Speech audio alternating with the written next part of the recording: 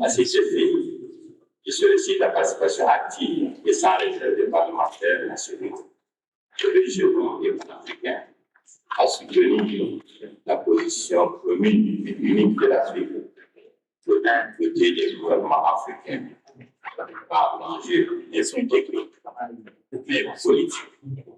Il s'agit d'affirmer le soutien des parlementaires et des sens à tous les échelons régionaux pour que vive le protocole de Kyoto pour la survie de notre continent.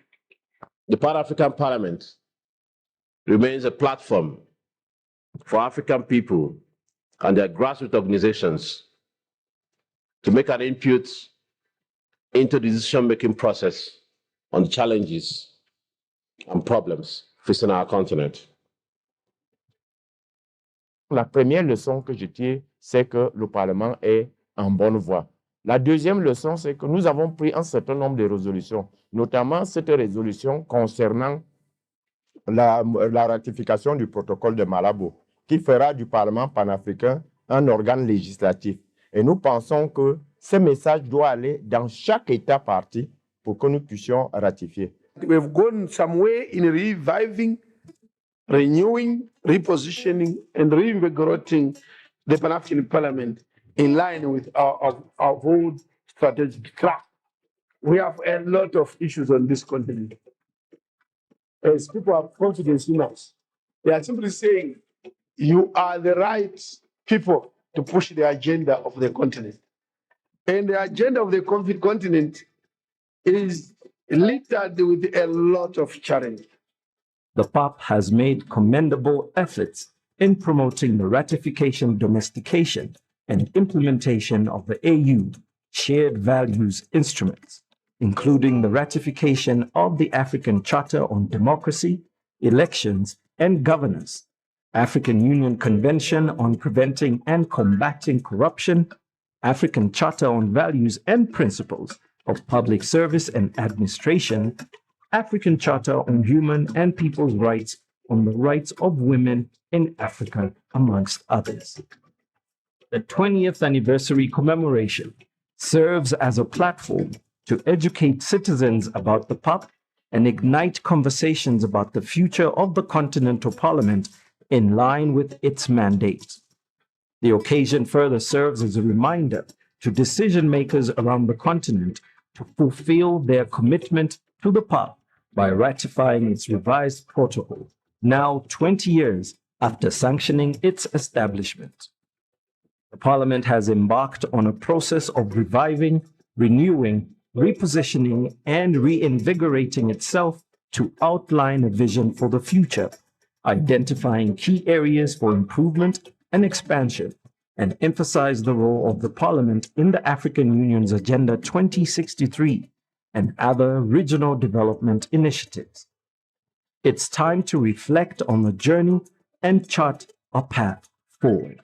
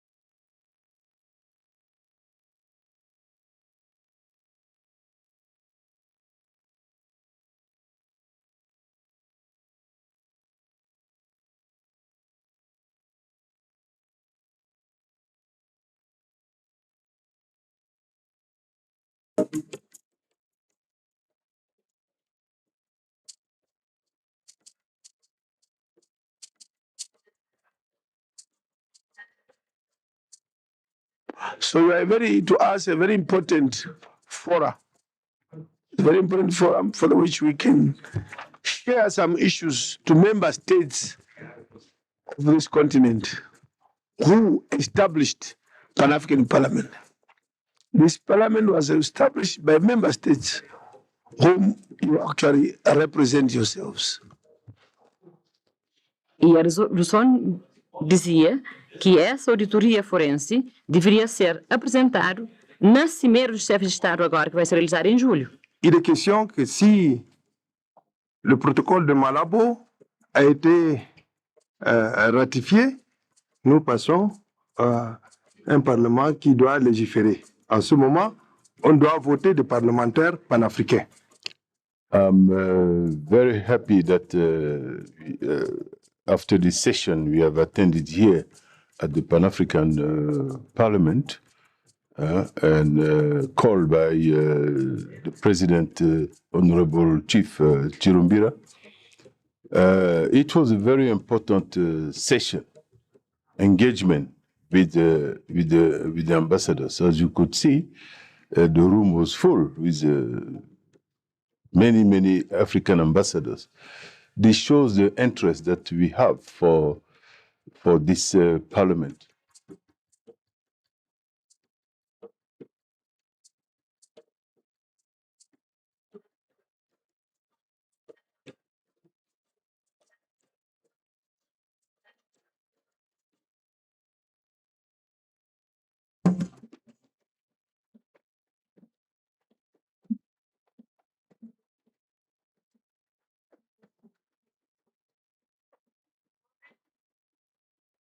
New members of the Pan-African Parliament from Algeria, Angola, Cameroon, Cape Verde, Comoros, Liberia, Malawi, Namibia, and Nigeria were sworn in during the 5th ordinary session of the 6th Parliament of the Pan-African Parliament and shared their expectations.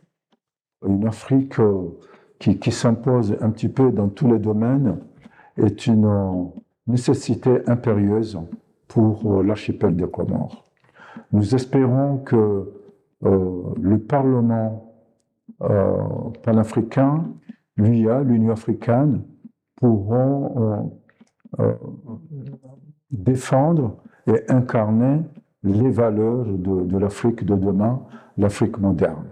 My expectations here at PAP is to really get involved and push for the Africa Free Trade Continental area, because I think that is a very important area for the growth of the continent, but also translates to the growth of Namibia.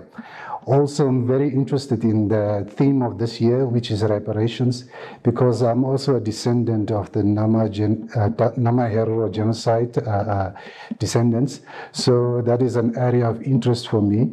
But also looking forward to the presentations in terms of AI, presentations in terms of G20, in terms of the trade tariffs and so on. I want to learn from the experienced parliamentarians that is already here in the Pan-African.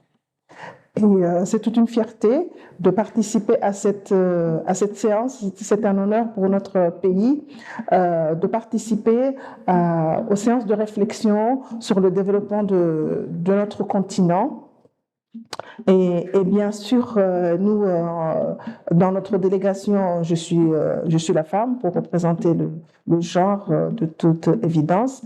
To grow in the simplicity of our nature as Africans, and to be able to be better than yesterday, to live the values that are so enshrined in our African tradition, and to the true spirit of the Ubuntu spirit. I think we have not reached that spirit that the previous generation has nurtured, of at least liberating Africa and to see each other as one. One of the things that we need to move forward is to try and think about a universal language for Africans. شرف لي ولبلدي أن أكون ضمن هذه المؤسسة العريقة.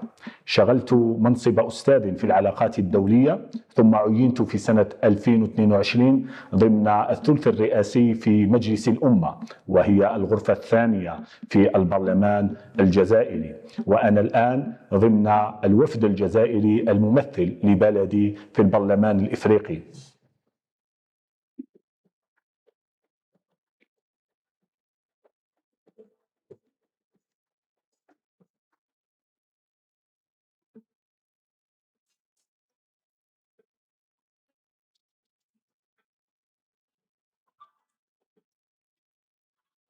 20 years ago, in March 2004, the Pan-African Parliament was established as a legislative body of the African Union with a vision of fostering unity, peace, and prosperity across the continent. Today, we celebrate 2 decades of its journey and achievements.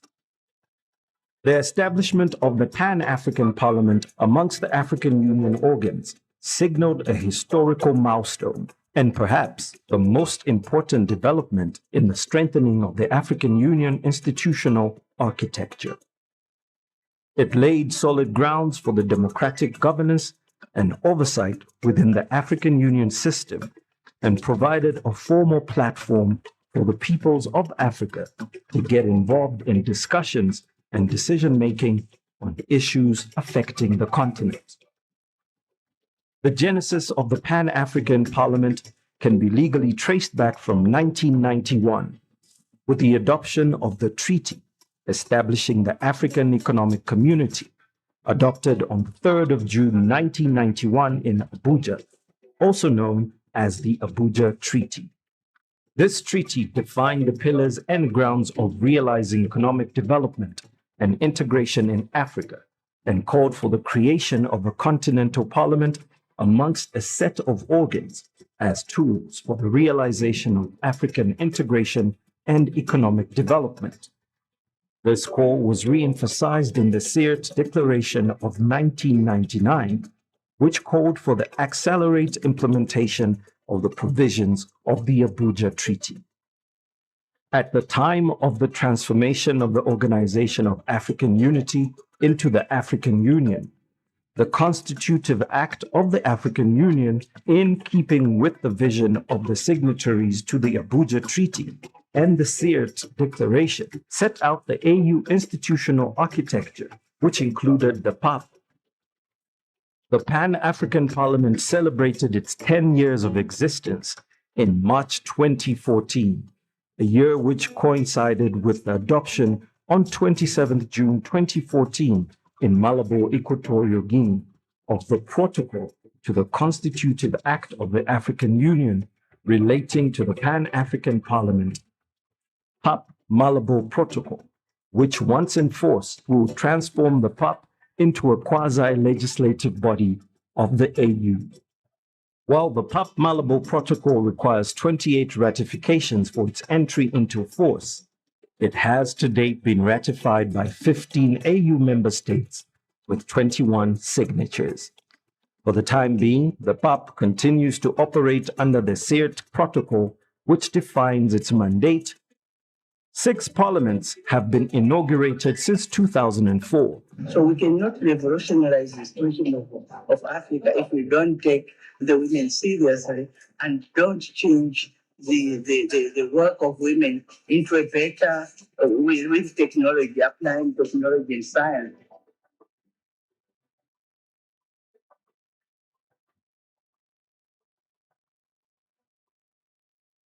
À cet effet, je sollicite la participation active et sans réserve des parlementaires nationaux, régionaux et panafricains à soutenir la position commune et unique de l'Afrique pour d'un côté des gouvernements africains par l'enjeu des sujets techniques mais politiques.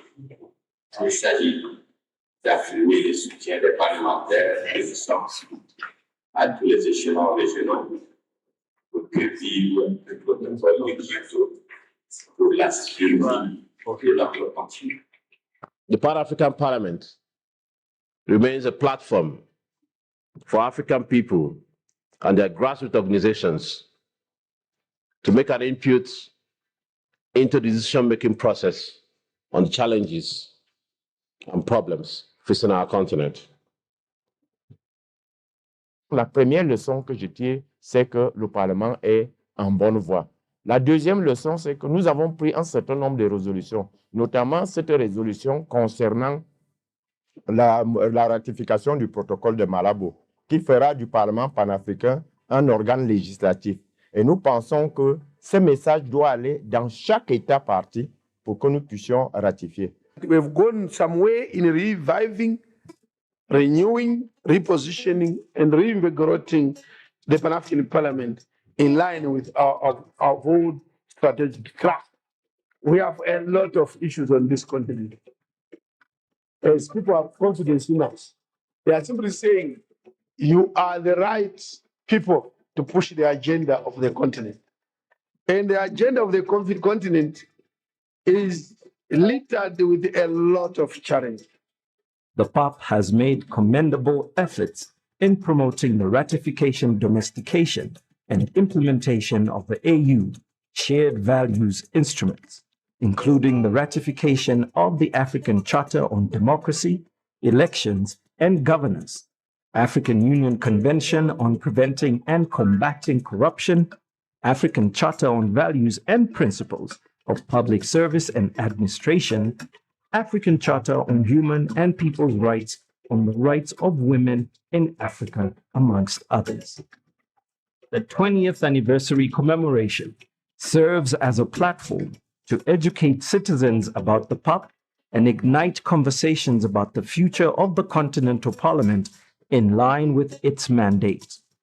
The occasion further serves as a reminder to decision makers around the continent to fulfill their commitment to the PAP by ratifying its revised protocol, now 20 years after sanctioning its establishment. The Parliament has embarked on a process of reviving, renewing, repositioning, and reinvigorating itself to outline a vision for the future, identifying key areas for improvement and expansion, and emphasize the role of the Parliament in the African Union's Agenda 2063 and other regional development initiatives. It's time to reflect on the journey and chart a path forward.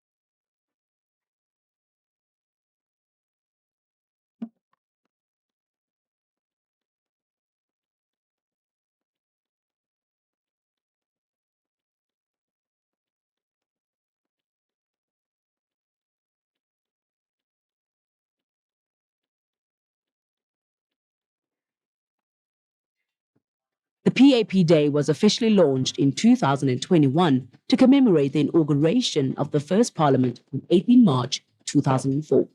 Excellencies, honorable members, distinguished guests, on behalf of the Pan-African Parliament, I hereby declare 18th of March of every year as the Pan-African Parliament Day or the PAP Day. The PAP was established as a platform for people from all African states to be involved in discussions and decision-making on the problems and challenges facing the continent.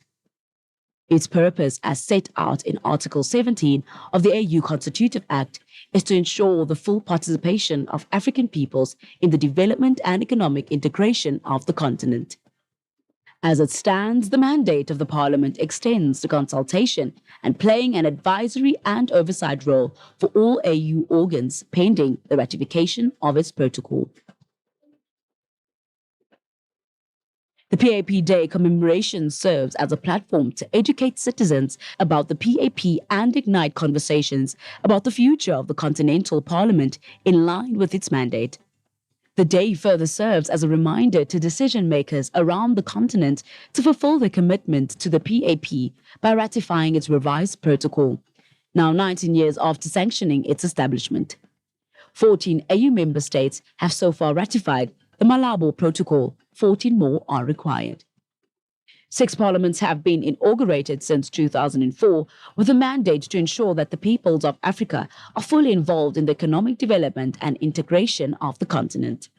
So we cannot revolutionize the situation of Africa if we don't take the women seriously and don't change the work of women into a better, with technology, applying technology and science.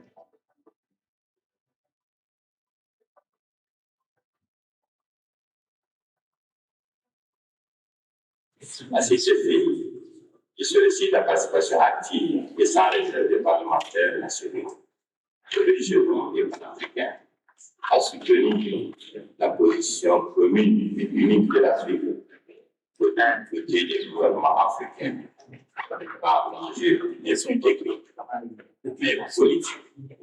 Il s'agit d'affirmer le soutien des parlementaires et des sens à tous les échelons régionaux pour que vive le protocole de Kyoto pour la survie de notre continent. The Pan-African Parliament remains a platform for African people and their grassroots organizations to make an input into the decision-making process on the challenges and problems facing our continent. La première leçon que je tire, c'est que le Parlement est en bonne voie.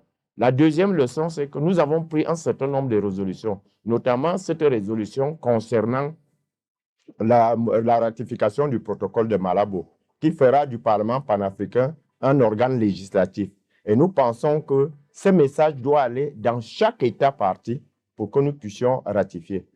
We should never lose sight of this one, that we are a platform for the full participation of African peoples on all issues affecting our citizens. And through our committees, we can achieve this.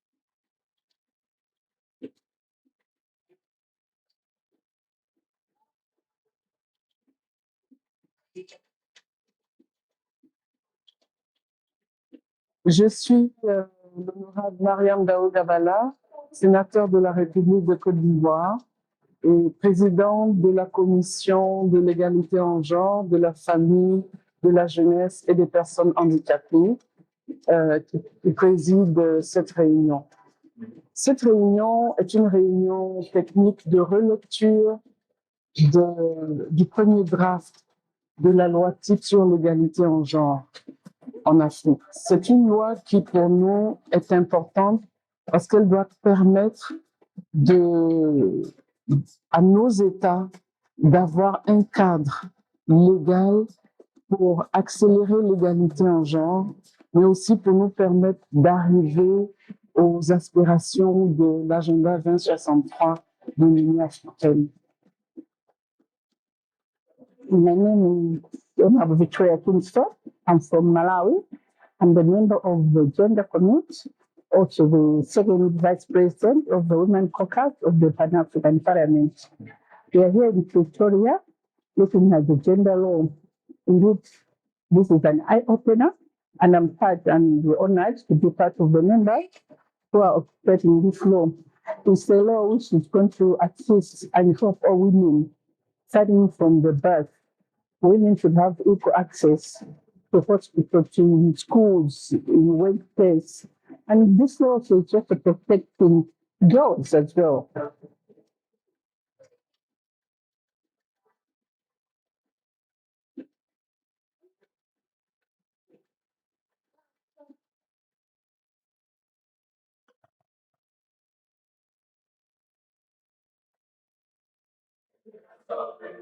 To celebrate together. Just go for our liberation. Let us dedicate ourselves to rise together.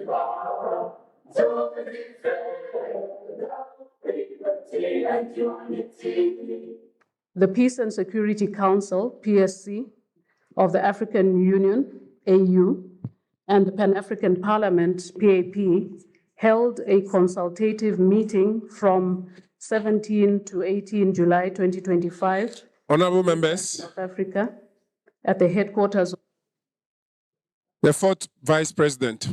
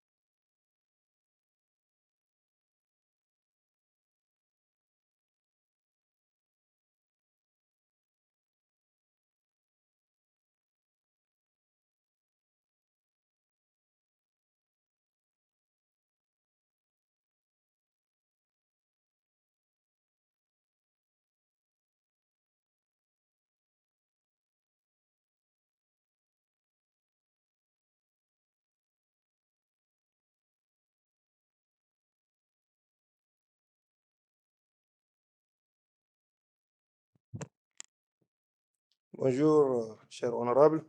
Good morning, honorable members. I'd like to request members present to observe a minute of silence for prayer and meditation.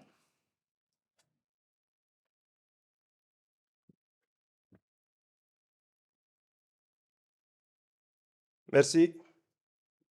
Thank you. May you be seated, ladies and gentlemen.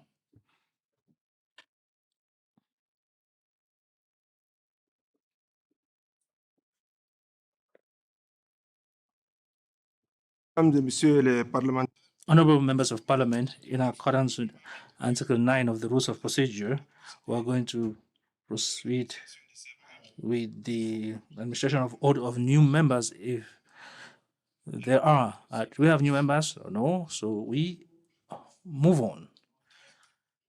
And at this juncture, I'd like to give the floor to the clerk for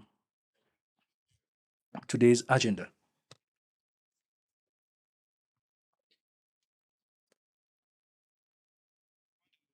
Before the agenda is presented, I'd like to invite the members of parliament in accordance with provisions of Article 38 of our Rules of Procedure, paragraph 1. I have the honor to invite our host to take place to come into the chamber. That is Professor Olivier Ruppel of the University of Stellenbosch.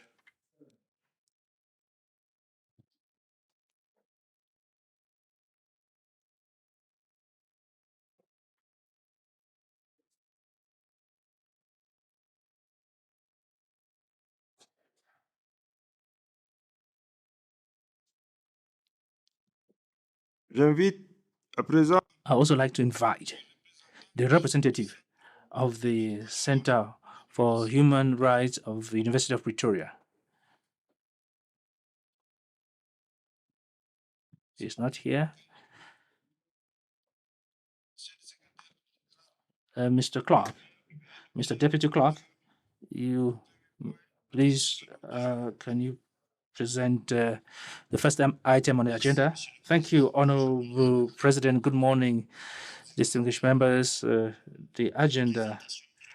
The first item on the agenda is a presentation and adoption of the model law on sustainable soil management in Africa.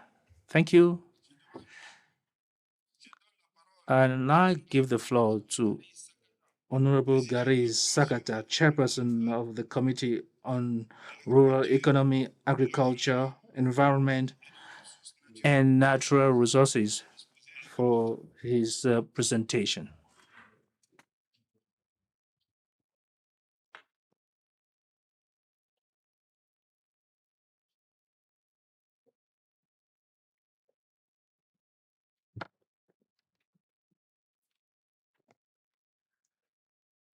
Merci, Honorable Président. Thank you, Honourable President, for giving me the floor to give you a 5 to 6 minute report on the model law concerning sustainable soil management.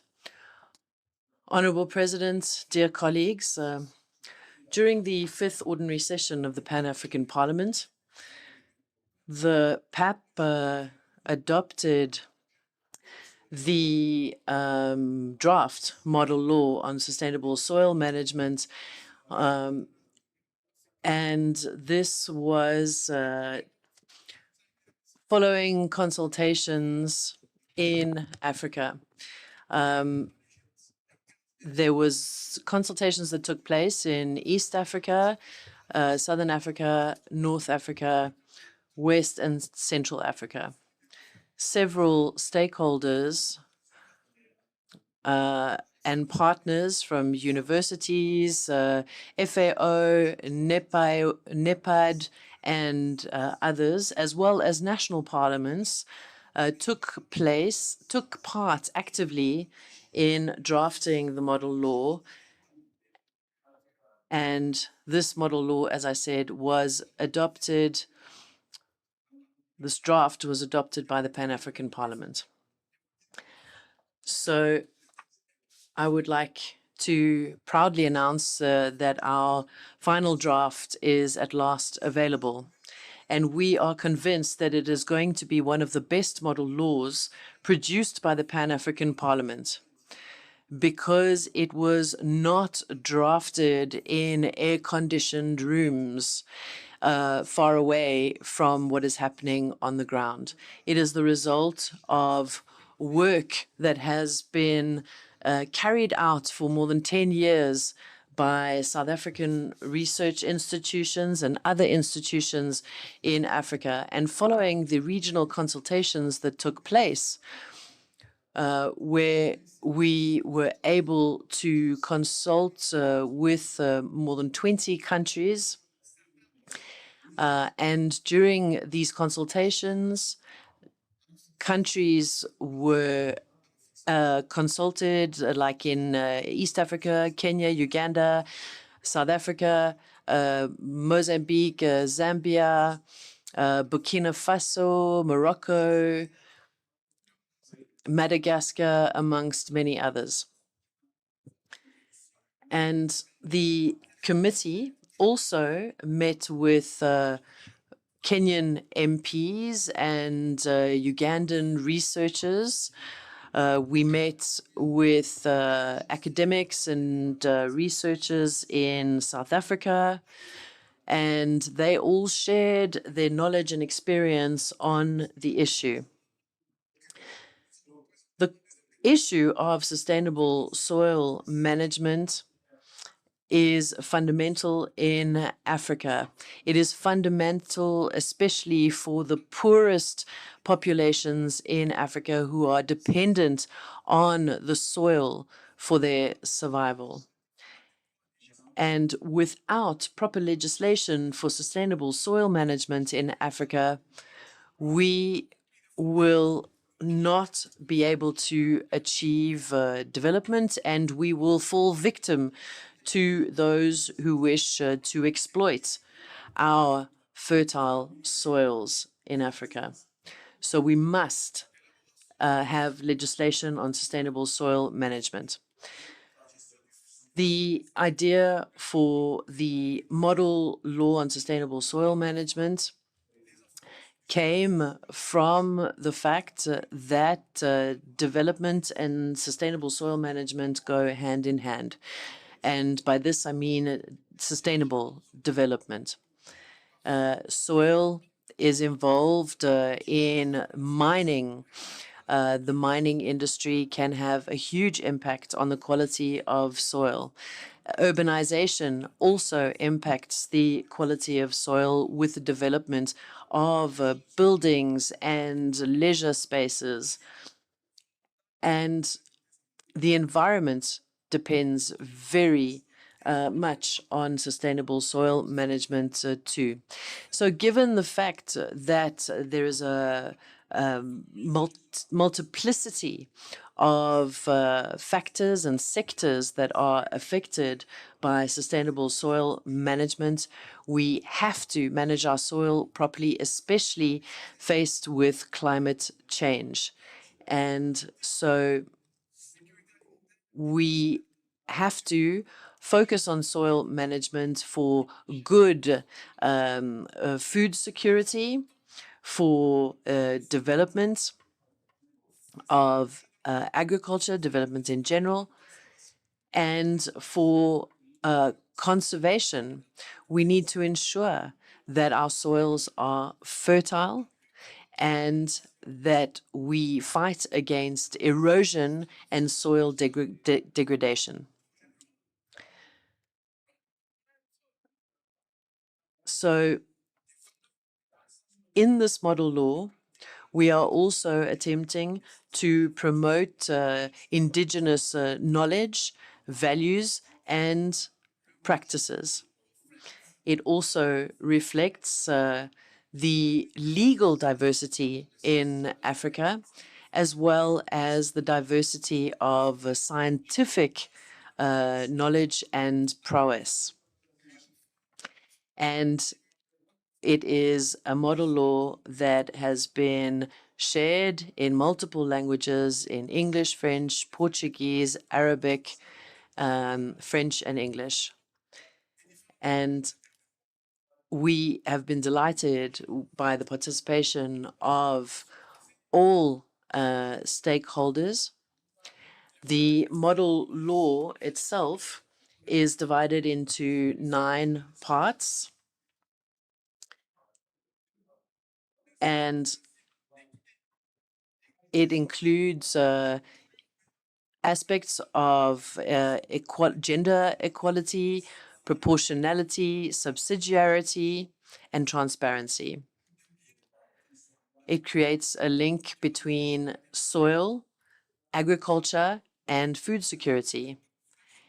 And it also focuses on environmental impacts of activities, industrial, mining, etc., that can impact the soil. And it includes the management of urban soil as well, plus sustainable soil management, the inclusion of indigenous knowledge, and the perspectives of tribal chiefs. Honorable President, dear colleagues, by adopting this model law on sustainable soil management, we will ensure that the soil, African soil, is able to continue to serve future generations and allow us to achieve our objectives for Agenda 2063. I therefore invite all colleagues to adopt and domesticate the model law on sustainable soil management in Africa by integrating all the necessary knowledge and legal instruments into their legislation. I would like to thank Professor Rupel and his colleagues at Stellenbosch University for their hard work and collaboration. And I invite colleagues to adopt the model law on sustainable soil management in Africa before it is presented to our executive in the African Union Commission. Thank you. Maintenant, je donne la parole. Thank you very much. I would like to now give the floor to Professor Oliver Rupel from Stellenbosch University, so that he can present the model law on sustainable soil management. Thank you.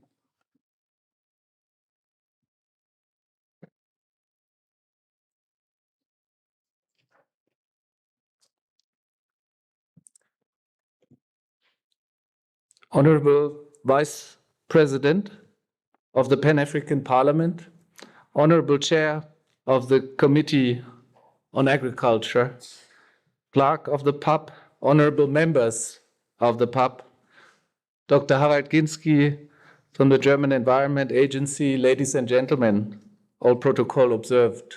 Good morning. Since 2018, we have been working on this model law, which has been aptly presented by the chairperson. And we have made great achievements so far. The chairperson has also very precisely reflected on the process of consultation, which is, of course, critical to give the necessary credibility to a law that shall serve the African continent and its people. The exchanges during the regional consultations that we have had reflected a spirit of collaboration and unity of purpose to create a law that speaks to Africa's realities and empowers its people to protect the very ground on which we live. Today, we are at the final stage of a more than 5-year-long process, one that calls for renewed political and institutional focus on soil as the foundation of human survival.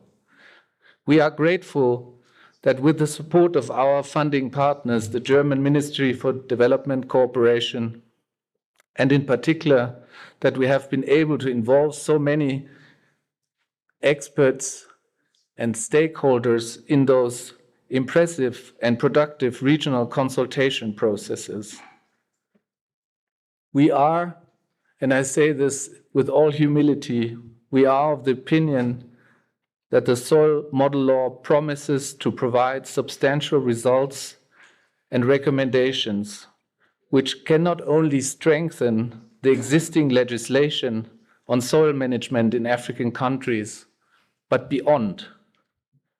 The model law will legislate soil protection into the future by providing clear legal pathways based on detailed scientific information on appropriate measures, law amendments, and needed institutional and financial arrangements. When a political influential African institution like the Pan-African Parliament takes on the political ownership for a project, such as the one on the model law for soil, it significantly enhances its gravity. The PAP, and in particularly the Committee on Rural Economy, Agriculture, Environment and Natural Resources, have taken on this task and play a key role in protecting soil more effectively in Africa. In this light, we have rightfully partnered up with the PAP because the continent's soils are under pressure. Several channels of interest are already emerging within the multilateral fora, such as the Food and Agricultural Organization, the Global Soil Partnership, the United Nations Convention to Combat Desertification, and the African Ministerial Conference on the Environment. The law has already attracted significant interest as it provides enormous opportunities when being localized and domesticated as binding legal frameworks in the various African countries. In South-South relationship, the model law opens cooperation spaces with, example, other countries such as Brazil and India, the India-Brazil-South Africa Dialogue Forum, regional civil society platforms such as the Alliance for Food Sovereignty in Africa, and others. The European Union has only recently adopted its new European Union Soil Monitoring and Resilience Directive, which is the first EU-wide legislation to establish a common framework for monitoring soil health. We are on a similar pathway with our model law here in Africa now. If these two processes, the EU and the AU soil laws, could be transposed in exchange of research, for instance, knowledge bases, data spillovers, etc., they could most probably generate synergies and financial opportunities beyond expectation.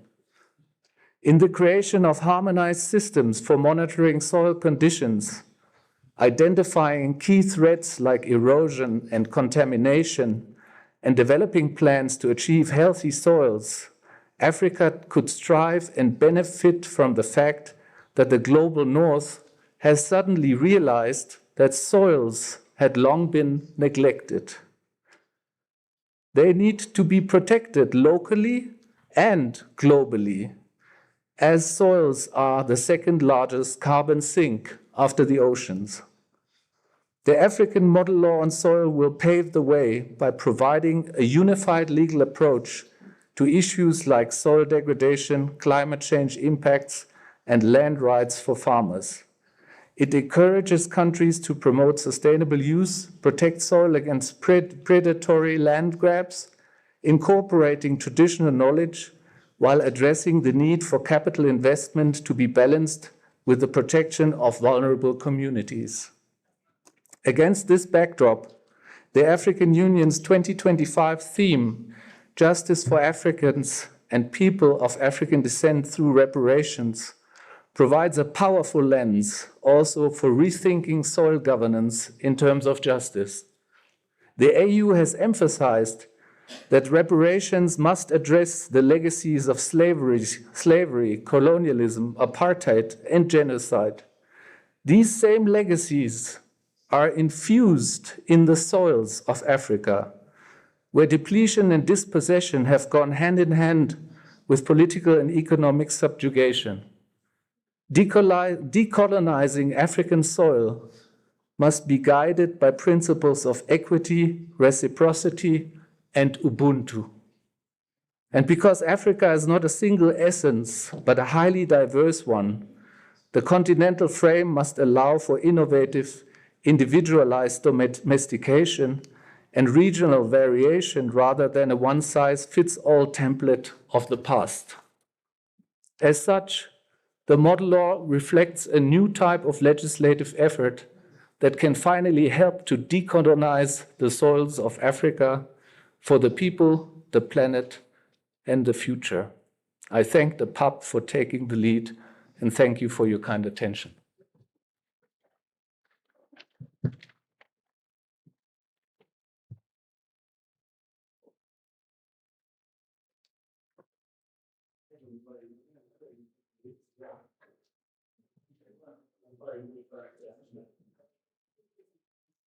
Merci, cher.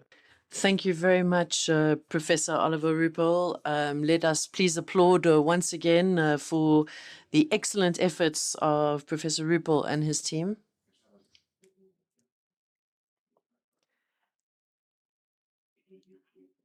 Honourable members, I would now like to open the debate and allow you the opportunity to comment on the presentation. I give the floor to Honourable Jean-Marie Nibjalanji from Burundi.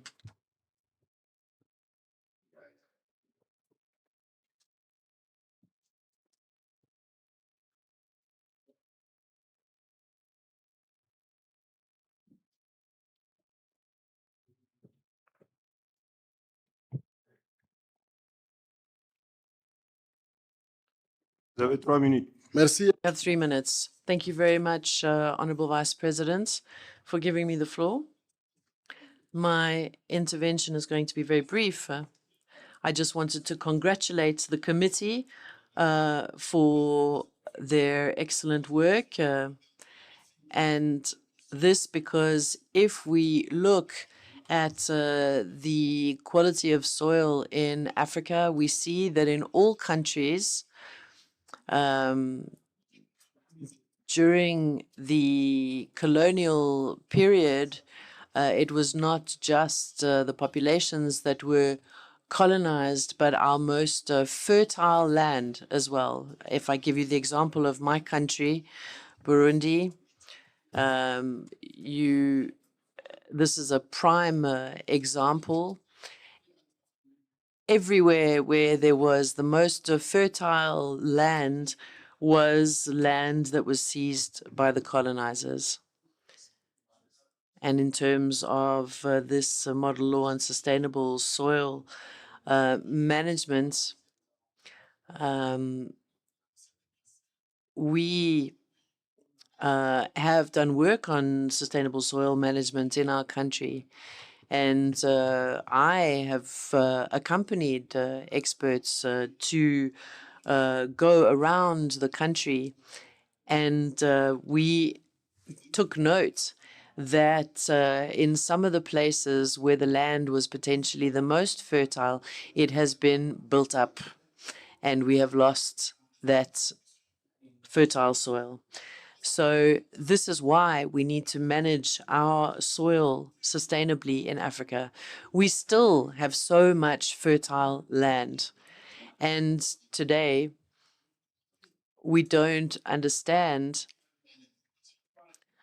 why, or I don't understand why we are still importing so much from outside of Africa when we have such fertile land and we could be producing so much more ourselves.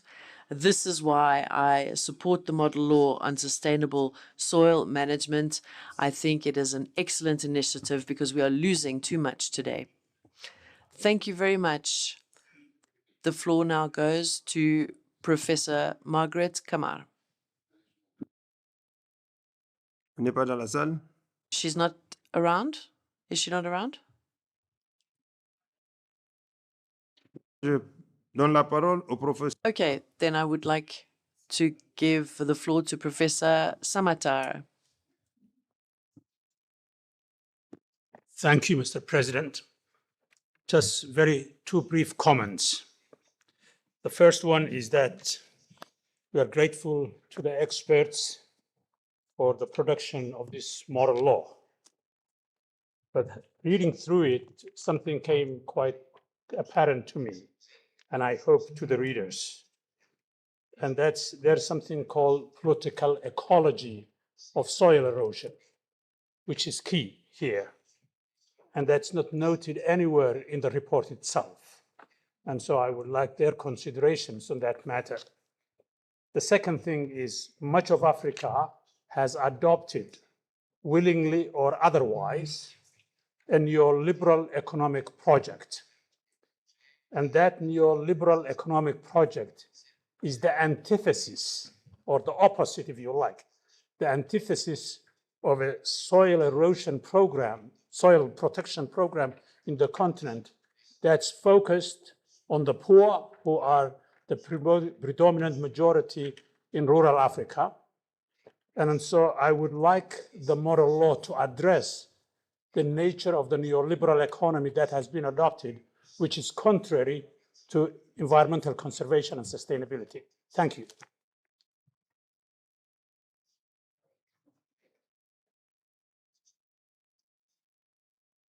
Merci, Prof. Thank you, Professor. I would now like to give the floor to Honorable Sibongile Jibunjil Mamba. Thank you, Chair. Good morning to everyone in this house. What I would say is that this model law on sustainable soil should be adopted for the reasons that I will reveal. The soil needs to be protected, and this model law should be domesticated to every country in Africa because it will avoid the degradation of the soil. Each country should produce annual reports, in fact, for us to know if the soil is being sustainable. Awareness on the prevention of soil erosion, we need to make the children in schools and out of schools and the community at large in the whole countries that we should prevent the soil because it is our potential asset for every country. If we do not apply or domesticate this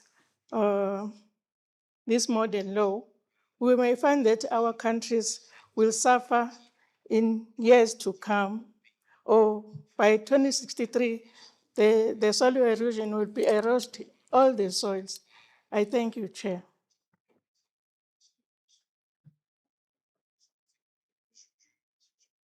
Merci. Thank you very much, Honorable.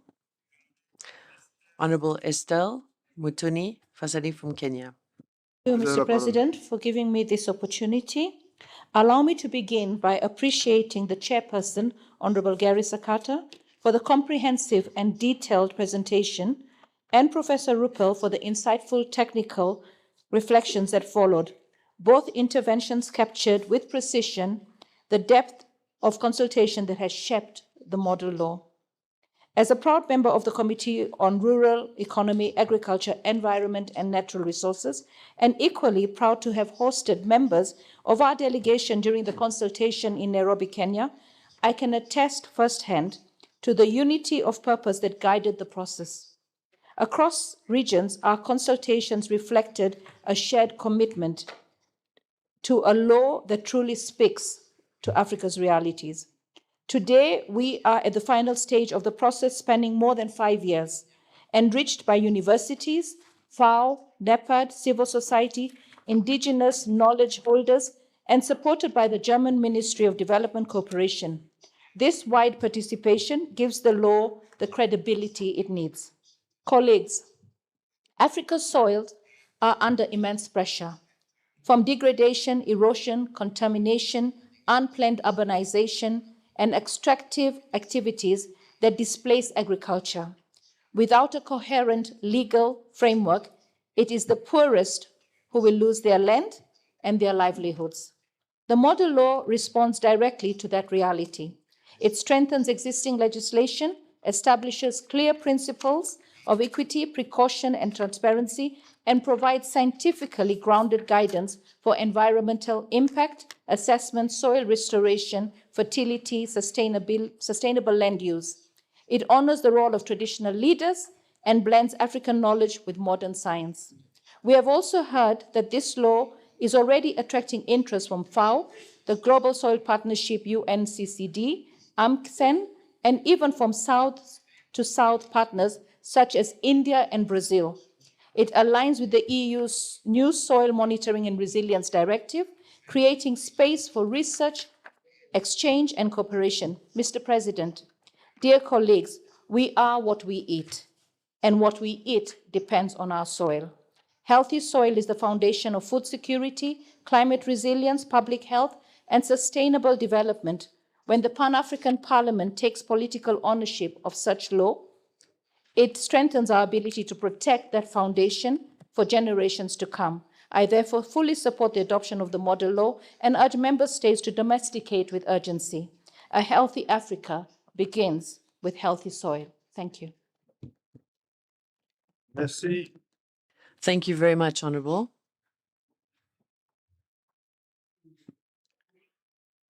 I would now like to give the floor to Honorable Mogatana from Kenya. I want to thank you, Your Excellency, for giving me the opportunity to take the floor. I want to thank Honorable Sakata for guiding this process up to where it is, and thank the committee for the work they have put in so far. Your Excellency, I wanted to make 3 quick comments, and I want to start with Article 16. Is it 16? Your Excellency, I wanted Honorable Sakata and the committee to consider removing that requirement that all mining operations must get licensed. Your Excellency, I am particularly worried that this law is sort of pushing the artisanal miner to go and get a license before he starts doing his mining, before he starts collecting something for his family. In East Africa, particularly in my country, the artisanal miners in the county of Kakamega, the county of Migori, they just go and they go into the waters and they do this kind of thing and they get the gold. So, and I know that in North Africa, in Southern Africa, in Central Africa, and in West Africa, Ghana, Ashanti area, in Sierra Leone, the small-time miners are very ordinary people. We must be careful not to over-legislate, not to make it so difficult for people to go and just eke a living from getting little pieces of gold that they can sell and get something for the family. So I want us to rethink. Let us not put the requirements for licensing around large-scale industrial miners the same way we would put for small-time artisanal miners.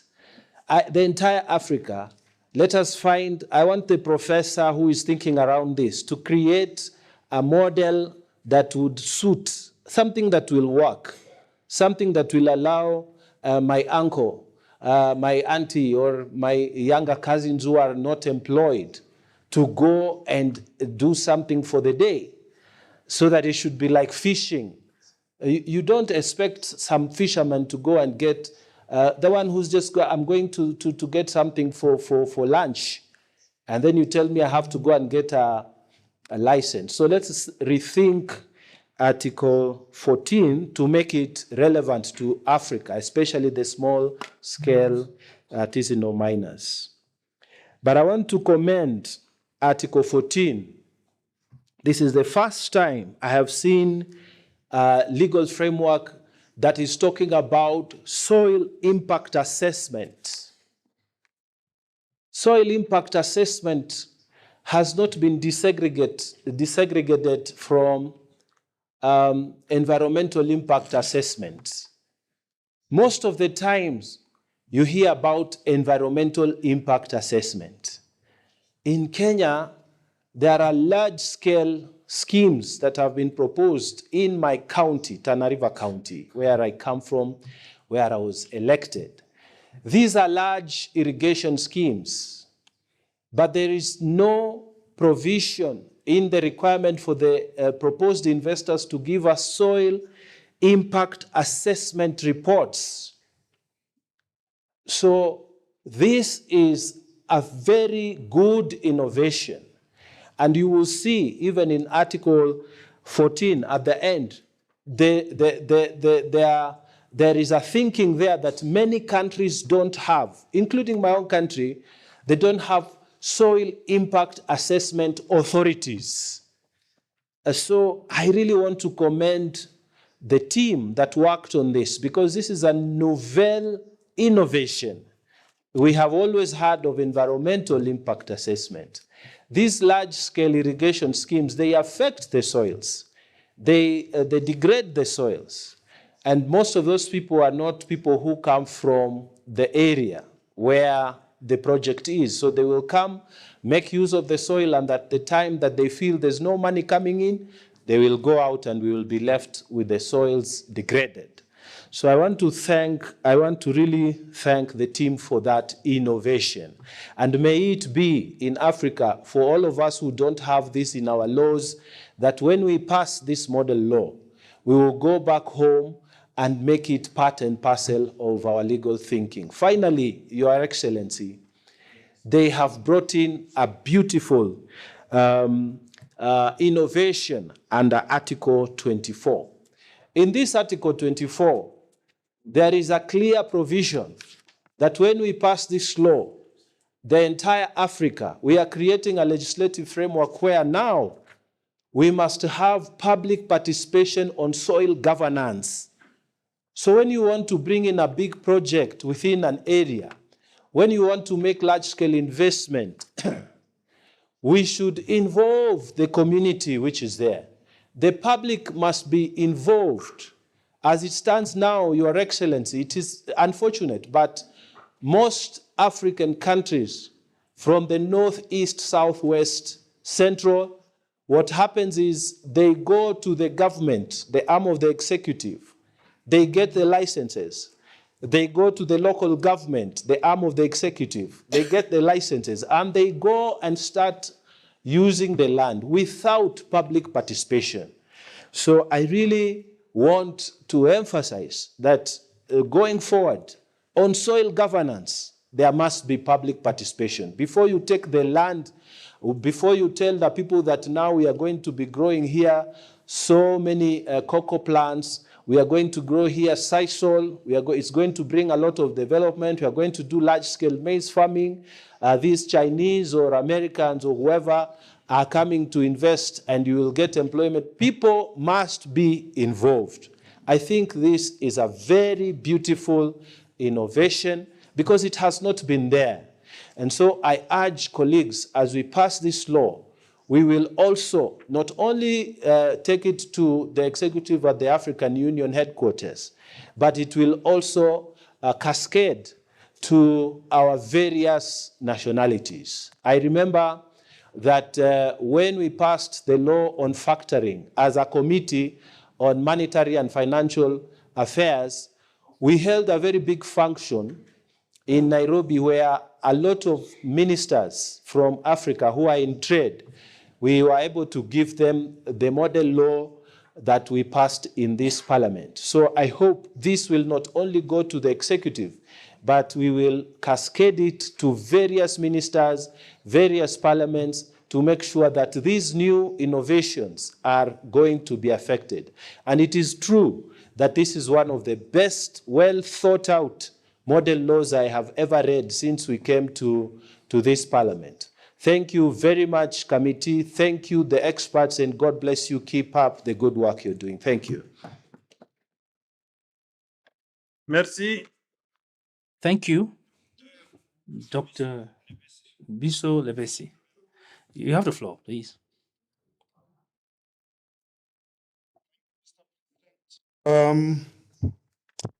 As we support the model law on soil sustainability and management in Africa, perhaps let me also start by applauding the chair of the committee, Professor Oliver, and the team for the stunning work that they did on this comprehensive model law. But perhaps as I applaud them, let me make two interventions, in particular relating to Article 9 as well as Article 10, that specifically talks to the interventions on food security as affected by climate change and that of the mitigation of the climate change. The food security, Mr. President, in the whole of Africa are driven by complex issues that surround our communities, in particular those of poverty, the climate change, the regular conflicts that you usually have, the poor infrastructure, And this usually leads to the spread of hunger, malnutrition, and other malfunctions of our society. Mr. President, the challenges are compounded or result in high food prices, economic shocks, and inefficient supply chains. Mr. President, the effectiveness at which the member state will implement this model law will not only assist FAO and the partners, but will go a long way in terms of alleviating our African states in terms of poverty and inequality, mitigation and adaptation on climate change and effects, conflict and on land issues, and will also help us in terms of addressing the economic factors on food production as well as productivity. It will assist us in terms of infrastructure and the food supply chains. And as I conclude, Mr. President, I would like to make a citation to one noble idiom that reads as follows: "The nation that destroys its soil destroys itself." And again, we should all treat the earth well. And it was not given to you by your parents, but it was loaned to you by your children. I thank you, Mr. President. Merci. Thank you, Honorable. Do we have Professor Camera Margaret in the chamber? I don't. She's not back. All right. Now on to Honorable David. I think Professor is here. Please proceed, Professor. Mr. President, for giving me the opportunity. It would have been sad for me not to say something about this model law, being a professor of soil science myself. First, I really want to thank the team, congratulate the experts and the chair of the committee and the committee for a very tedious job. They have gone through all the stages of developing a model law, and they have brought in a lot of information that is very important. Mr. President, soil is a living body. And when we talk of soil being healthy, it is because of what is inside the soil. Any mismanagement of soil can lead to destruction, and you can actually transform the same soil and eat and enjoy production from the same soil for many years. But if you mismanage it, you can lose it within a very short time. And it is very important that we do the safeguards so that a soil remains healthy. And I really want to thank the committee because they did a lot of searching. They looked at a lot of parameters that maintain the soil in a healthy state, and they have brought them in this law.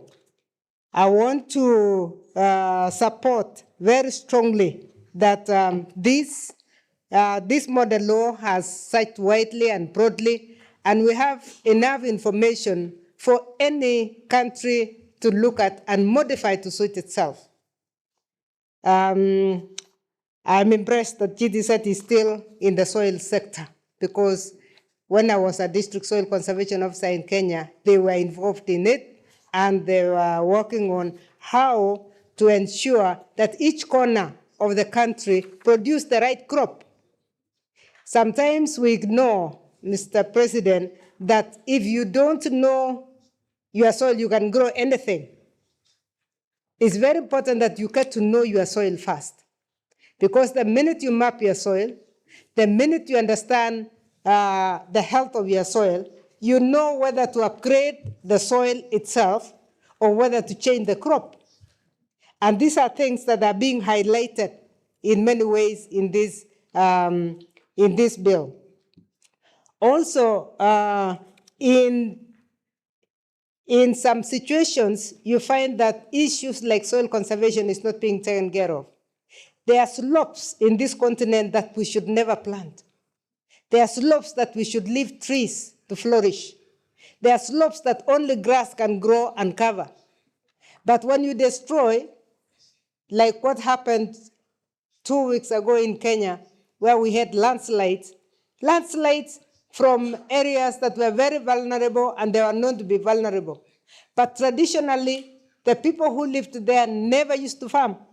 They were only keeping cattle, sheep, goats, and they never disturbed the soil. And that's why the soil could carry their capacity. But over time, they started plowing, they started planting because the neighbors in the lowlands were planting. What was the result? A landslide, and we lost 34 lives last week in Marakwet, and we condole with the families.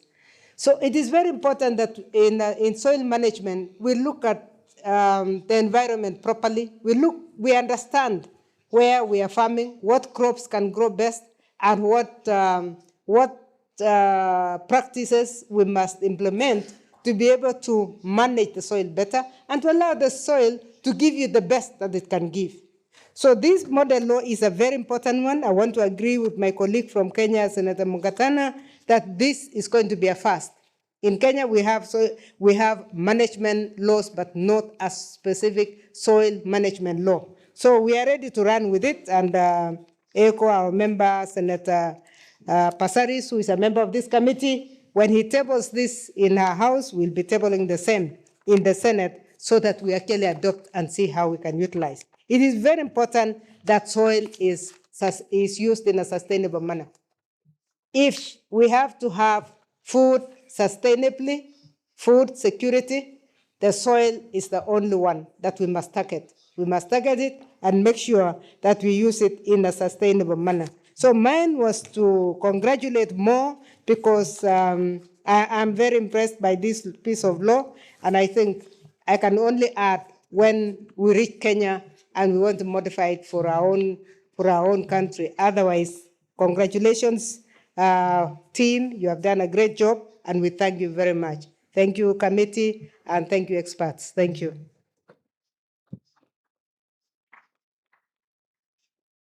Merci. Thank you, Honorable David. Honorable David Lala, you have the floor, please. Honorable President, for giving me the time. Mine is very short. I'm part of the team, the committee. I want to thank the Professor Oliver and the team. Also thanks my chair, Honorable Sakata, for this brilliant work. Honorable Chair, we understand that soil is fundamentally to the food security, climate reliance, and the health.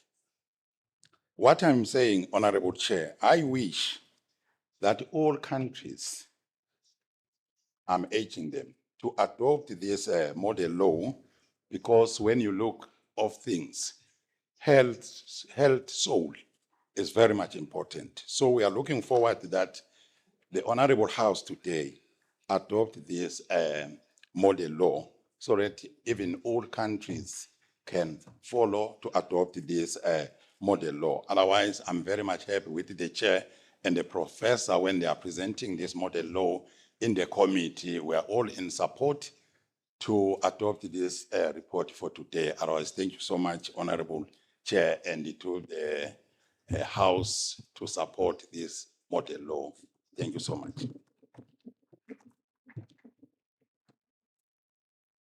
Merci. Thank you, Honorable Awadif Shenite. The floor is yours, please.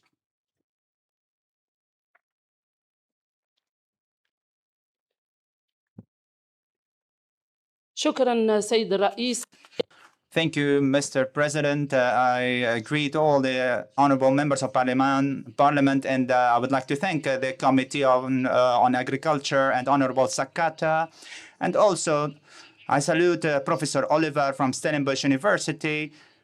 And I would like also to congratulate all the experts who assisted us in the committee. My colleagues, this is a model law to protect the soil, came after extensive work for 7 years, and it was a field work where we had many meetings and workshops in Africa, and I was present in many of these meetings. My colleagues, this model law to manage the soil and protect it, which consists of 9 parts and is aligned with Agenda 2063 on sustainable development and comprehensive governance and the maintenance of soil to achieve prosperity for Africa and to achieve food security for all Africans. Without soil protection and giving it the priority, we will not be able to overcome the climate change challenges and its impact on agriculture. And to protect the soil, we must reduce the use of pesticides and chemical products that negatively impact the agriculture crops. And we also must reduce the land grabs to turn it into urban lands or to establish industrial zones. Therefore, we must have a specific court regarding the real estate problems in all Africa. And here I would like to give an example. In Tunisia, we have a real estate court that is designated to handle all cases regarding the agriculture lands and how to get the title deeds or to get loans so they can work on these agriculture land. Also in Tunisia, we have representatives for agriculture in each province, and we have authorities that manage the soil, that guide all farmers and advise them on how to use and utilize their land. And also we must use digitization, so for all the investors, particularly women and youth, to get sufficient data about the soil in every place in Africa without traveling and to open the doors to all Africans, especially to know the specifics of each country and how to invest in it without going to the West or Europe. And we also must encourage to invest in the agriculture sector through enacting these kind of laws and legislations so the women and youth have an equal opportunity to work in their land and to stop the immigration to Europe.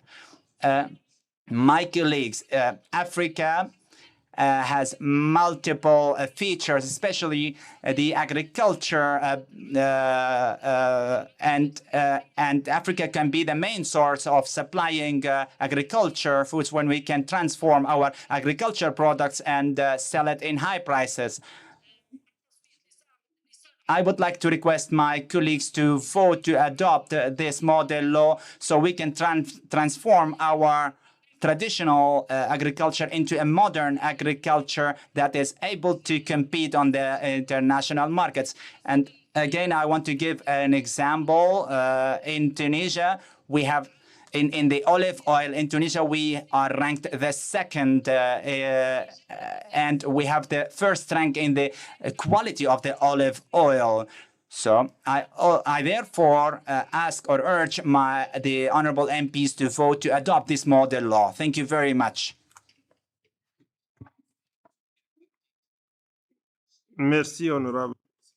Thank you, honorable. The floor now goes to Honorable Mideni. Thank you, Your Excellency, for giving me this opportunity.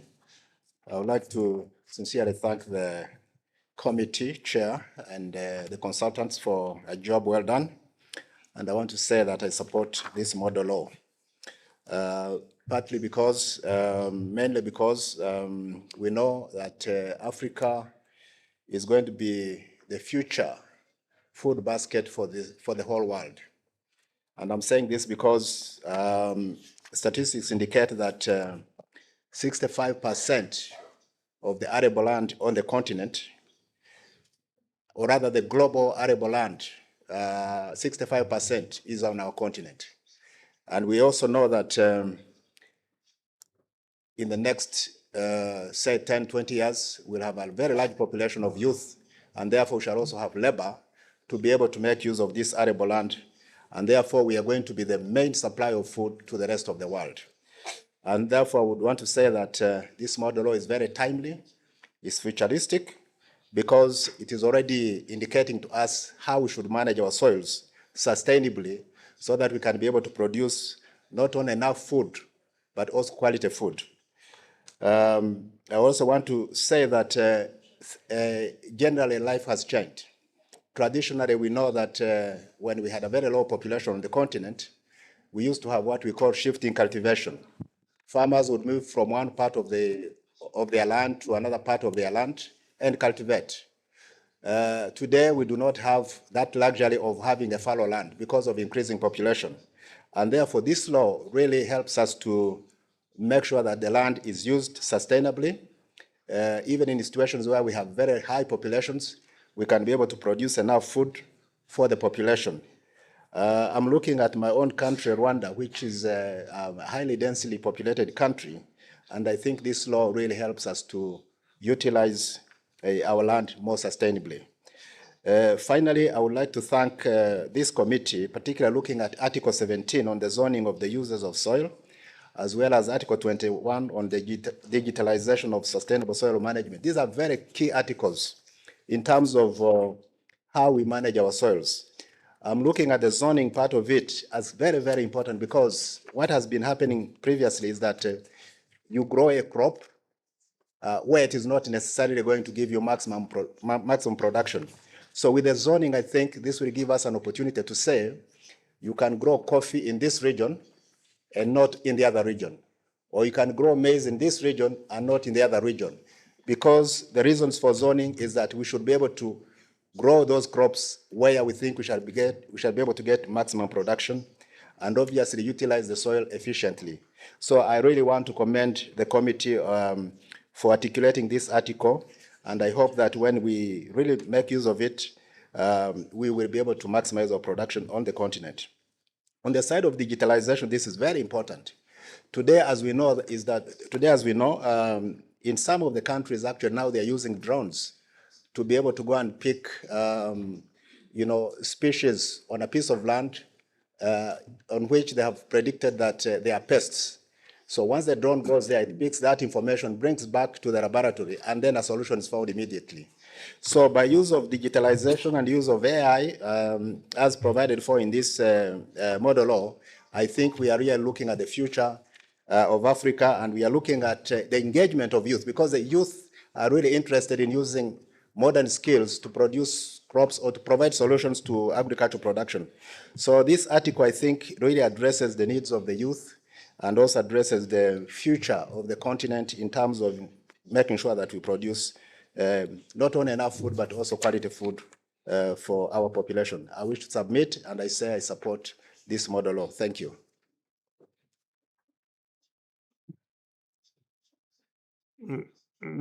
Thank you, Honourable. I now give the floor to Honourable Kulued from Namibia. Thank you, Excellency President. Good morning, honorable members. Congrats to the presenters, the committee, and colleagues who put real work behind this model law. It seems like it's coming a long way. Across our continent, many of our laws are either missing or older than our democracies. For example, in Namibia, the Soil Conservation Act of 1969 still governs our soil policy. Yet our reality today is very different. Namibia is the driest country in sub-Saharan Africa. Over 2/3 of our land is arid or semi-arid, and more than 70% of our people depend on land and livestock. We face bush encroachment, declining soil fertility, and recurring droughts. That is why this model law is not just timely, it gives us a modern fact-based framework, such as soil impact assessments before projects, a national soil information system to guide policy, inclusion of communities and indigenous knowledge, and clear enforcement and oversight. It will bring Namibia soil governance in the 21st century, protecting the foundation of our food security and climate resilience. But most importantly, what makes this even more valuable is the work of the Pan-African Parliament itself. PAP's model laws makes our jobs as legislators as easy at home. They give us well-researched, technically sound templates that we can adopt, localize, and pass quickly, saving time, resources, and capacity, especially for small legislators with limited resources such as researchers that we have. The groundwork is done, we simply align it and with national context and deliver results. So we support this model law, and I would like to say thank you to everybody that did the hard work. Thank you very much. Merci. Thank you very much, Honourable. The floor now goes to Honourable Ayman Ben Salah. شكرا سيد الرئيس. أشكر السيد جاري سكتا. Thank you very much, Mr. Vice President. I'd like to thank the committee chairperson, Honourable Sakata, and Professor Oliver Ruppel and his team for their presentations. Mr. Chairperson of the Committee on Rural Economy, I would like to ask a direct question. Why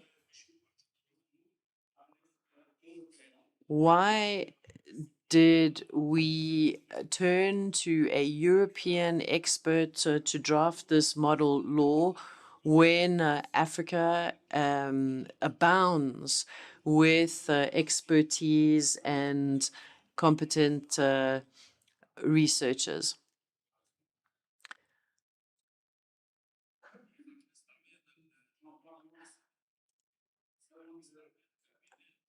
For example,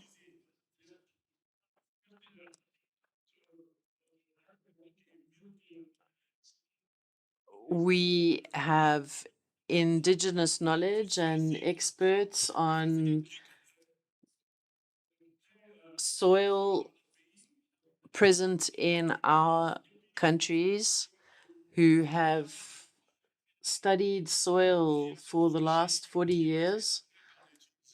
We in North Africa have Tunisian experts who have been working for 40 years to draft research on sustainable soil management. In 1959, in Tunisia, we passed laws on soil management already. And in Tunisia, we have huge expertise on the subject. This is why we are surprised that there are still countries that have not done so or who are giving over fertile land to those who will build on it or not use the land correctly. And we have also taken numerous measures to preserve agricultural land in Tunisia and groundwater. So the expertise exists in Tunisia and elsewhere in Africa. And we have developed our expertise in Tunisia since independence. It's been over 50 years. And what have the rest of us been doing in Africa since independence? How have we committed these mistakes since colonization? And I would have liked to have seen more of the good practices and the experience already present in Africa highlighted in this model law, instead of asking for expertise and help from outside of Africa. We do appreciate the work that has been done, but we need to give preference to African expertise, especially since Africa is not lacking for such knowledge and experience. That being said, we are for the adoption of the model law. Le quorum, je pense qu'on aura parce qu'il y a des gens qui nous suivent. Thank you. I think that we have some people online. Professor Mohammed Anadin Youssef.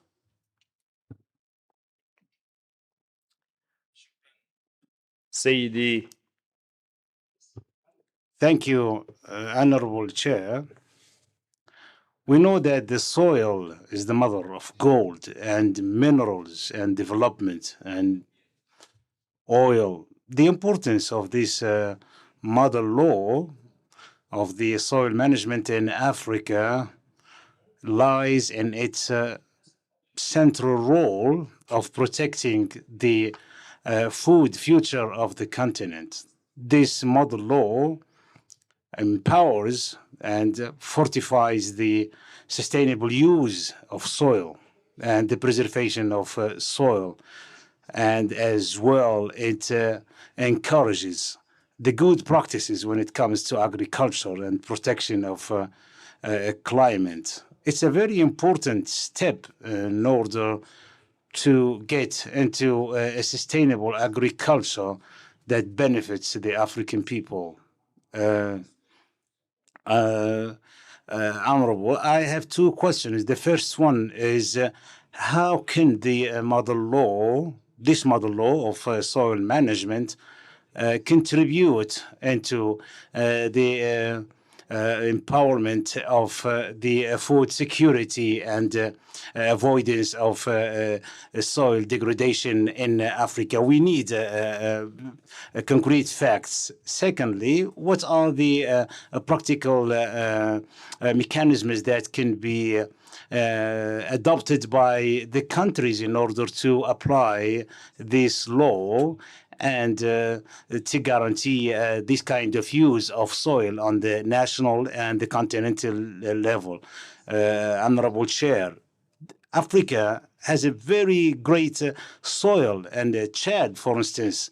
So we wonder how having this beautiful and rich and fruitful lands and soil is in our country, that we are not making use of it. And as my brother said, 60% of the food supply will come from Africa. Therefore, I would like to thank the Pan-African Parliament for this brilliant idea. We as members, we have to take this law into our countries to apply it there. Thank you very much, Honorable President.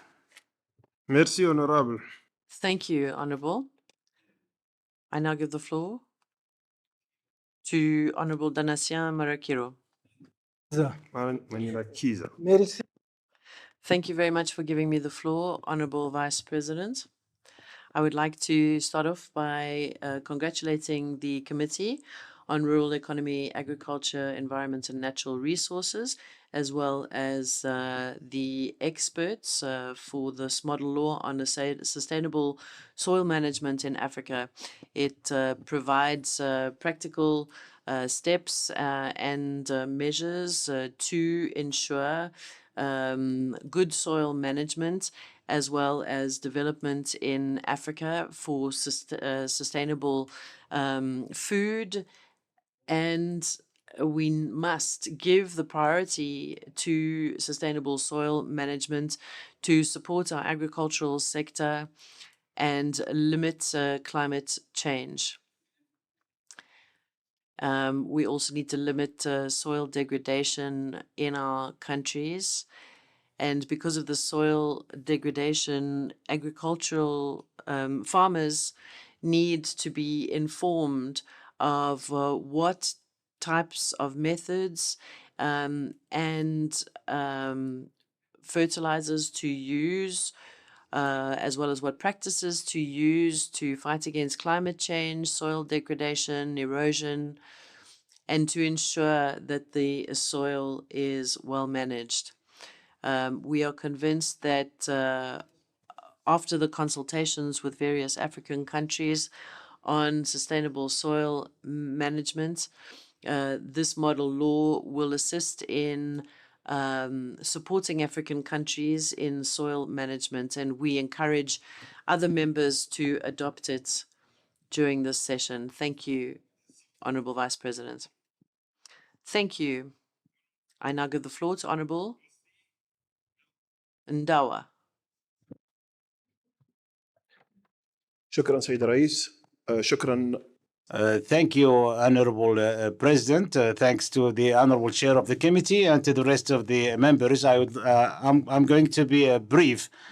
I would like to say that the preservation of land and the management of soil needs the use of natural fertilizers. So there is a small observation that I would like to tell the committee, that we have to give an utmost importance to the preservation of land.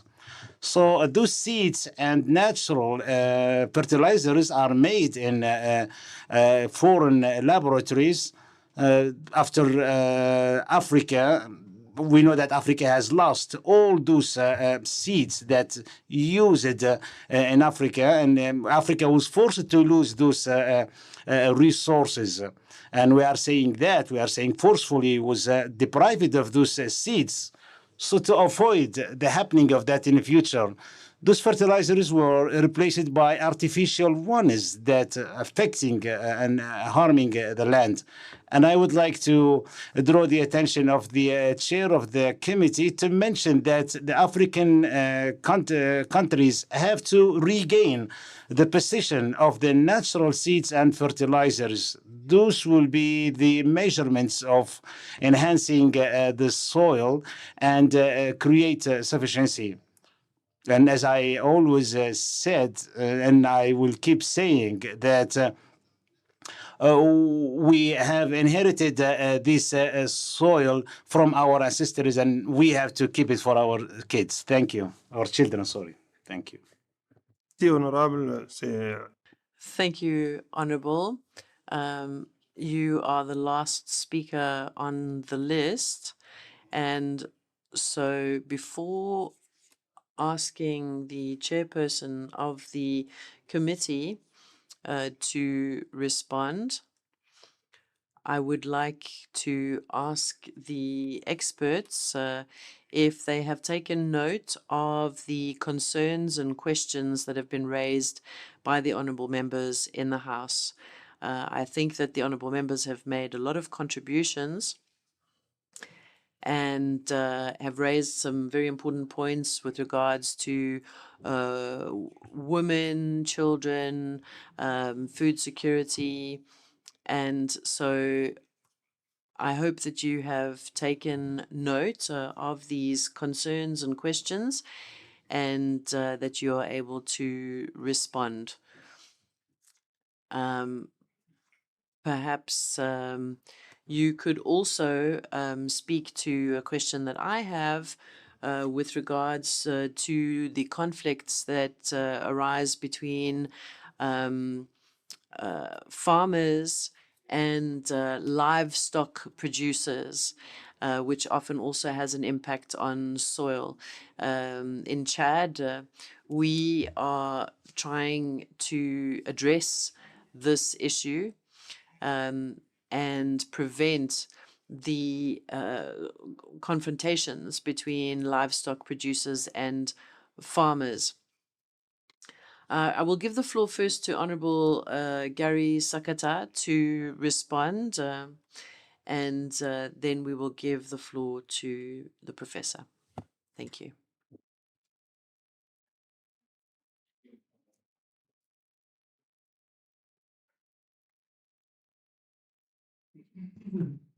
Honourable Vice President, thank you for the floor. We have listened to 16 interventions, and it truly shows the great interest that members have in this model law. It is a model law that concerns the whole of Africa. And I have taken note of the comments and questions raised by the 16 members. I am delighted to see that all 16 are for the adoption of the model law.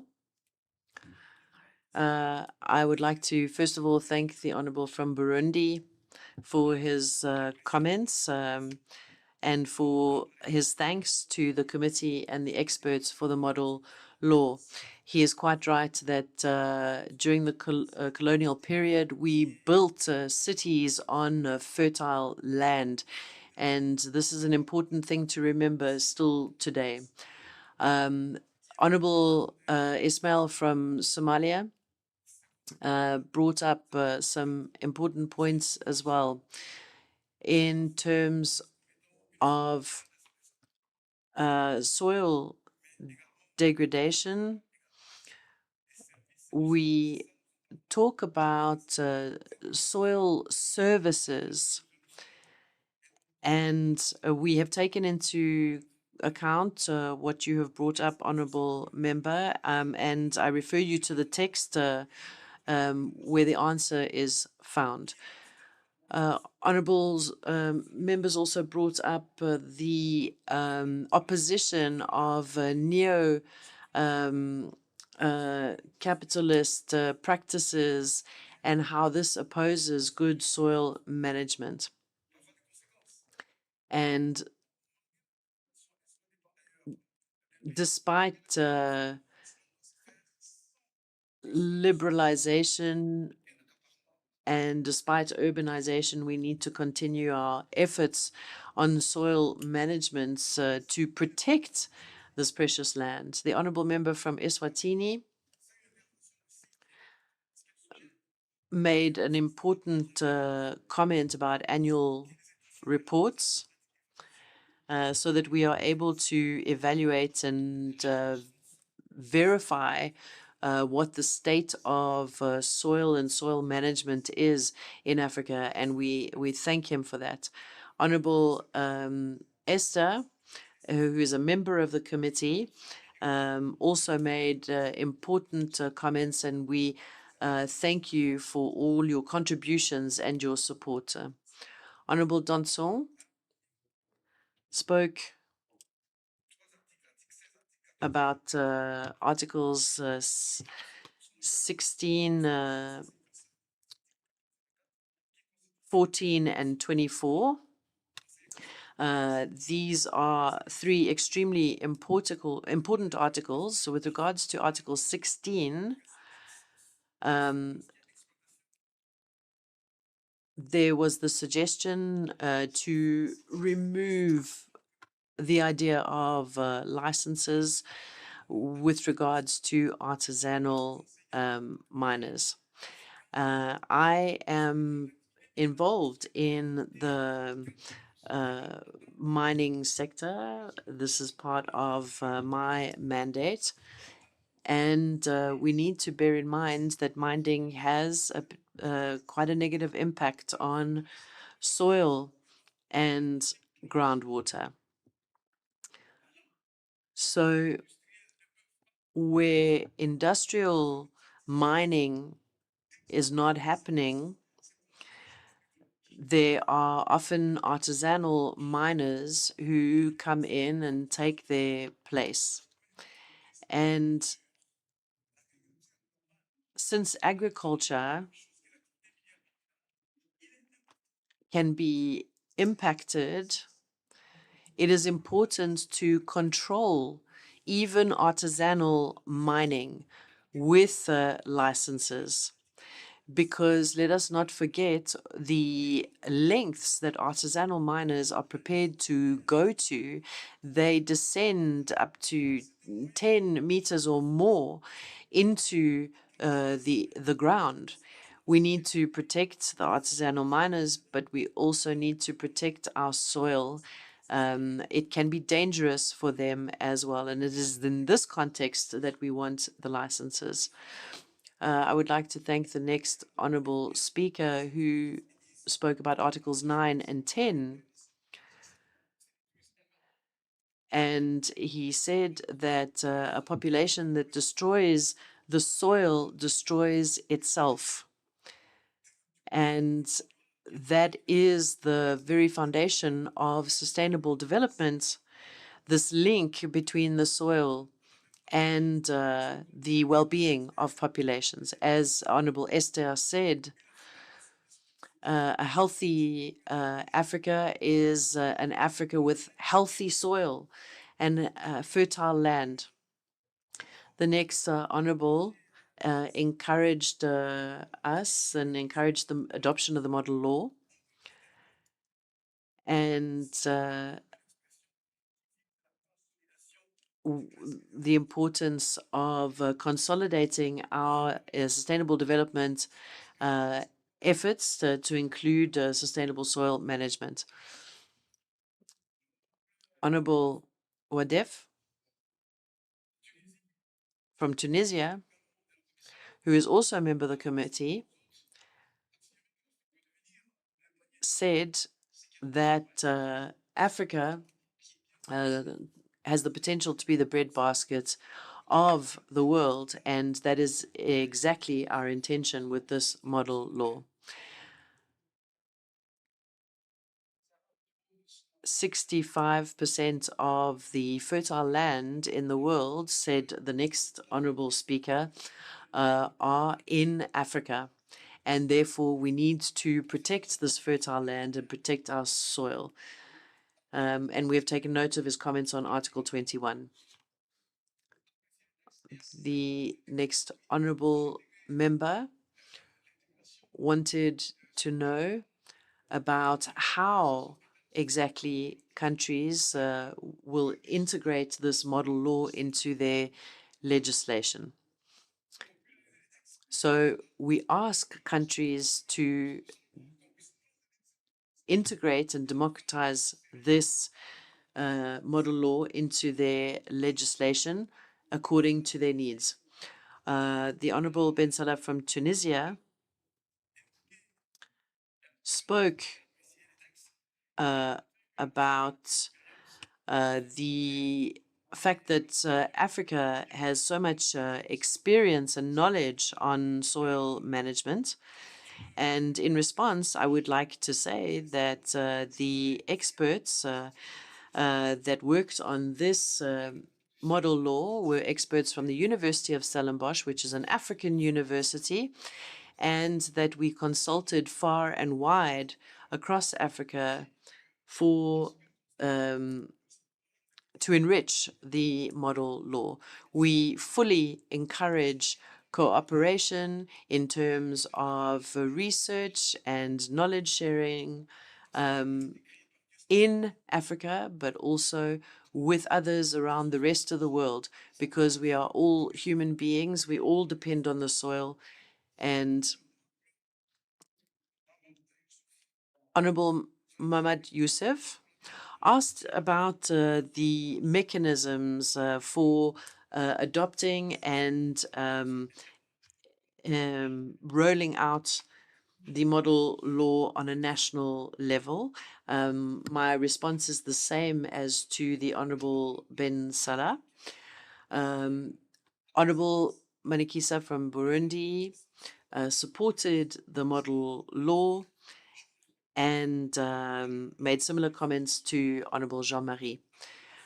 The next Honorable from Tunisia said that soil is our collective heritage, and this is exactly why this model law is so important and why it is receiving such widespread support from our colleagues.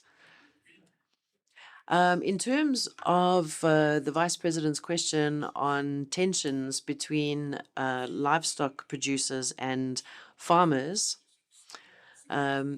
yes, this is an aspect that I think Professor Oliver Ruppel will be able to cover in his answers.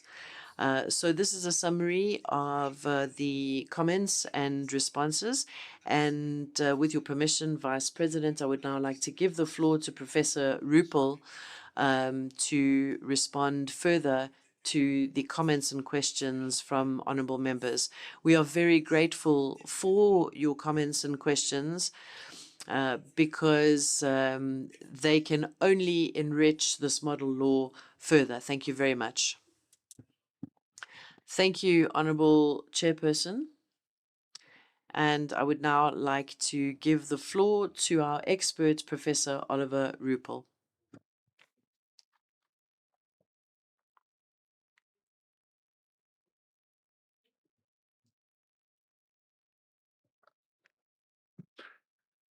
Thank you so much for the very, very valuable and supportive interventions that we take very seriously, of course.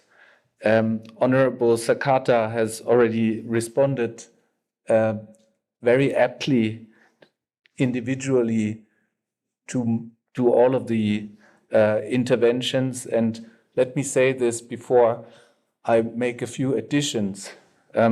With Honorable Sakata as the chair of this committee, we have a professor of environmental law within our midst. I think this is an enormous, this gives enormous value and gravity to the work that we were able to conduct over the past years, in fact, because his professional expertise, his truly African expertise, and his political wisdom have enriched this process enormously. And when looking at some of the other interventions, like the Honorable Esther or the learned professor in soil sciences, this committee and this parliament, in fact, has a unique composition that attributes additional gravity to our humble work on this model law. And we have taken the guidance that was given by many of the members over the time here very serious and translated them into action when drafting this law. So this is a recognition, I hope, with the allowance of the Vice President, I would like to give to the Pan-African Parliament and to the committee. So let me briefly respond to some of the comments, and just in addition to what Honorable Sakata has already said before, I would also like to give Dr. Ginsky the opportunity to say a few words, and maybe I take this intervention about the African composition of the expert team, of course, very serious.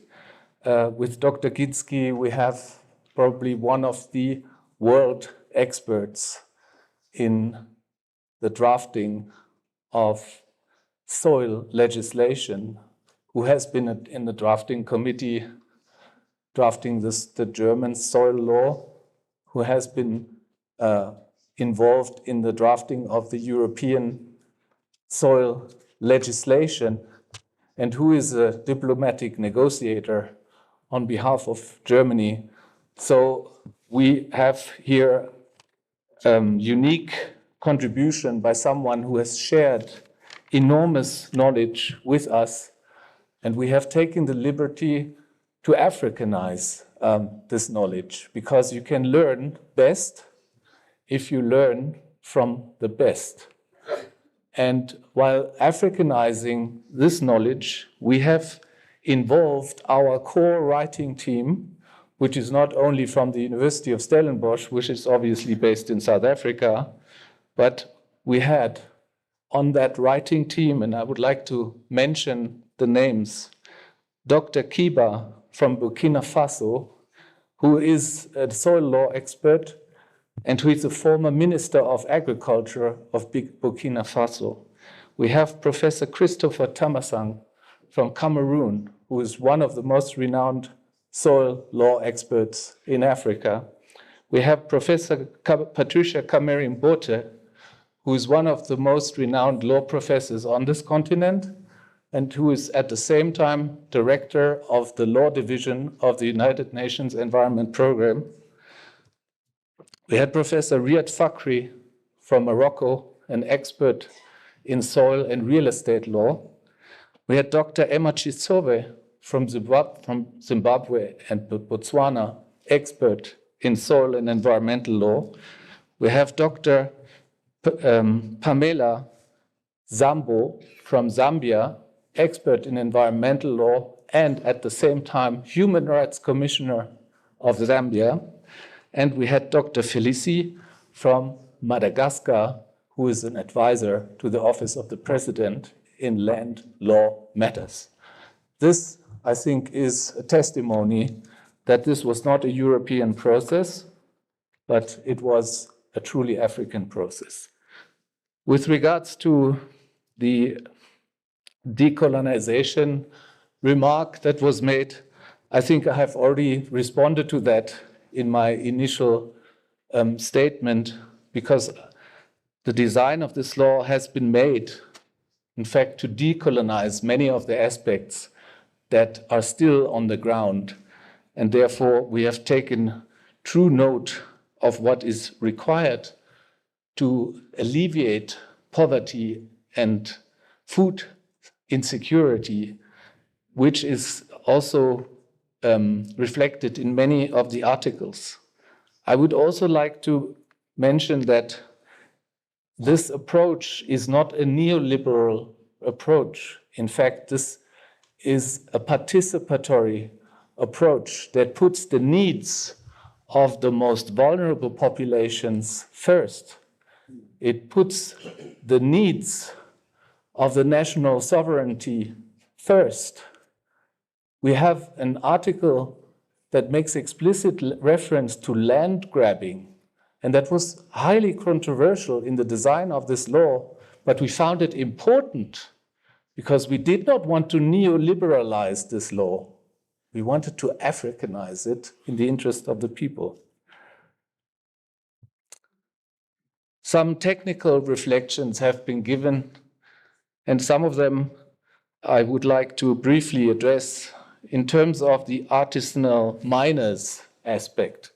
I fully agree with the intervention, and the articles that I think is also important to mention reflected in this law can be domesticated in any which manner the national legislative finds it proper and useful to adopt it at the domestic level. So if the Kenyan experience as such demands a special or preferential treatment for artisanal mining, it is in the full discretion of the legislator, and we did not want to preempt that in any way. In terms of the other positive aspects, we are, of course, aware that the public participation issue is missing in many consultation processes politically on the continent, and that's why we found it particularly important to stress and emphasize the need to involve the public for any decision-making and to let them participate right from the beginning. In terms of the aspect of food security and how this law can contribute to less conflict and to less inequality, we are, of course, also aware that a model law on soil cannot resolve all the problems this continent has, but it can address all the problems that are related to sustainable soil management, and maybe some of them will also contribute to mediate some of the other existing problems, like, for instance, inequality. In terms of the testimony that was given by Honorable Avatif from Tunisia, I'm very grateful that she was so supportive throughout the process. And we have involved her in many consultations. And I think some of her valuable inputs regarding land grabbing and regarding the protection of the soil in the interest of the local communities has prompted us to make the law even, how should I say, more responsive to this requirement, because the African continent is more and more a target for international investors, some of them with positive and others with not so positive interests in their luggage when they arrive. The world population is growing, and the competition over land as well. And I think this is an aspect that we have explicitly targeted in this law. And despite the fact, and I like the comment about the 65% arable land, which is a very important one, because Africa is the agricultural wealth basket of the world, but that makes it also a target for illegitimate intentions, and Africa has to protect it and its population for that as well. But it should also be able to commercialize this, and therefore we try to create a balance between the two, not neoliberal, but also not preventive to the extent that the population will not be able to benefit from that commercialization. And that is, of course, also in the discretion of the legislature to legislate with their own interests in mind. Now, intervention from Rwanda.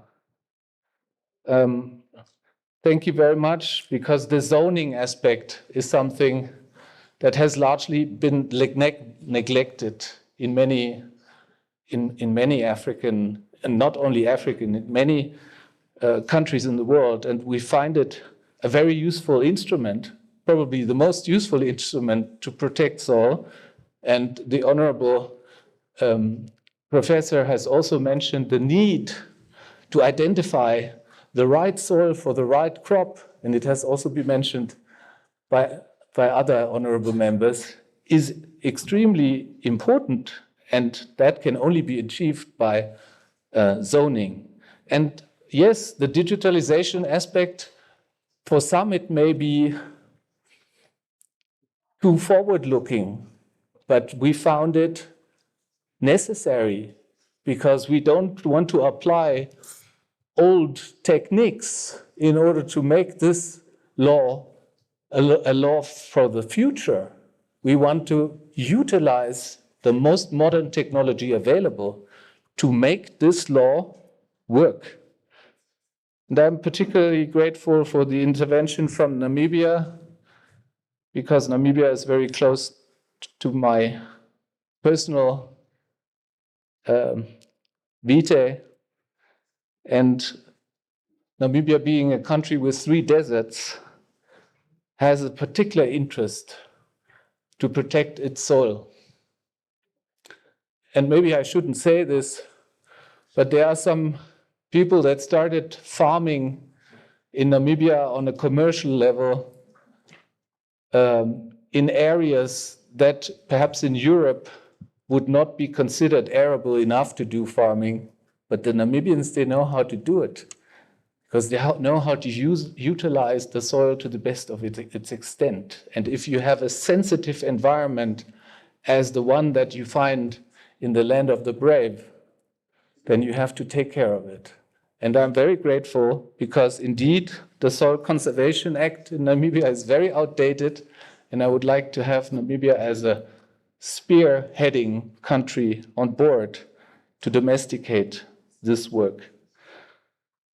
And just in addition to the European experts aspect, we have throughout the process worked very closely together with ASELMO and ASELAO. These are 2 abbreviations that stand for the African Association of Law Lecturers and the Association of Law Lecturers in the MENA region. So whenever we had some uncertainties regarding legislative aspects, we involved basically the input of more than 150 African experts from all regions in order to get the best possible result on the ground. I'm almost finished, Honorable Vice President. Soil is the mother of gold. I like this. I haven't heard this before. And when following your question on how can the model law improve food security, I would like to simply answer, because one cannot eat gold. One can only eat from what grows in the soil. And we have spent a lot of time with the technical experience of many to draft this law, to not make it another piece of legislation like so many that we have that just sits on the shelf and collects dust. But we wanted it to be a tiger with teeth, not a tiger without teeth. And in order to achieve this, we designed it in a way that if it is applied appropriately, it can secure the best possible implementation. And implementation is key. But if you want to implement, what do you need? You need monitoring responses. You need policing. You need incentives. You need punishments. You need agencies. All of that, of course, in the discretion of the domestic legislator. But in order to secure all of this, you also need funding, and you need financial means to do that, because this is not a self-executing piece of legislation. This requires manpower. Now, to the aspects raised by the Vice President. Women, of course, is something that was key in addressing from the beginning, which is why we have decided to incorporate one specific article dealing with gender, full stop. We wanted this law to be a law that promotes women and to promote gender equality in every article. And of course, this also includes the aspect of children. Now, in terms of the conflict between farmers and livestock producers, and I know that in Chad and around Lake Chad, this is a serious issue.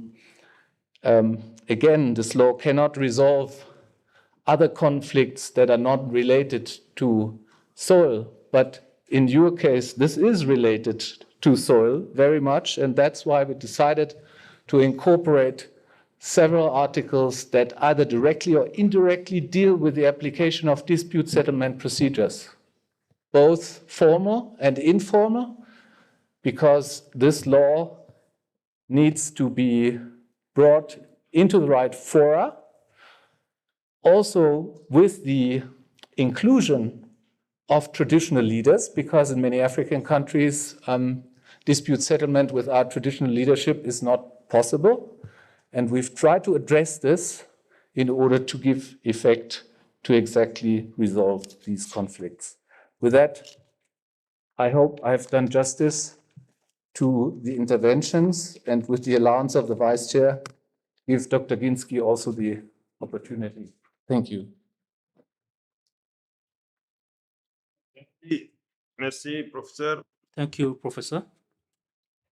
We're waiting for Dr. Alan. Dr. Harold.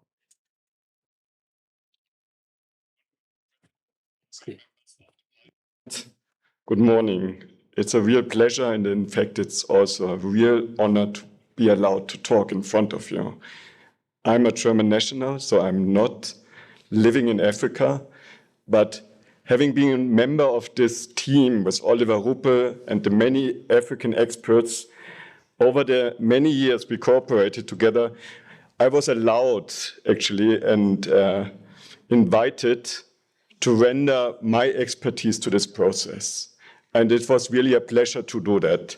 It's not only a one-way direction of knowledge sharing. It's so also myself have learned a lot in this process about the continent, about the challenges of the way things are done here and how it could be done. And it could also be done differently to the European style, which is not always the most effective one. So also I have learned a lot during this phase. I would like to say at the very beginning that we now in Germany is almost in the same situation as the many African countries will be once the model law is adopted. Oliver Ruppel has said the European Union has adopted a directive, a law on soil monitoring. But this law needs to be transposed by all member states of the European Union. So the transposition, the domestication of the soil monitoring law will be undertaken within the next 3 years. So this is a similar situation as for the African states to domesticate the model law once it's adopted. Many thanks for all the intervention. I have listened to them and it was very informative and insightful for me to understand what your concerns, challenges, and views on the model laws are. And also many thanks for the support for the model law. I will now only give a few comments on the intervention, as many things have already mentioned and replied by Honorable Sakata and by Oliver Ruppel.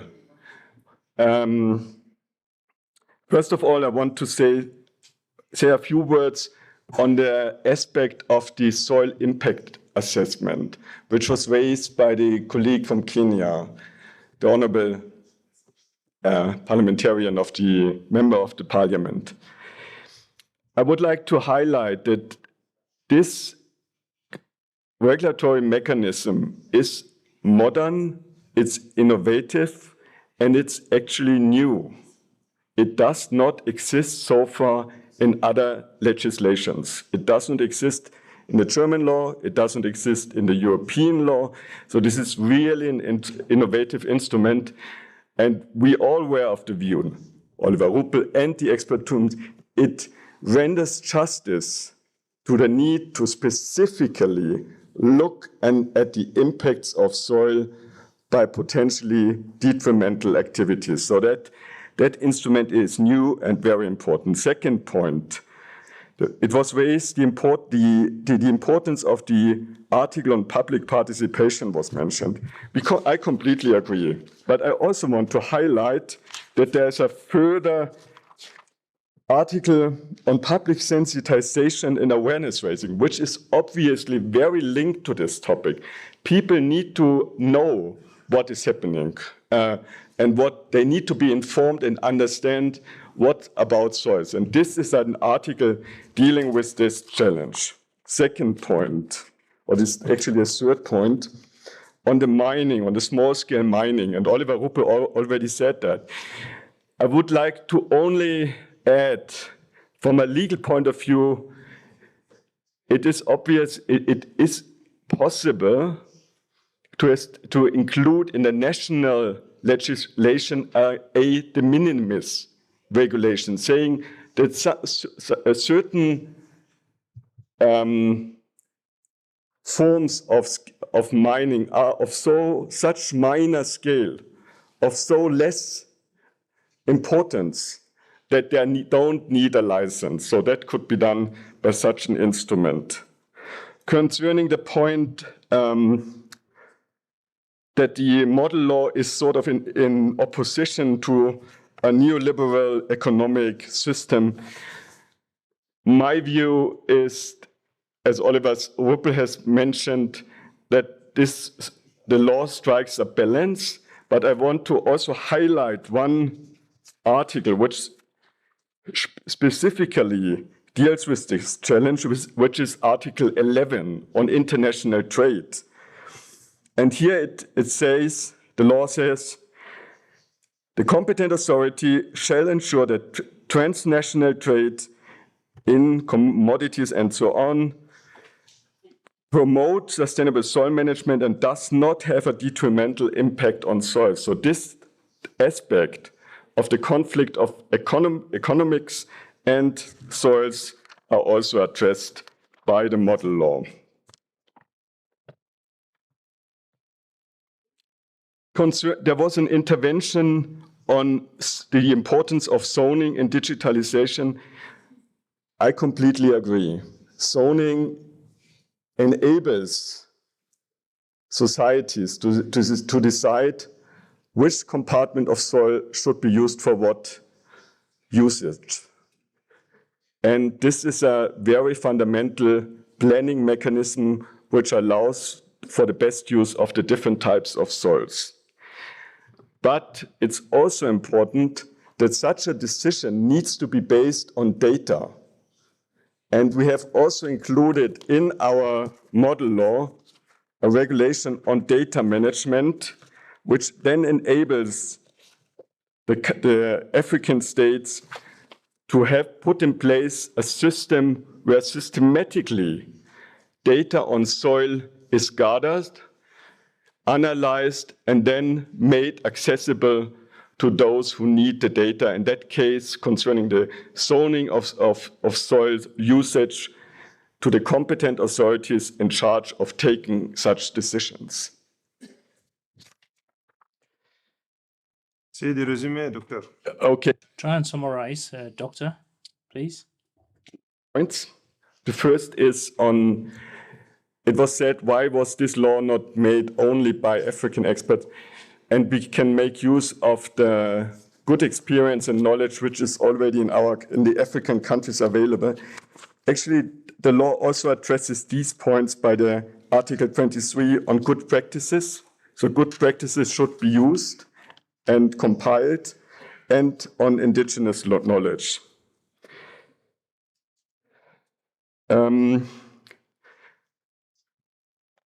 Before I end, I would like to come back to a phrase which was used by Honorable Esther from Kenya. She said, "We are what we eat," which is certainly true, but it's also the case that the quality of what we eat depends on soil.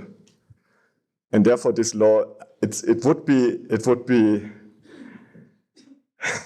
if I may say it so, it would be good if we would have such a law in Europe as well, because our law in Europe only refers mainly to monitoring and does not go so far. It's not so comprehensive as the law which you have in front of you. So many thanks for all the intervention. I hope with my input I could have been helpful and instrumental. Many thanks, and many thanks again. Okay.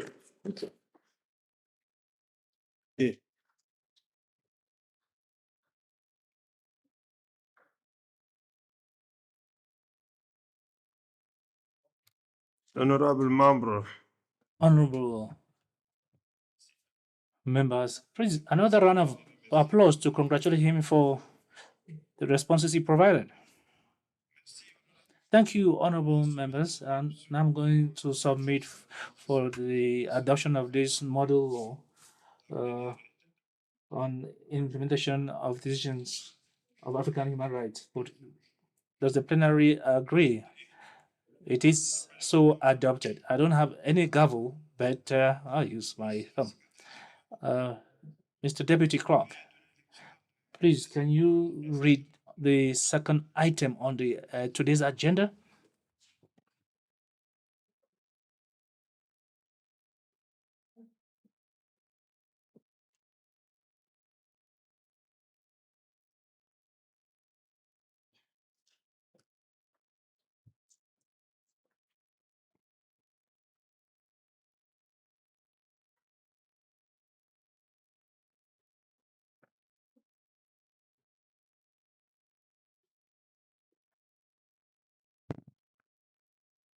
Monsieur le Président, Honorable President, the second item on today's agenda is the presentation and debate on the first reading of the draft model law on implementation of decisions of African human rights bodies. Thank you. I'll now request the chair of the Committee on Justice and Human Rights to do his presentation. The floor is yours, sir.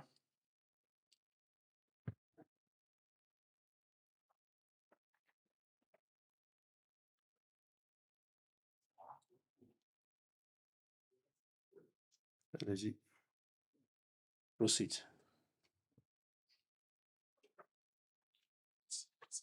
Thank you, Excellency.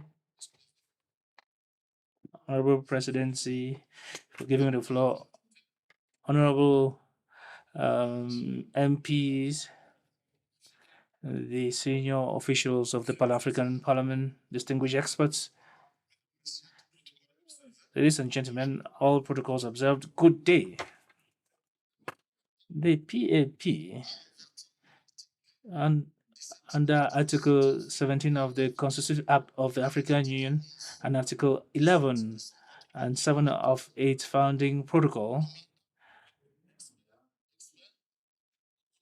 is to promote human rights and democracy in Africa through harmonizing and accessing oversight on legislative issues.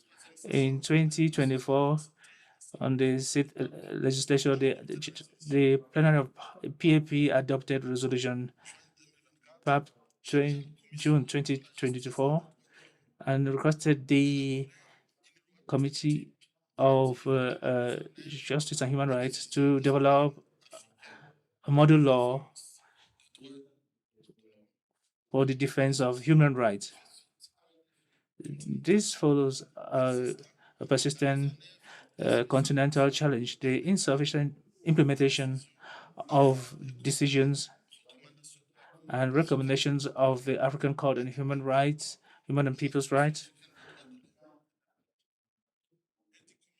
and the African Committee on the Rights and Welfare of the Child. This situation has been compromising the credibility and the efficiency of African human rights protection systems.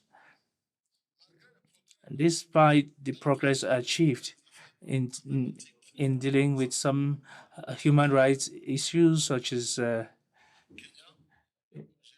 OJEC in Kenya before the African Commission and the African Court, there's so many shortcomings with regard to their implementation.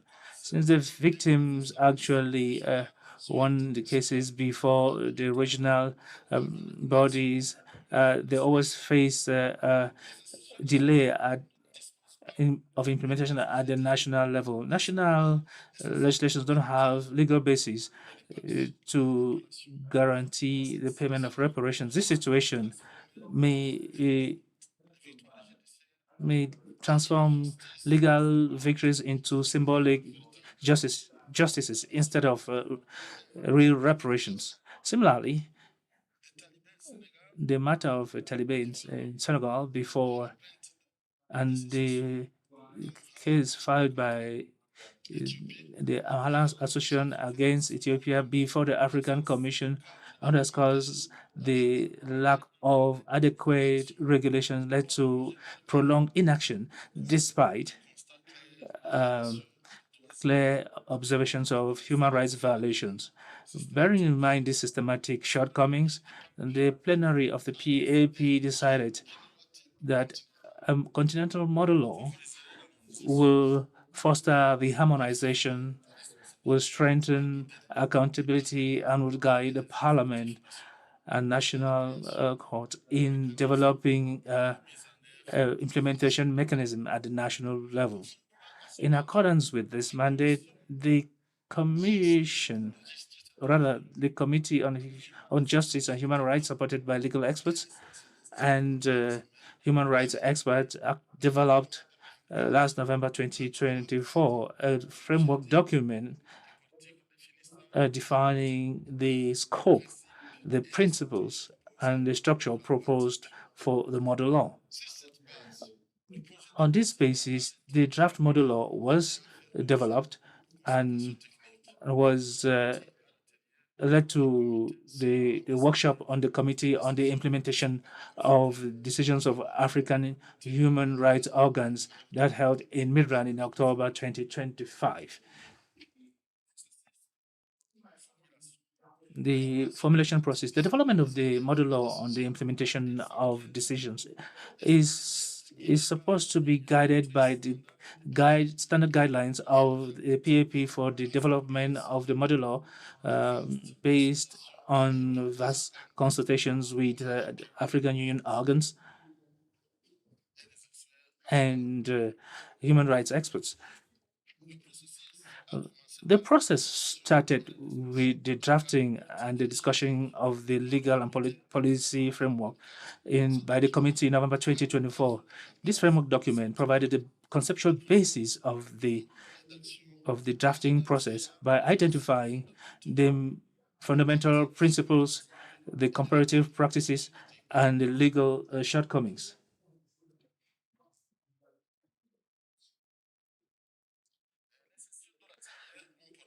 The workshop is focused on the challenges in implementing decisions in member states, best national practices and regional best practices, including the decision in some African countries. The role of members of parliament in oversight and budgetizing the implementation of human rights decisions. The learning by a case study based on decisions of the African Court and African Commission and the Committee on the Rights and Welfare of the Child. And finally, the drafting of the model law.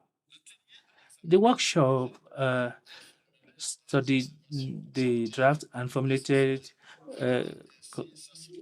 and validated its structures and in its main provisions. The workshop ended up with a consensus on the need of a continental instrument that is legally coherent and non-binding to guide member states and to strengthen coordination between the organs, between the APA, PAP, the African Human Rights Organs, and the African Union Commission. The aim of the model law. The model law seeks to overcome a central paradigm system of human rights on decision-making bodies at the continental and regional levels that have made decisions, and that is lacking in this area. In many countries, there's no body to transpose supranational decisions at the national for implementation at the national level.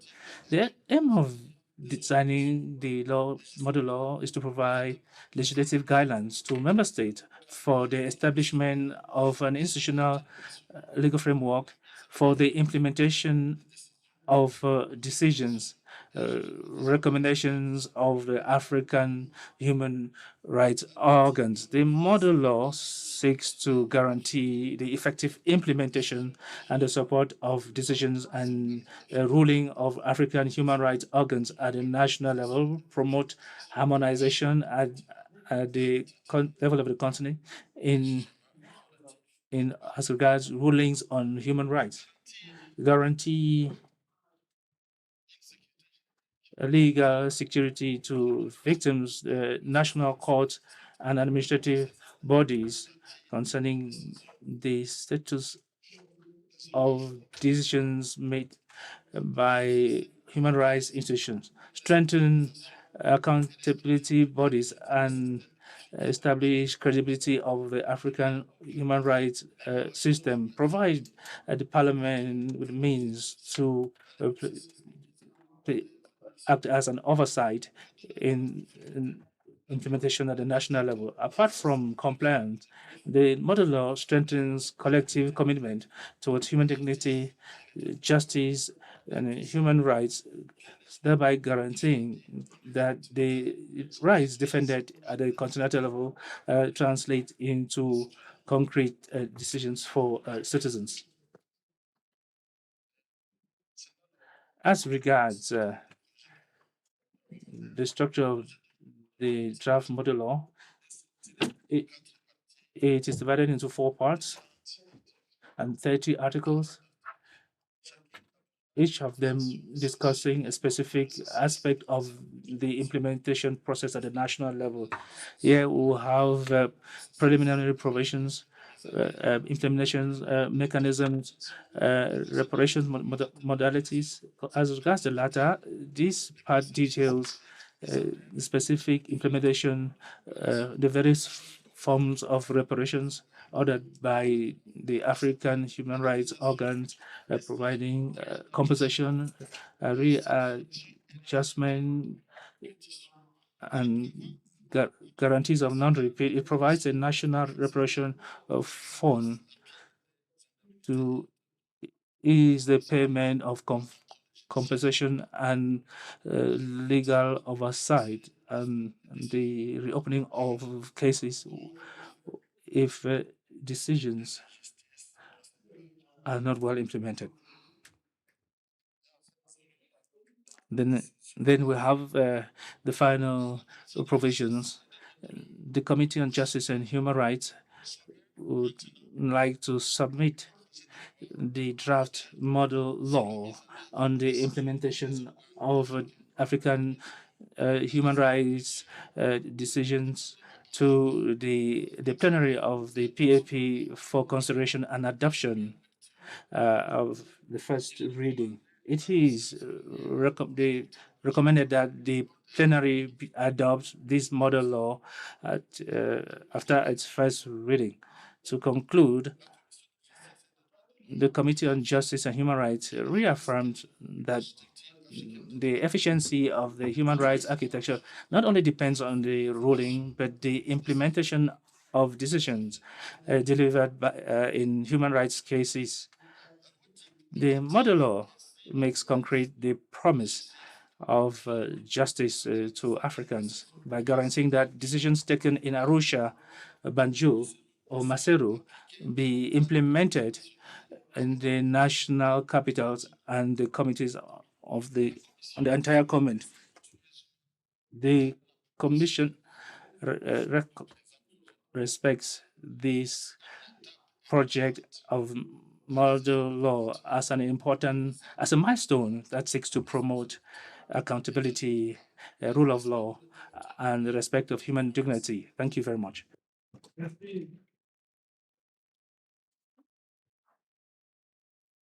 Merci, Honorable Président. Thank you very much, Honorable President. The floor now goes to Mr. Clément Mavungu, Legal Counsel of the Pan-African Parliament, for his presentation. Thank you.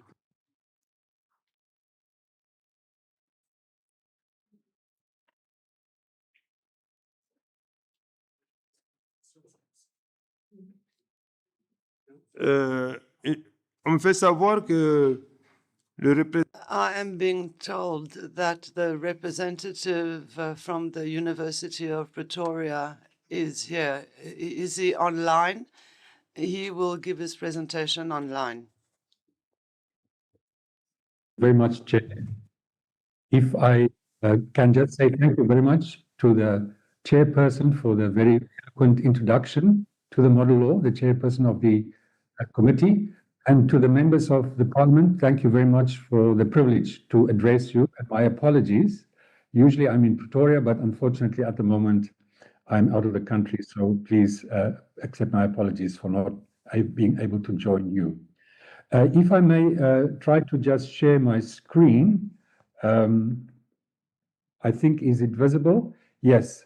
So as you see from the screen and as was indicated, it is really, in terms of this work in progress that is before you today, the collaborating partners have been the Center for Human Rights at the University of Pretoria, and Professor Rachel Murray, who was at Bristol University and now is at Oxford at the Bonavera Institute, and the Legal Counsel. I will speak for around 10 minutes to introduce aspects of the model law, and then Mr. Mavungu will speak, and Professor Murray is hopefully there to join us in the background. The presentation will briefly cover the background and context of the model law, the rationale and objectives, the legal and policy foundations. The chairperson of the committee has already alluded to that. I will speak then again to the structure to clarify and to key provisions of this model law. The other points from 6 to 9 on the screen, they will be covered by Mr. Mavungu. So in terms of the background, I think it was clear that this process has been launched in June 2024 when the plenary adopted a resolution to mandate this process. I want to emphasize that the decisions that we are talking about here are the decisions of the 3 African Union human rights bodies, that is the African Commission on Human and People's Rights, the African Committee on the Rights and Welfare of the Child, and the African Court on Human and People's Rights. Now, obviously, that means that different states may have different status of ratification and acceptance, but most African states, in fact, 54 states, as you know, have ratified the African Charter on Human and People's Rights, and therefore are under the auspices and the supervision of the African Commission. So even if some states have not accepted the court's jurisdiction, the model law is relevant to all African states because at least the African Commission's recommendations are applicable to them. In terms of the objectives, I think the chairperson mentioned that it really is around the concern that has arisen about the non-implementation of the recommendations and the decisions of the African Court. But I would like to add that often the non-implementation of decisions are ascribed to what is called the lack of political will, and that may be true, but often the reason for non-implementation we found in our research is also that states are just not clear about what needs to be done when a decision is granted or handed down. It is not clear who should act at the national level, how that action should be undertaken, what responsibilities there are. So one could say non-implementation is often the result of really an administrative gap, lack of administrative capacity. And the feeling is, and the reason for the model law then is to really put in a legal form this framework that can assist states in terms of how to understand the modalities, the intricacies, the details at the national level of converting or translating, if you like, the supranational decisions of the 3 bodies into the domestic law and to the benefit of the victims that had been given these decisions. So the legal and policy foundations clearly also lie in the first place in the African Charter. The African Charter, which 4 state parties, 54 of them have ratified, obviously, it places the obligation on states to give effect to the provisions. And giving effect implies that if there is a recommendation or a decision, that it's not only the abstract provisions of the African Charter that are being adhered to, but the concrete decisions are to be implemented in practice. For those states that are party to the court protocol, there is also the very clear acknowledgement by state parties to the court protocol that they will comply with the decisions against them in all cases decided by the court. Obviously, there's also Agenda 2063 that is relevant, and we have also looked at comparative practices by states across the world to inform this model law. Now, the structure of the model law really, it falls into 4 parts. I think you have a copy of it. The first part really just sets out the general principles, the purpose, and the guiding issues in terms of how this law is to be interpreted. The second part sets out the broad framework of what needs to happen at the national level. And I can say, even just to make the picture a little bit clearer, essentially what needs to happen, the law proposes, is that the Ministry of Justice or the Attorney General's office should be designated as the competent national authority. So each country should have a very clear designated authority that takes the primary responsibility for the process of national implementation. However, the national competent authority is complemented or supplemented by what is then called a national implementation coordinating mechanism. That is an intergovernmental, so a trans-government institution that is consultative and multi-sectoral. And it has the broader function to ensure the oversight over the whole of the implementation process. In essence, the model law assumes that if there is good faith on the part of the state, it is possible for the Ministry of Justice to ensure that implementation actually takes place. And it could take place through amicable processes. But if that is not possible, then the national implementation coordinating mechanism's role comes into play. The third part of the model law is the detail of the very different kinds of remedies that the court or the commissions can order or can recommend. So as the chair said, there is on the one hand compensation, which really just requires the state to pay an amount of money. But some of the remedies can really be as far-reaching as legislative or even constitutional reform that the court may order. So you could imagine that it's quite different what steps are required for the very different kinds of remedies. And therefore, Part 3 really tackles in separate provisions each of these kinds of remedies, and it suggests ways in which at the national level these particular forms of remedies should be given effect. The last part is the final clauses, as usual, just about how the national law will then be entering into force. And it makes the point that there are also a so-called saving clause, namely that none of the provisions of this model law as domesticated should erode existing rights that citizens or others may enjoy. Now, let me then go into a slightly detail of some of the first parts of these provisions.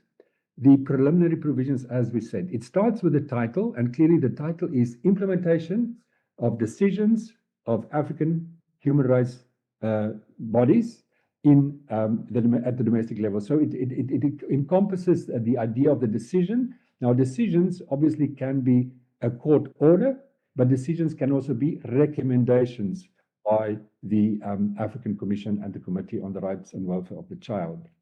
The purpose of the law, I think we have already alluded to, and the objectives.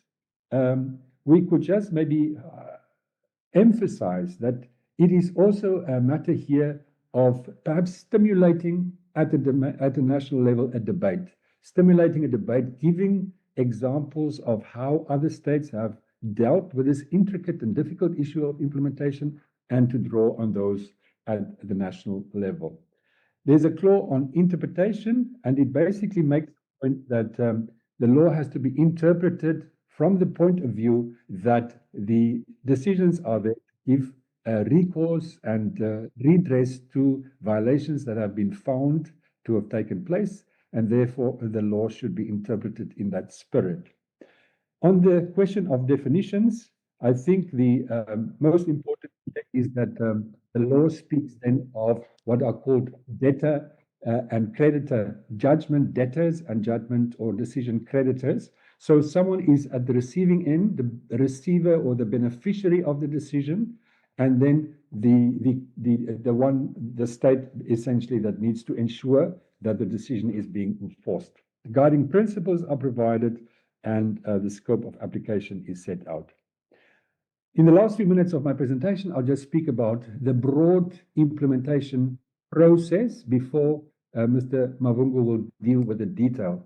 Now, as I said, the state is required to designate a national authority, and it should be, the model law proposes, it should be the Ministry of Justice, the Attorney General, so that there is a particular locus, a focal point. That is very, very important of responsibility. And this national authority should try in the first instance to contact the beneficiary of the order or the recommendation and try to resolve it. See if this matter cannot just easily be resolved. It's a matter of paying money. Can the money not be paid and the matter resolved? So that is where the primary responsibility lies. But Article 9 then talks of the National Implementation Coordinating Mechanism. And as indicated, that mechanism is really trying to be across government departments. It brings in, for example, also parliamentarians, members of the Bar Association, civil society. It's a broad societal mechanism that ultimately supervises this process of implementation and ensures, for example, that the record is being kept.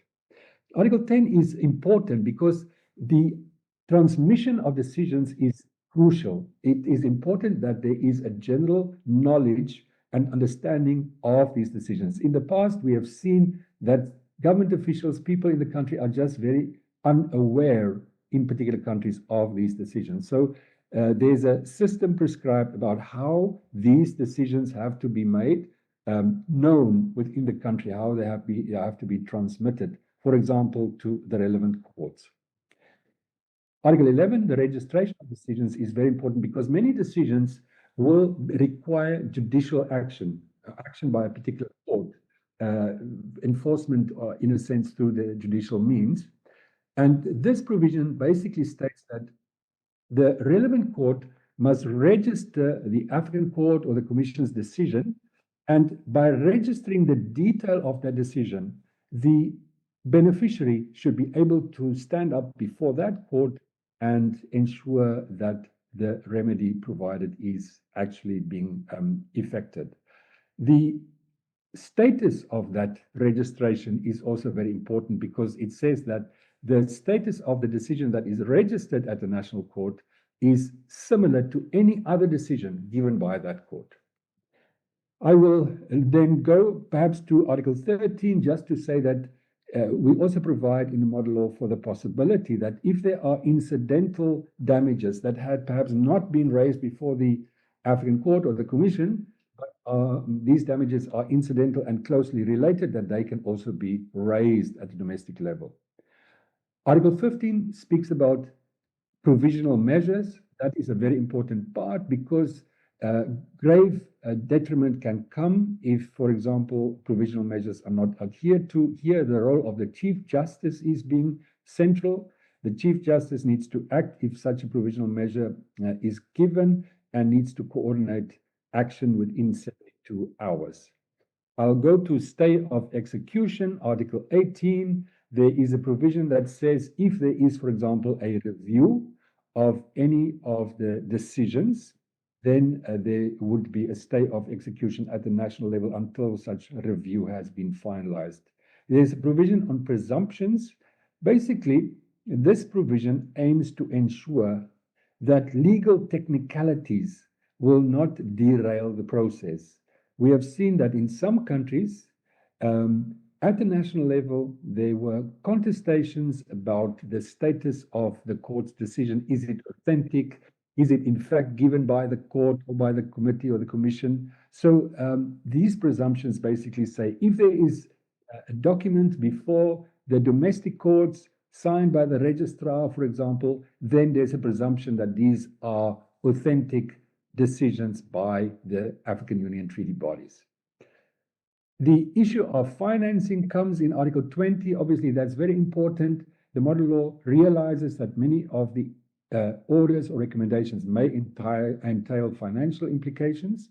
Therefore, it requires or calls on states to have as a standing item in its budgetary allocation an amount dedicated to the relevant decisions that need to be implemented.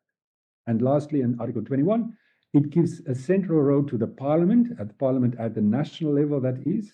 There are to be annual reports on the implementation of decisions provided to parliament, and parliament then will discuss and guide the process forward as well. So with these introductory remarks, I hand over to my colleague, Mr. Mavungu, who will take us forward. Thank you very much for your patience and for listening to me.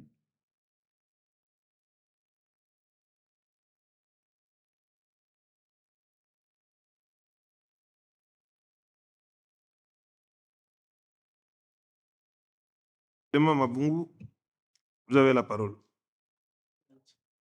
Mr. Mavungu, you have the floor. Merci beaucoup, Honorable Président. Thank you very much, Honorable Chair, for giving me the floor. Honorable President, honorable parliamentarians, following the contribution from Professor Franz,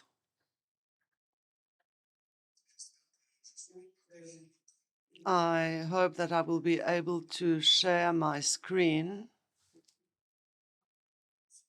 Thank you. So following the presentation of Professor Franz, I should like to continue with the provisions concerning specific measures that can be ordered by the court, the commission, or the committee, that are the three organs that we are trying to facilitate implementation for. These specific modalities are about certain judgments or measures, for example, compensation,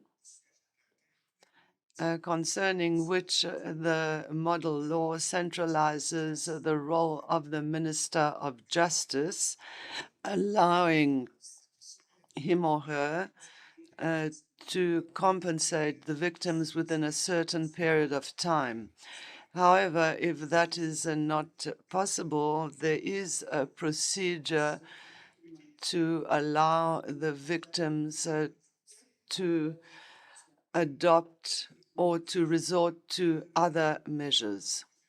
In Article 23, measures of execution are provided, particularly on monetary compensation, and in the articles that follow,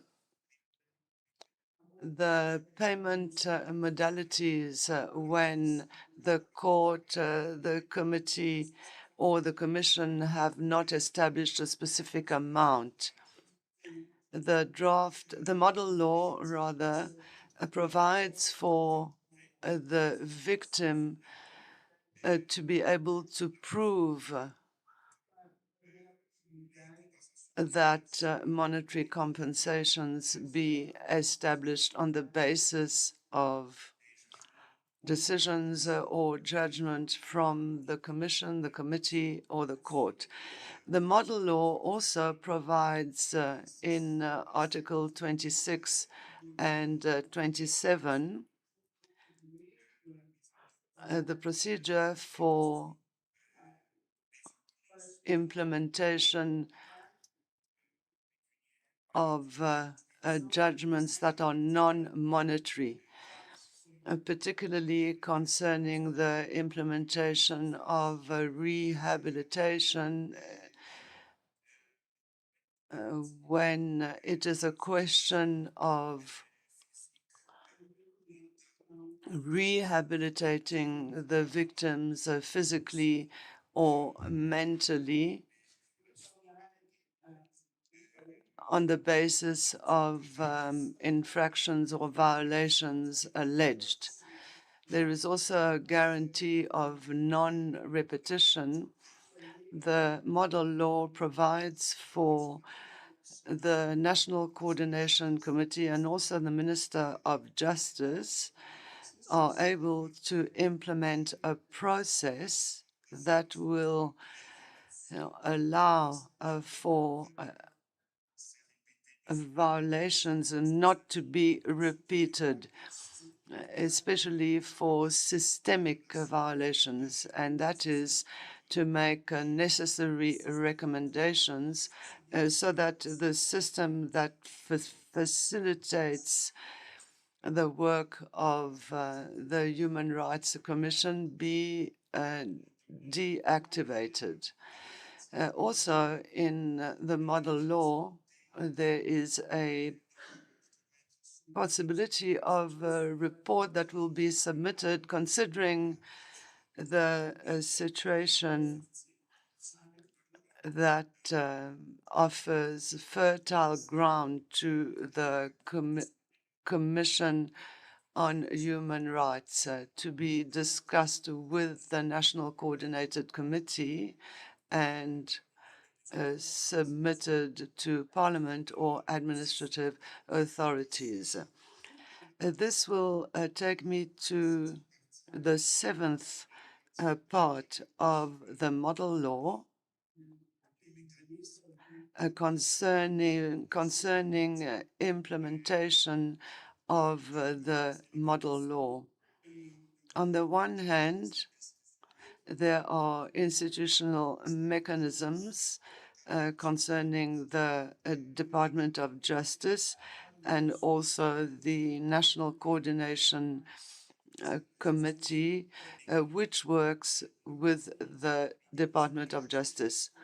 It is also possible for the Department of Justice to draft regulations, to develop regulations for the implementation of the model law itself.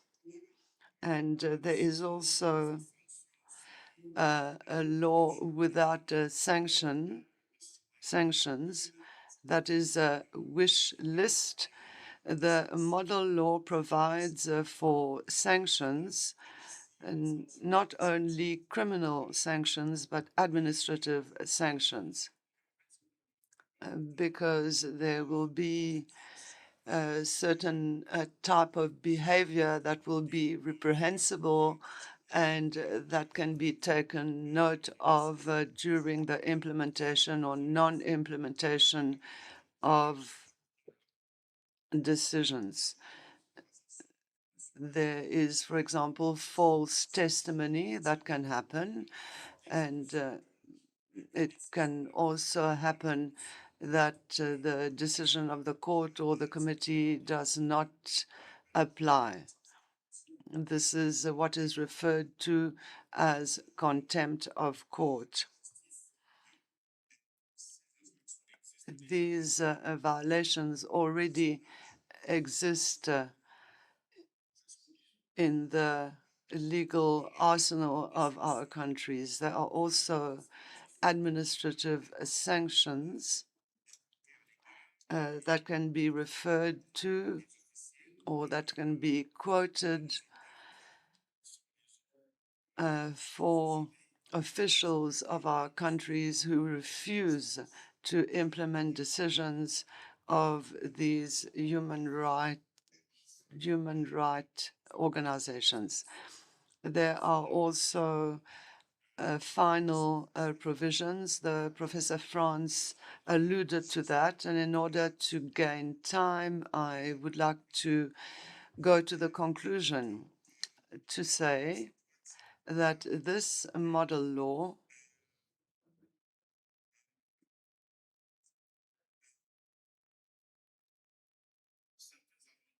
has a certain number of advantages. If we need to market it, the first point would be that the model law would finally give the continental organizations legal status at a national level, and that will allow for the implementation at a national level. Secondly, the setting up of institutional coordination at a national level for the implementation of those decisions, which facilitates the implementation and the responsibility of people who are to implement the decisions.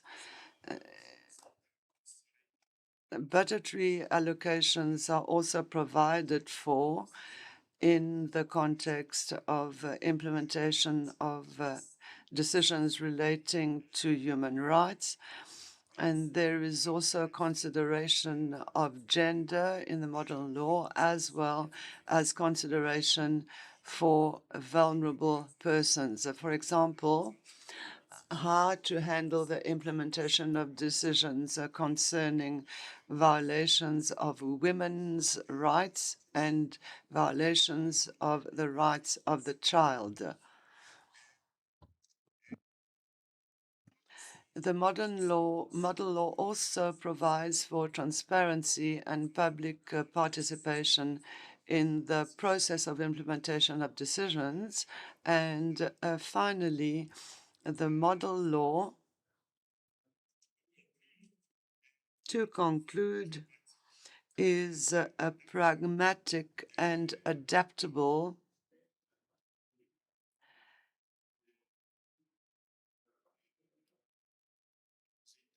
in the context of our states and creates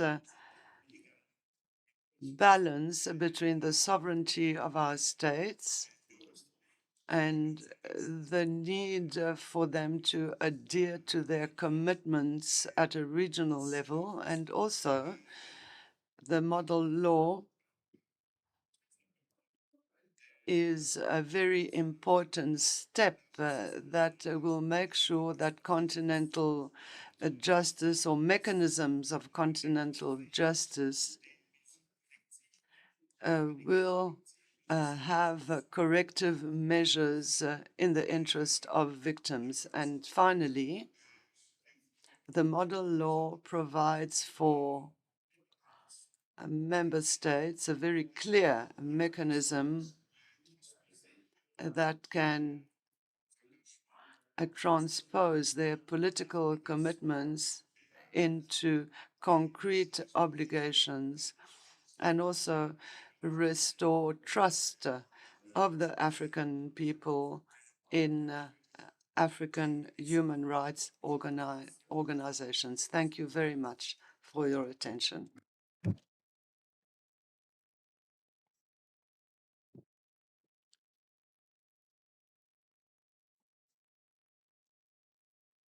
Maintenant, j'ouvre le débat. I would now like to open the debate on the presentations. The first speaker will be Professor Abdi Ismail Samata. Thank you, Mr. President. And I would like to add my voice to thanking the committee that has worked on this remarkable moral law. The one concern I have, which is not so much about the law per se, is the concern of many of our states not being law-abiding and not being democratic. And so what does the moral say about those kind of states who either gerrymander the law and make pretensions that they are democratic and law-abiding and respectful of human rights, and they are not, indeed. So rather than thinking of human rights as an individual thing, what about human rights as a collective, where the state either becomes abusive or the state itself is abused? Thank you. Merci, professeur. Thank you very much, Professor. Honorable Esther Mutoni Basse from Kenya. Thank you, Mr. President, for giving me this opportunity. Listening to Mr. Mavungu, one thing became abundantly clear. For far too long, the continent has suffered, not because we lack human rights bodies and not because we lack principles, but because we lack mechanisms that bring those decisions to life. And this is precisely why Part 7 of the model law, this is exactly what Part 7 of the model law seeks to correct. The presenter reminded us that the implementation is not automatic. A decision from Arusha to Banjul does not magically translate into action in Nairobi, Dakar, or Harare. It requires clear processes, a clear institutional pathway, and a clear sense of responsibility. Without this, even the strongest rulings remain frozen in the continental levels where victims on the ground continue to wait for justice. While I appreciate from his presentation, what I appreciate from his presentation is the recognition that implementation is not simply about political will. Many states do not genuinely know what to do. Once a decision arrives, who receives it? Who acts first? Which ministry leads? How is coordination done? How does Parliament follow up? These gaps have created confusion, delay, and sometimes complete paralysis. This model law finally brings clarity. It establishes a designated national authority, usually the Ministry of Justice or the Attorney General, so that there is specific office that cannot say, we did not know. It then creates a national coordinating mechanism that brings together all relevant ministries, agencies to ensure collective action. This replaces fragmentation with coherence. And what struck me the most is Mr. Mavungo's intervention is how the model law anticipates the diversity of remedies that continental bodies issue.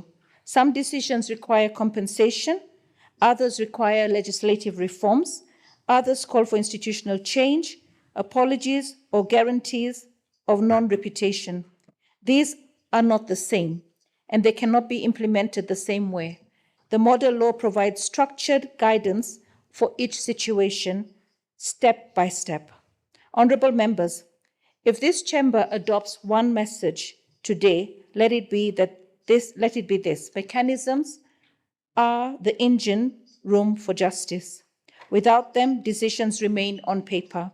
With them, decisions become real in the lives of victims and communities. If we are truly committed to strengthening Africa's human rights system, then we must ensure continental decisions find their way into national practice. And Part 7 of this model law, as explained, gives us the most practical and credible roadmap to achieve this. I fully support this approach, and I believe it is time that member states move from promises to procedures, from rhetorics to results. I thank you.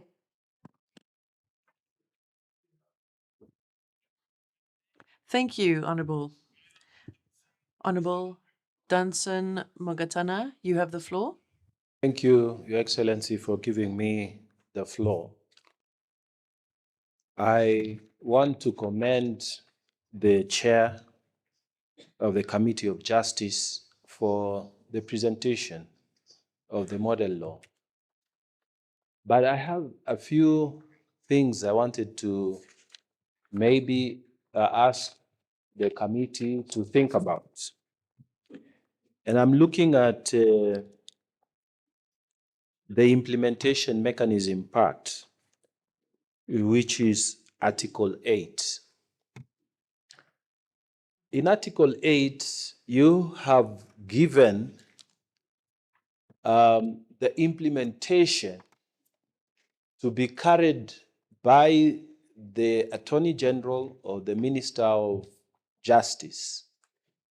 And then at the same time, you have given at the bottom of that another option that the person who wishes to enforce that judgment is not barred, or that article does not bar that person from seeking the enforcement directly, from accessing the justice system directly and enforcing the judgment that he may have against the state. So I'm wondering why you are giving a double method to access justice in terms of implementation. Don't you think there will be some overlap, or don't you think there will be creating a confusion? Because if the process is going on through the Ministry of Justice, and then there's another process that is going on through the High Court, and both of them come to meet at one point, wouldn't there be confusion? So maybe we need to think about this area a bit more. But then also, I'm seeing that there is good intention in terms of what this law intends to achieve, but we may have problems in terms of domestication. I am myself a practicing lawyer, and I know if a foreign judgment comes, this is a judgment that was not decided in the jurisdiction of Kenya, I know there is a process which I need to follow under the Foreign Jurisdiction Act, Chapter 43 of the laws of Kenya. What I need to do is to get that judgment and decide what to do with it. Where is this judgment coming from is the most determining issue. Is it coming from a country which has reciprocal arrangements with Kenya, or a country that does not have reciprocal arrangement with the state of Kenya? So if it is coming from a Commonwealth country like Nigeria, for example, and there is a judgment there, my client has a judgment in Nigeria, what I need is to file the judgment in the High Court. And we use a process called originating summons. And then it will be taken as a Kenyan judgment and execution can follow. We can then sell property and so on. If it is coming from China or Russia or some country where we don't have reciprocal arrangements, then I will have to take that judgment and file a fresh case in the High Court of Kenya. And then once I get a judgment, then I can execute it as a Kenyan judgment. Your Excellency, I'm giving these details because I am wondering why we cannot use the same processes. If we get a judgment from Banjul or from Arusha, and that judgment is from the African Court or it's from the Commission, why can't we use the High Court processes? Why can't we just get that judgment and register it using originating summons and executing that judgment? You see, in Kenya, we don't trust the Minister for Justice. We will not trust the Attorney General to execute a judgment that is against the state. So this again brings confusion in this whole thing. Why if we go and get a judgment against Kenya government, and I'm not talking about only Kenya here, I'm also talking about other nations in Africa.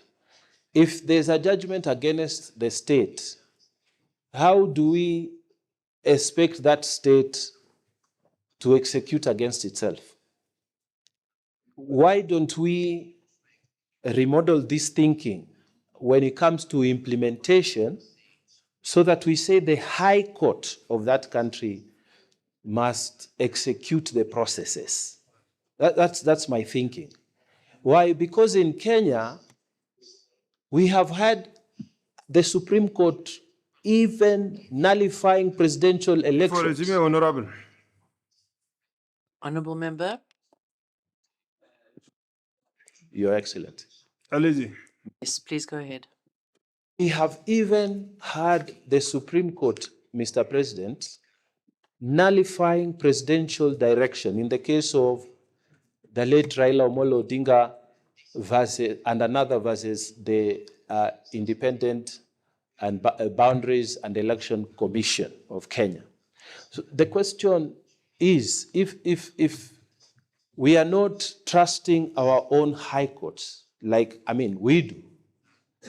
Why would we trust the Minister of Justice to execute judge? I think this is fundamentally a question that I would want the committee to think about. Where are we premising this? The High Court in Kenya, we don't like it, but we like it. Because when you are in power, sometimes it rules against you. But when you are out of power, it protects you. That's how the High Court in Kenya operates. It's nobody's friend. But if you are Minister of Justice, you will always side with the state, and judgments will never be executed. So I wanted to hear more from the experts around the thinking. Why can't we remodel the thinking here and make the high courts, which are powerful and independent, like I know the High Court of Malawi did also. They also nullified the presidential election. Why can't we strengthen our judiciary instead of going to the same executive that has wronged its people and you tell them to execute a judgment against itself? I want us to think again about this. As we pass this model law, I think there's a little more refining in terms of thinking. Why can't we make the high courts the point of convergence instead of the Minister of Justice or the Attorney General? I thank you, Your Excellency. Thank you, Honourable.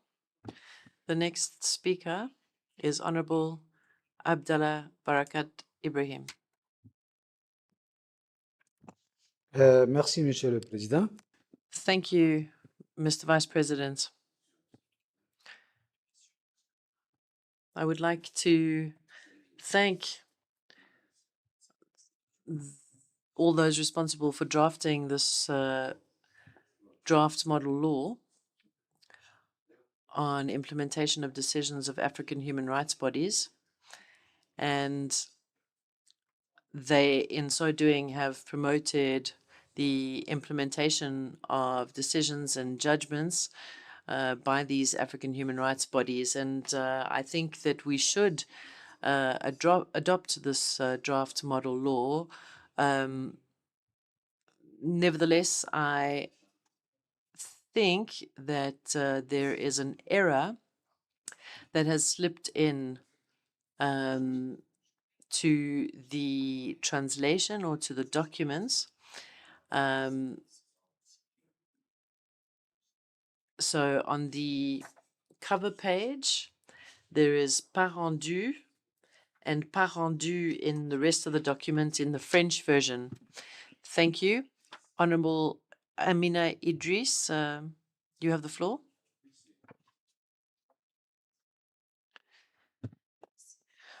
Thank you, Honorable Vice President, for giving me the floor, and thank you to the presenters and the Committee on Justice and Human Rights for their hard work.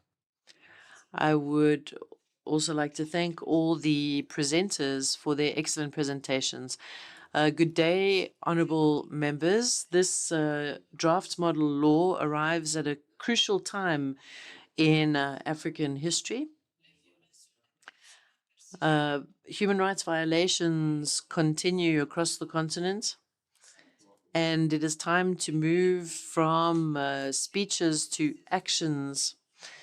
We have the African Court, the Commission for the Rights of Children, and other human rights bodies that are very solid, but without proper implementation, it is difficult to make people respect their decisions and judgments.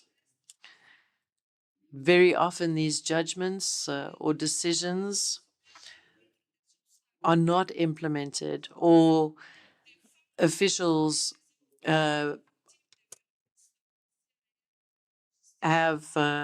problems and difficulties to overcome to be able to implement them. This draft model law offers us a concrete solution, and it provides a sort of roadmap to countries to help these countries implement these decisions and judgments effectively. And this will put us on the right path to being a continent that respects human rights, as long as these judgments are applied. Very often they remain filed in a drawer or in an office somewhere when they should be making an impact on a national level. So our people need to feel that these African human rights bodies are really able to protect them. With arbitrary arrests and various other human rights violations taking place, this model law could help us to restore the rule of law and the respect of human rights in our countries.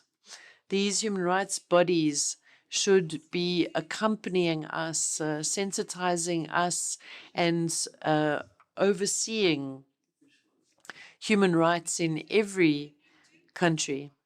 And since this is a first reading of the draft model law, I would like to suggest that there is a committee put in place to follow up on the level of adoption and implementation by various countries if we have the budget and the means to do so. Because this draft model law corresponds with the mission of the Pan-African Parliament, an Africa that is free, an Africa that respects human rights. Thank you. Thank you very much. The floor is given to Honorable Nko Lalisi from Lesotho. Thank you, Honorable Vice President. My name is Nku Mohladisi. I think. Okay, thank you. Anyway, I'm part of the people who make a contribution to the model law because I'm a member of Justice and Human Rights. But Honorable Senator Danson Mokatana, he gave me a lot of confusion in my brain because some of the points I had here to support my committee and all the legal experts who helped us and all the drafters to try and complete this model law. So some Senator Danson, he confused me really. But in actual fact, I think this model law, it needs a good political will from the member states so that the implementation can be correct and it will work properly. Because in most of our member states, we have got a lot of human rights abuses. Because you know what, some of the countries, they won't find themselves easy to make the implementations of the decisions of the African human rights bodies whatsoever. So I thank you, Honorable President.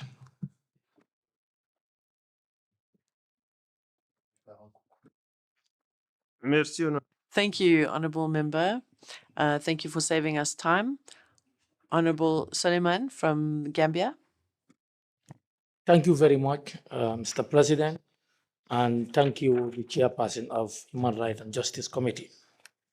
Honorable members, human rights are rights that we are born in since time immemorial. They are not gift. And we have seen today that these rights are not respected and protected, and more so by the governments, the head of states, and their state apparatus. Honorable Speaker, the mover made mention of the Taliban in Senegal. These are children that the Charter protects them. There are national laws that protect them, and not only in Senegal. If you go to Gambia, you find them, they are given different names called almudos. These children are allowed to go and beg. And they are given to their masters in the name of imparting knowledge to them, Quranic education to them. But if you make an assessment, you look at it, do they really get those educations at the end of the day? They are left to be idle. They are not protected. Some will be bitten by snakes. Some die on the way. Some will eat poisonous food. So the states must be committed to these rights or these charters or these laws. Now, the model law also talk about compensation of victims. How will we compensate these victims? How can we do it when the governments are not committed? That's why Honorable Nko made mention there must be a political will. And another honorable member, senator from Kenya, what he said, we have to dissect. We have to really look at this model law. Who got the guardians? Because we don't expect the justice ministers that you're talking of, they are appointed by the president. Those presidents are the worst human rights violators. They don't care. So this is the fact. This is what is happening. And more so when we come to compensation, what is our responsibility as lawmakers in our country? When the budget comes, do we put on our lens to look at the allocations for the victims? So we cannot cry more than the brief. When the budget session comes, you see the members who belong to the government only fighting for government to get allocation to champion their political agenda, not to put funds for this compensation of victims. We must change. We must work for the interests of the people. So these rights are fundamental. But along the line, we have been seeing them violating from one end to another end. Now, we talk of non-repetition of violence. So violence will be repeated if they are not treated well. If the perpetrator feels enjoying what he is doing, there is no sanction, there is no penalty, there is no moral action being taken. So the perpetrator will always enjoy. The oppressor will always continue oppressing the oppressed once the oppressor is not battled to stop it. So how are we going to do that? We are good at formulating good rules, good laws. At the end of the day, we fail in our implementation. There is no model law that passed here that is not a good model law. But the problem is the action. How do we domesticate it? Every country, you need to take something out of this model law because you know that there is something lacking in your country. And we make sure that we domesticate it. So I think by the end of the day, we look at the gaps in the model law. There are gaps, though it's a very good model law, but there are gaps that need to be revisited to ensure that it stands test of time. Thank you. Merci, honorable. You, Honorable Youssef from Libya, you have the floor. السلام عليكم. شكرا سيد الرئيس على إتاحة الكلمة لي. سيد الرئيس أنا كذلك. You, Chair, for giving the floor. Honorable Chair, I'd like to buttress what the previous speaker said and thank the Committee on Justice and Human Rights. This law is timely as is going to render justice to the African people. I'd like to thank the committee and those who took part in developing this law. We should all agree that all laws, in all countries, theoretically speaking, they have laws that respect human rights. Even the divine laws oblige us to comply or respect a human being. So this is a sacrosanct principle. Honorable President, I've gone through this law, I've gone through the articles, but one aspect drew my attention, and the Kenyan underscored this aspect. But as we know, only the state that accepts that it is violated human rights. The articles dwell on reparations and compensation. I think the amounts earmarked are very paltry some. So I like to say that the laws have to give priorities to ministries and have to be adjusted or aligned with the internal laws. But there are countries that are not going to recognize or acknowledge that they have violated the rights of citizens.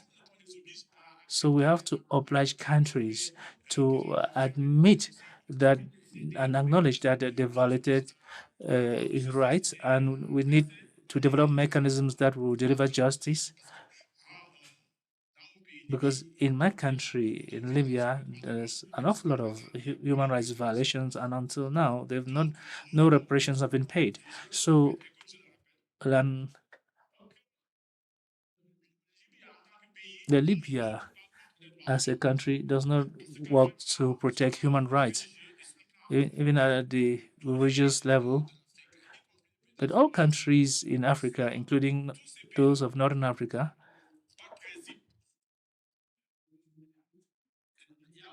they don't accept or acknowledge violation of human rights in my country. There are foreigners who come to our country. They are illegal and they violate our laws. So this has to be highlighted in this first reading, and I'm urging my colleagues in this committee that they should add another article that is devoted to, or that establishes electronic digital platforms that enable people to make claims in case of human rights violation. Thank you very much. Thank you, Honorable. I'd like to give the floor now to Honorable Jennifer Baraba from Rwanda. She's going to be speaking online. Is the last but one speaker this afternoon.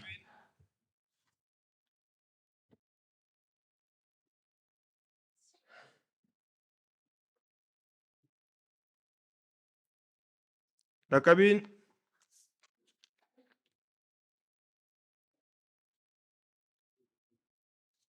Bon, en attendant que...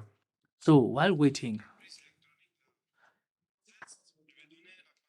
for the technical glitches to be sorted out, I'm going to give the floor to Honorable Weiser. Honorable Weiser, you have the floor.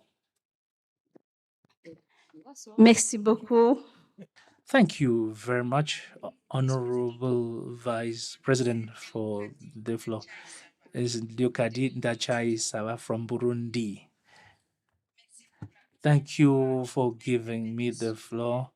I would like to talk about an aspect that I saw in the document, even if it's just the first reading.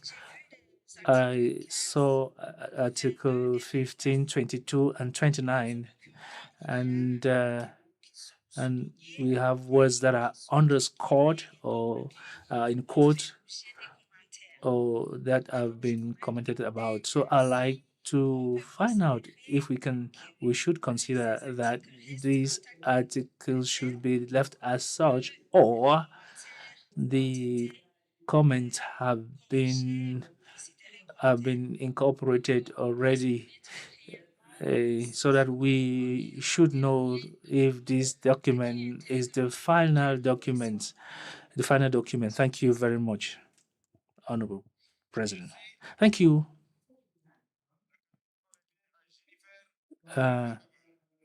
Back to Mrs. Jennifer from Rwanda.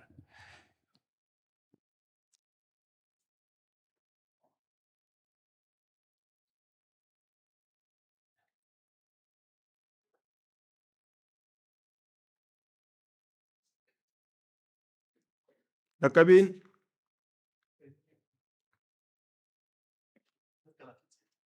Bon. Okay, technicians will appear. Mrs. She's not around, and I'm going to bring this to a close. I'd like to invite the chairperson of the committee to answer the questions put by the members of the PAP answer the concerns and their observations and so forth. Merci beaucoup.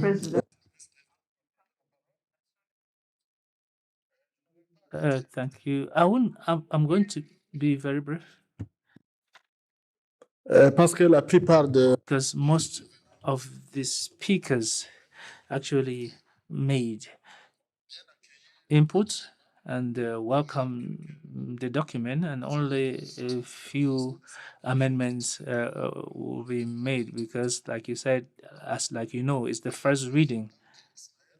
Professor Abdi Ismail is concerned about states that do not comply with the laws and that claim they're democratic, but in actual fact,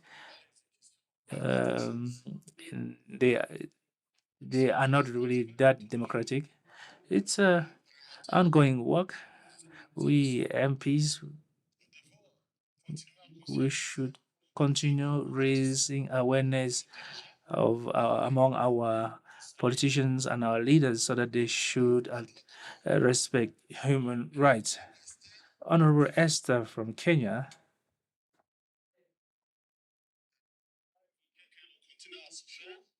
actually said that the continent has been suffering because the rulings that are delivered in our national court are not implemented. And the implementation is not automatic, as you said. We are all aware. And I also like to inform you that when we went to the commission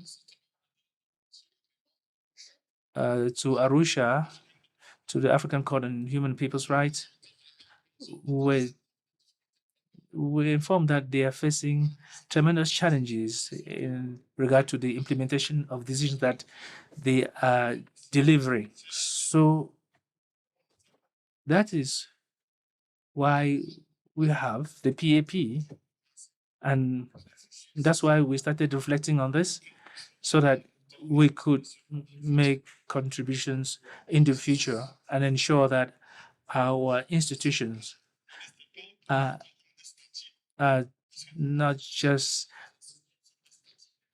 statues, not just on paper. There are people who commit gross violations. For example, the generals in some countries who beat up, who rape people's wives. That's just an example. Since they are highly placed, the president of the and related to the president of the republic in this country, no decision is taken.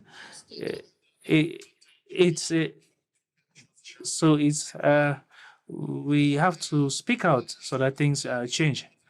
So he proposed that we need a national mechanism that brings together many stakeholders so that we could have a good final document and to enable people to share on the implementation mechanisms.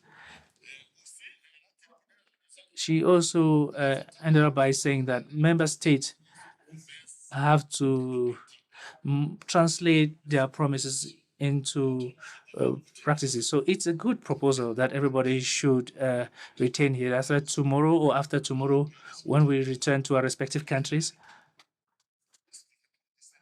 to disseminate or explain this model law, we should be able to have cogent arguments, because in the future, so that tomorrow should be better for our children and grandchildren, because a continent, a country that doesn't respect human rights,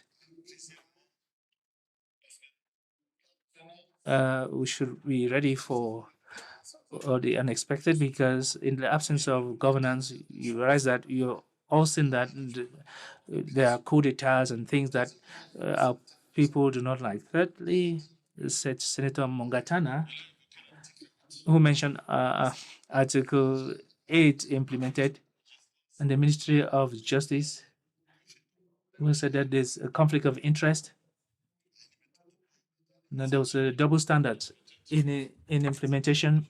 Maybe we're going to see with our legal experts, Clement is also here, to shed light on this. Otherwise, everybody has their laws in their respective countries. As regards the issue of domestication, everybody talked about this. Make this a Supreme Court a conversion point, a point of conversion. Clement actually mentioned something. What we do have to do in our countries, the Supreme Court needs to be a point of conversion. We know that our Supreme Court have the high authority in our countries, and if it's a political case, sometimes I've seen it in my countries, I've seen it in East African community. Realize that people who are ill at ease, they write to African Court on Human People's Rights in Arusha as a last resort. Fourth, Abdallah Akhtar Ibrahim pointed out the mistake, the clerical mistake, clerical error, that since the printing had already been done, we had to say the decisions delivered by, but it was repeated. So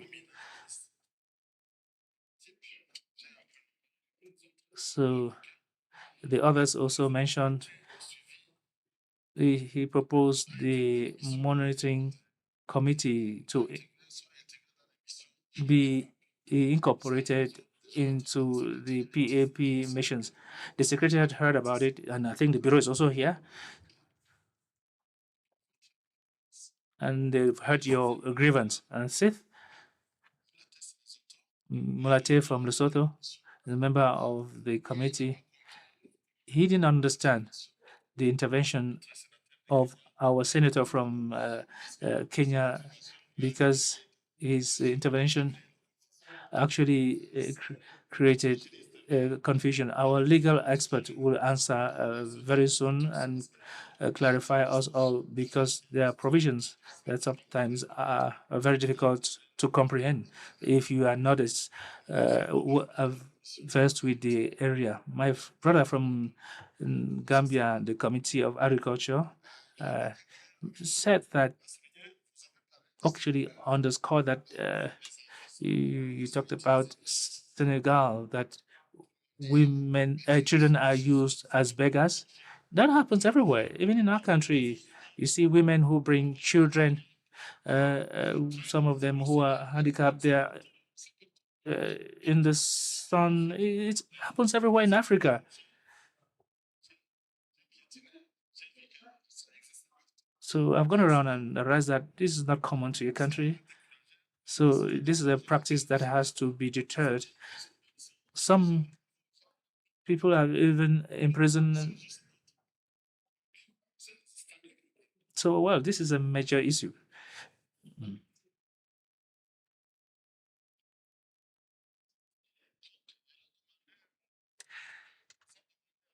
So the requesters, the committee and our expert, Clement, the legal officer, is here, and that we need to adapt this model law to our specific context. Yes, but sometimes when we develop a model law, what we is because we have already have shortcomings in some countries. And sometimes it's just to see how we can compel our countries to respect human rights more than they used to.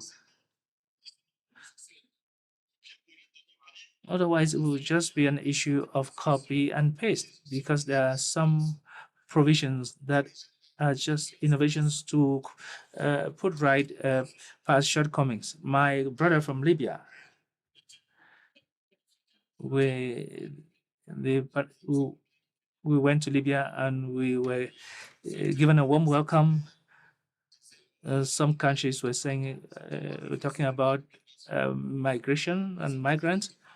We realized that the the testimony of some people who leave their countries. They don't have any other destination. They don't have any documents, and they go through Libya, and sometimes they have issues with people. But it's not Libya that violates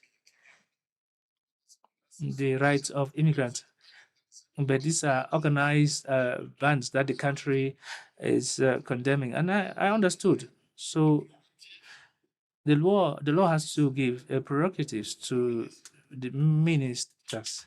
We understand that. We understood that the law has to give provide prerogatives to the minister. For as you know, each country is organized, and the minister is a political personality. Of the Minister of Justice. And finally,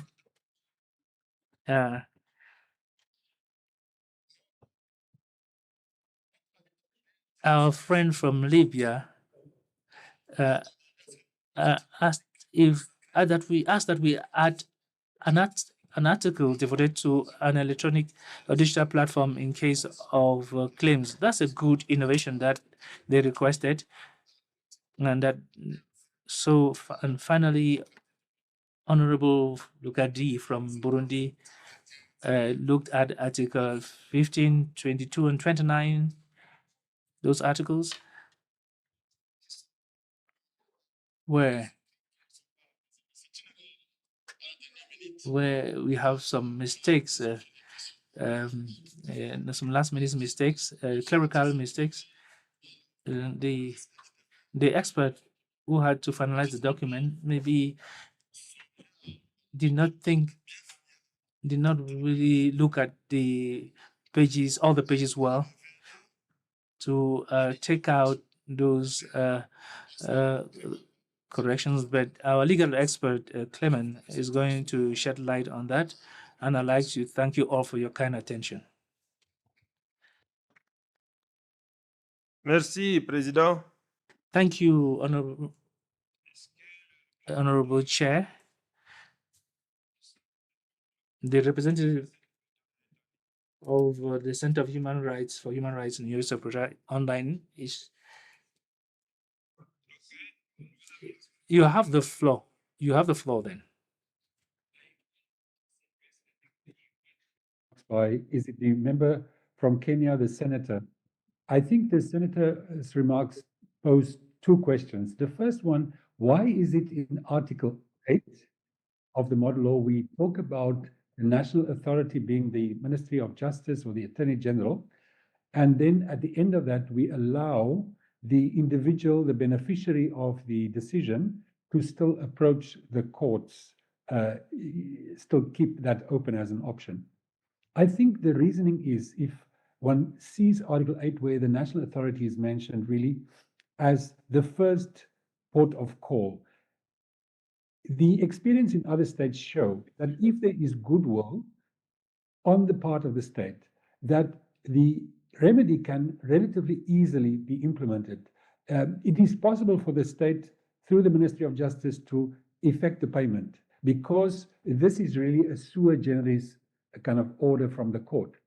So in Article 8, it's really about an amicable settlement. There's emphasis on the idea that there's a discussion, a dialogue between the government and the beneficiary of the decision. But as others have also pointed out, there cannot be a total expectation or presumption that the state will always act in good faith. So I think the clause at the end that allows the beneficiaries to still approach the court says that the state cannot hold this process captive. It cannot hold the beneficiary at ransom, because if the process is just drawn out and doesn't make progress, then certainly the beneficiary must still be able to proceed to go to the courts. So the second point you raised, Senator, was whether one cannot rather use the foreign judgments, the execution of foreign judgments legislation. And I think in the French or the common civil law countries, we have the exequatur principle that also applies. I think the point here is exactly the example that you showed. When it is a foreign judgment, there is still a discretion on the part of the national courts to actually follow or not follow or implement or enforce the foreign judgment. Why? Because usually there's a requirement that it must not be against public policy. And as you said, it also depends on the kind of reciprocal relationships that the state has with the country where the foreign judgment has been given. So the foreign judgment principle is used. There's still discretion, and there's the possibility of the national courts just finding a reason why not to implement. The idea of the model law is to be found, I think, in Article 11. Article 11 says when there is a judgment, the judgment needs to be registered, yes, at the appropriate court. The model law leaves it open.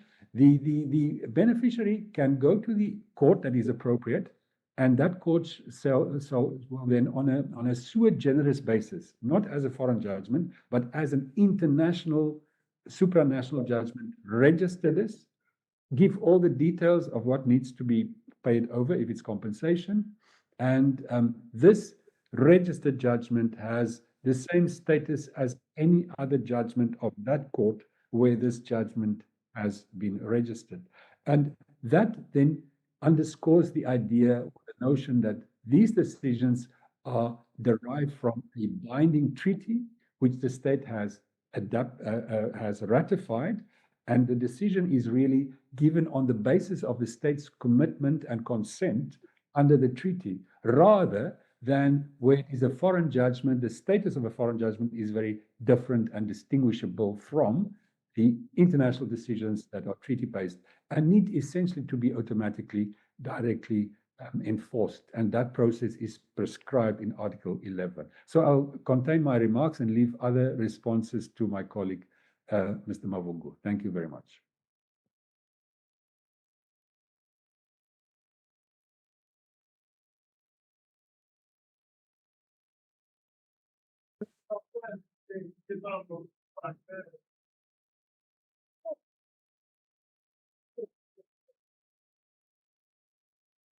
Ah, et micro. Merci beaucoup, Honorable Président. Thank you, Honorable President, for the floor. I'd like to start by thanking the Honorable MPs for the observations, comments, and also for having welcoming open arms our project, which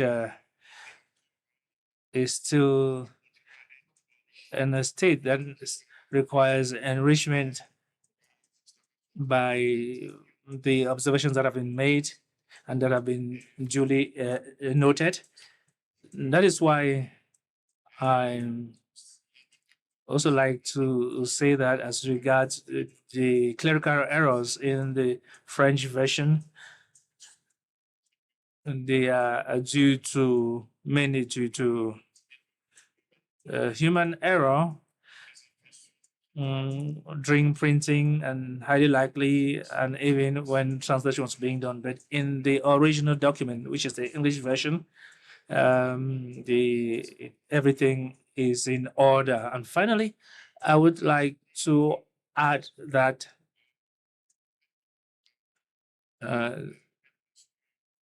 I would add something regarding to the response provided by Professor Franz, which was clear.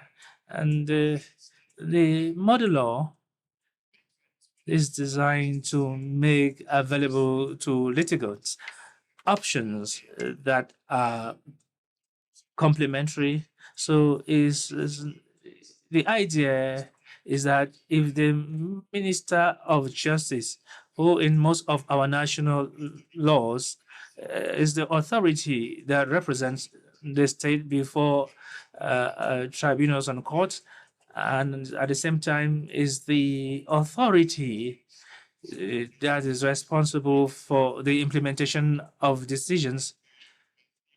So it is only makes sense that the implementation of international decisions should be should be submitted to the Ministry of Justice first. But for one reason or another, if the implementation is stuck, the litigants can resort to national courts. The question about the possibility of using the implementation mechanisms of on rulings delivered abroad. Well, it's a mechanism that is not proposed by the model law, but it draws inspiration from this mechanism. And like Professor Franz said, to implement a decision or ruling rendered abroad, you require a bilateral agreement with the foreign country, but this bilateral agreement can be summarized to consent between the states, but it should not be at variance with the public policies. But with regard to the decisions of our supranational organs, the factor or element of consent has already been taken into account by the fact that the state had already signed the African Charter on Human and People's Rights or other relevant instruments. So the consent of the state is already factored in. So the question with regard to the compliance with public policy does not apply, because by signing an international agreement, the state has already given up part of its sovereignty and enable the supranational organ to interfere, in quotes, with issues that otherwise could be reserved for internal or managed or governed by internal laws. So the idea was that these mechanisms should draw inspiration from the implementation procedure without actually necessarily applying it to the letter. There was a similar intervention on the role of the Ministry of Justice. This has already been said. There are so many advantages of bringing the Ministry of Justice into play. First, the advantage of time. If there is no disadvantage, the Minister of Justice will execute, and this provides the state with the opportunity, or the provide the opportunity of the state that would have violated human rights, the opportunity to provide remedies.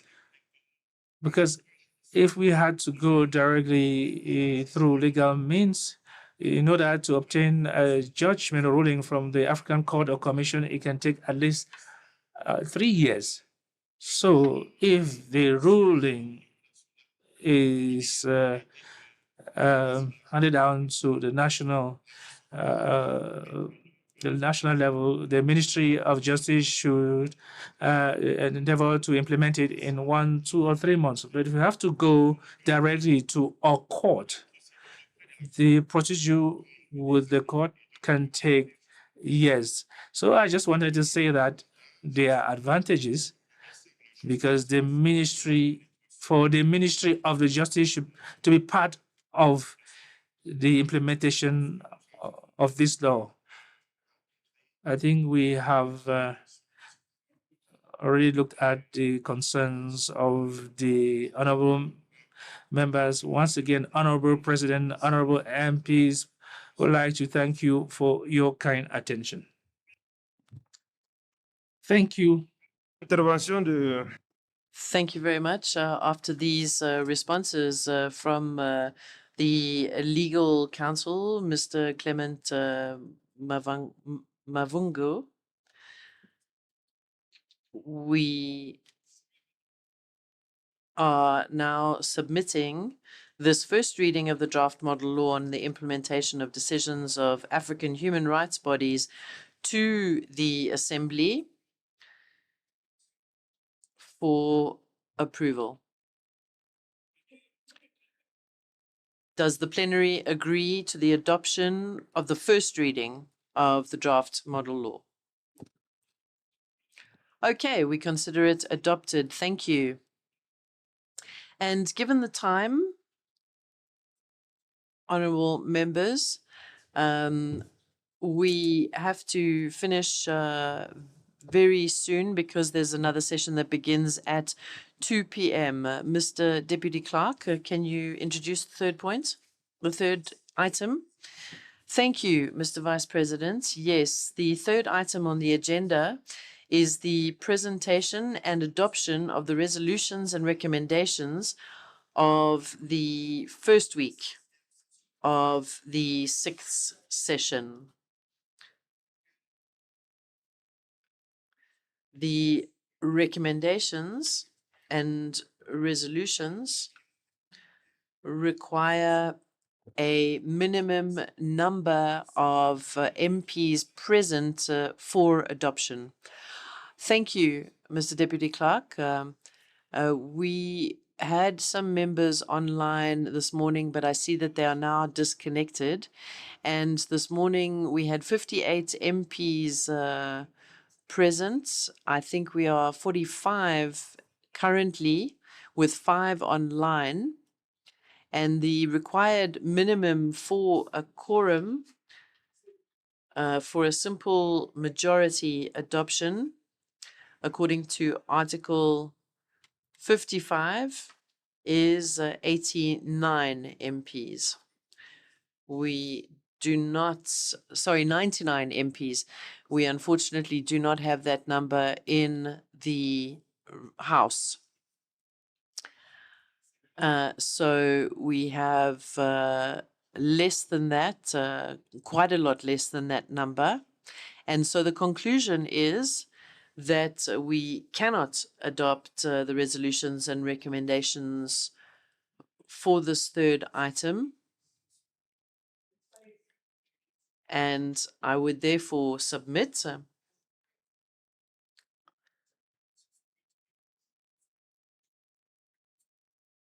that we perhaps postpone this item, but the plenary may comment if they wish.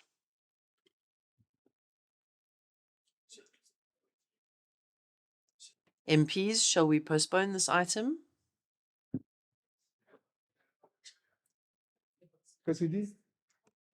Yes, that's what the law requires. Qui soutient? Who supports postponing? Please raise your hand. Yes, Mr. Vice President, I support postponing. Very good. Then according to our rules, we are going to postpone this item and we are going to adjourn this session. Please take note, MPs, that there are lists that are circulating in the room, and you need to sign these attendance lists, please, because there are certain MPs for whom we have paid plane tickets who are not present in the room. So please make sure that you sign the attendance register that is circulating in the room, and the information will be sent to your parliaments, because it is not honoring your position or this House by accepting to come here to Midrand but not attend our sessions. So please sign the attendance register. And with that, we have come to the end of our agenda for today. Perhaps there are some announcements. Mr. Deputy Clerk, are there any announcements to be made? Yes, Mr. Vice President. There is a commemoration that will be taking place at 1400 hours, 2 p.m. for all MPs to please be present at 2 p.m. for the commemoration. Thank you, Mr. Deputy Clerk. We have concluded our agenda and we will reconvene tomorrow at 9 a.m. There are activities for this afternoon, so please do not leave. There is a session this afternoon. The session is adjourned. Thank you.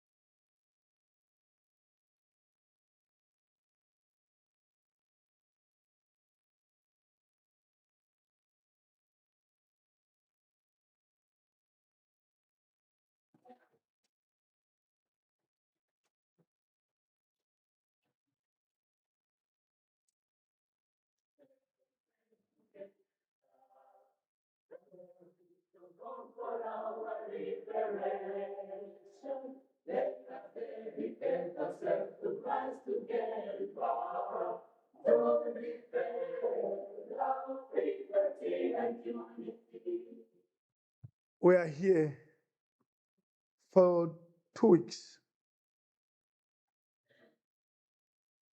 as the representatives of the continent. We are the voice of the people on the continent. Peace and security remains an issue on this continent. Parliament is there to hold institutions to account. So when they deny us budget, we should not then say we disintegrate or we close down. No, we should fight even further to say this is not good.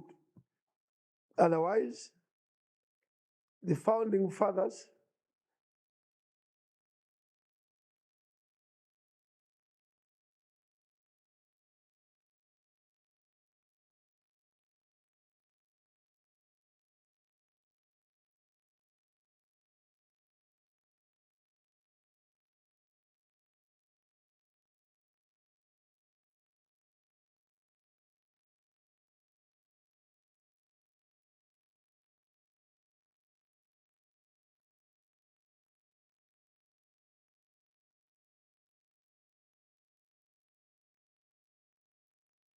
This is an important gathering, and we gather at the moment defined by the African Union's 2025 theme of the year, Justice for Africans and People of African Descent through Reparations. This theme compels us to confront our history with honesty and courage. As representatives of the people, I am pleased to represent and present to you the people of Africa, the Africa Medicines Agency, the AMA. The Africa Medicines Agency, AMA, is Africa's own continental regulatory authority, just like the European have the European Medicines Agency, and it is established under the Africa Union Treaty to coordinate, to strengthen, and to harmonize the regulation of medical products across the entire continent. As the great Pan-Africanist Kwame Nkrumah reminded us, it is clear that we must find an African solution to our problems, and that this can only be found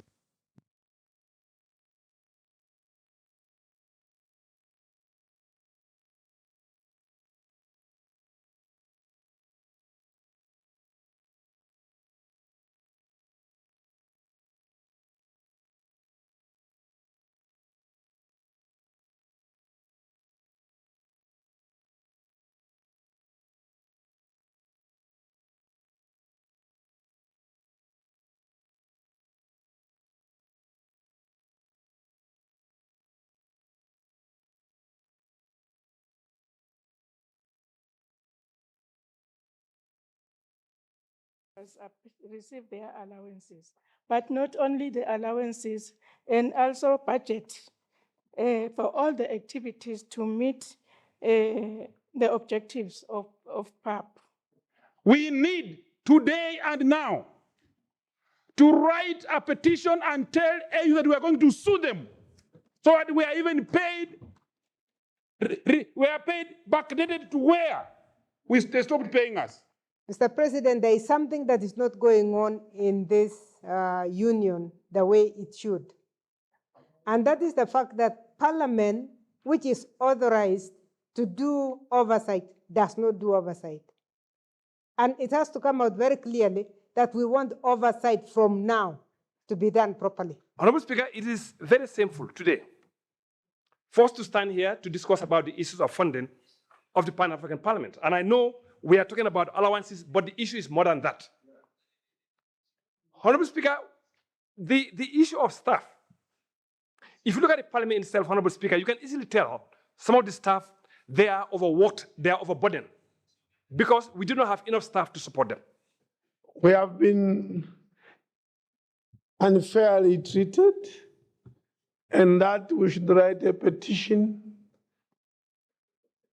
And they all agreed.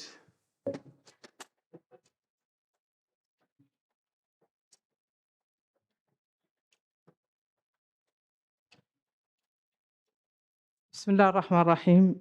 السلام عليكم أيها الجمع الكريم، الأخوة الأخوات، السادة النواب المحترمون. سنكمل جلسة اليوم، ولذا أدعو الأمين العام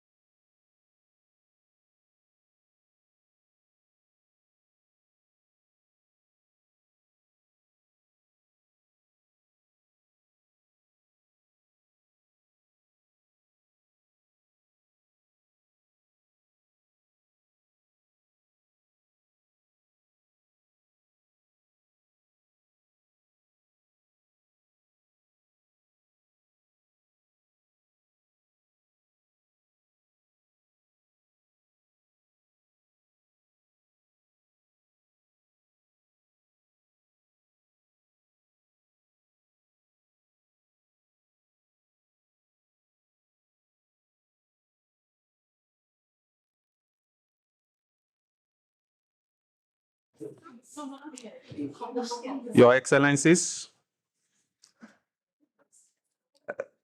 our dear women, mamas, please, the President of PAP will come in few minutes.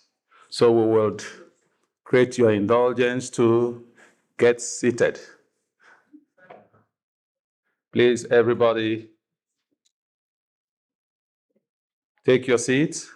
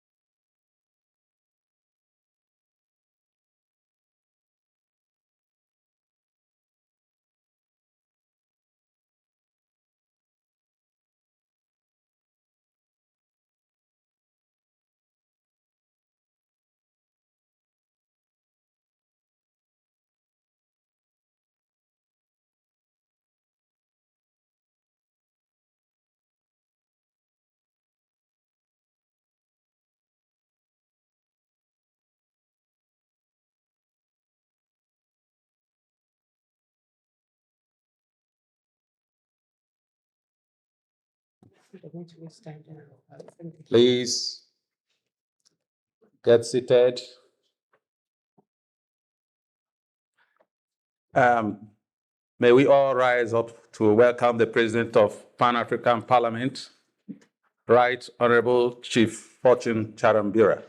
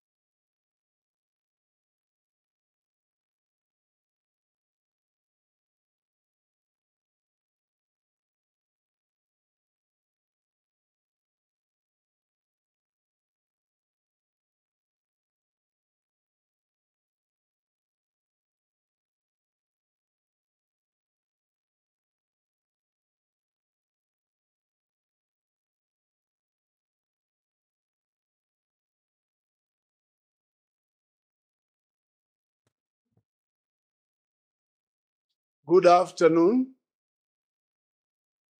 Good afternoon. Welcome to this chamber, the Pan-African Parliament chamber. Take your seats. Thank you.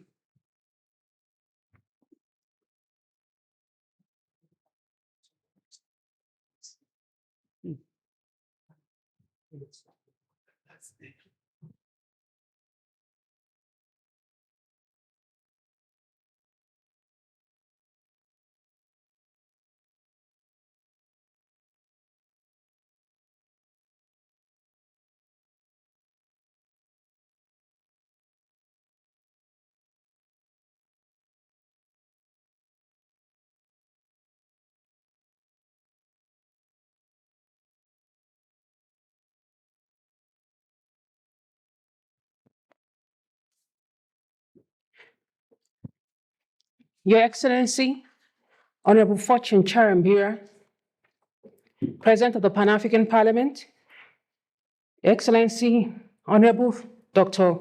Fatimatu Habib, the first Vice President of the Pan-African Parliament, Her Excellency, Honorable Lucia Dos Passos, the third Vice President of the Pan-African Parliament, Honorable His Excellency, Honorable Jida Mahamat, fourth Vice President of the Pan-African Parliament, Madam Geraldine Fraser Moleketi de Corvea, and Chairperson Beijing 30 Plus Group.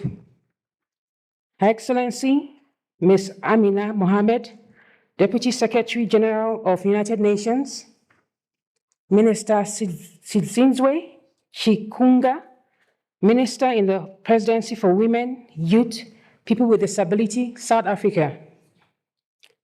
Her Excellency, Dr. Nkosazana Dlamini Zuma, former Chairperson of the African Union Commission.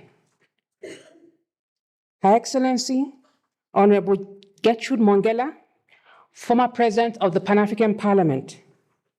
Her Excellency, Aminata Mbenge Ndia, former Minister and leader of Senegalese delegation to Beijing. Honorable Amina Tijani Yaya, Chairperson of the Pan-African Parliament Women Caucus. Honorable members of the Pan-African Parliament, representatives of the United Nations and Diplomatic Corps, civil society organizations, youth representatives, and development partners, distinguished ladies and gentlemen, good afternoon. It is my honor and privilege to welcome you to this special sitting with the Pan-African Parliament commemorating the 30th anniversary of the Beijing Declaration and Platform for Action, a historic framework that has continued to define and inspire our collective journey towards gender equality, women empowerment, and social justice for all. I am Ndidi Abano, the moderator for the opening session, and I am standing in place of the Clerk of Parliament, Ms. Lindiwe Kumalo. 30 years ago in Beijing, the world made a bold promise to advance the rights of women and girls in every sphere of life: political, economic, social, and cultural. Today, at the Pan-African Parliament, we gather not only to commemorate the milestone, but to reflect, to renew, and to recommit ourselves to that vision. A vision of an Africa where women and men stand as equal partners in the shaping of our nation. This special sitting offers us an opportunity to gauge how far we have come since 1995 and to determine what we have done in our different spaces in trying to push for the transformation in the strategic process and to uplift women and girls in our societies. And finally, which is most important, we have to identify what we must do to close the remaining gaps that we will notice from our discussions today. Without much ado, let me go to explain how we'll proceed with the rest of the afternoon. Because we're running a bit late, I will invite the poet, Ms. Kolukapuma, to make her presentation, and that will be followed by the University of Johannesburg choir that is led by Sizwe Nlane. Please, can we give a round of applause for them?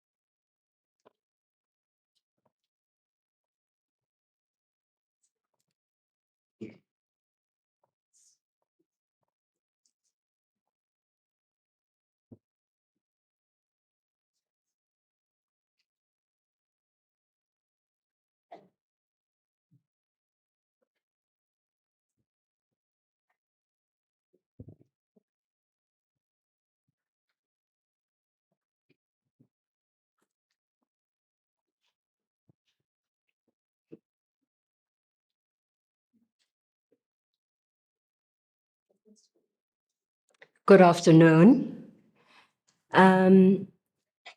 These poems that we will be sharing with you today honor the women in history and our everyday lives that have led, innovated, and reshaped our societies.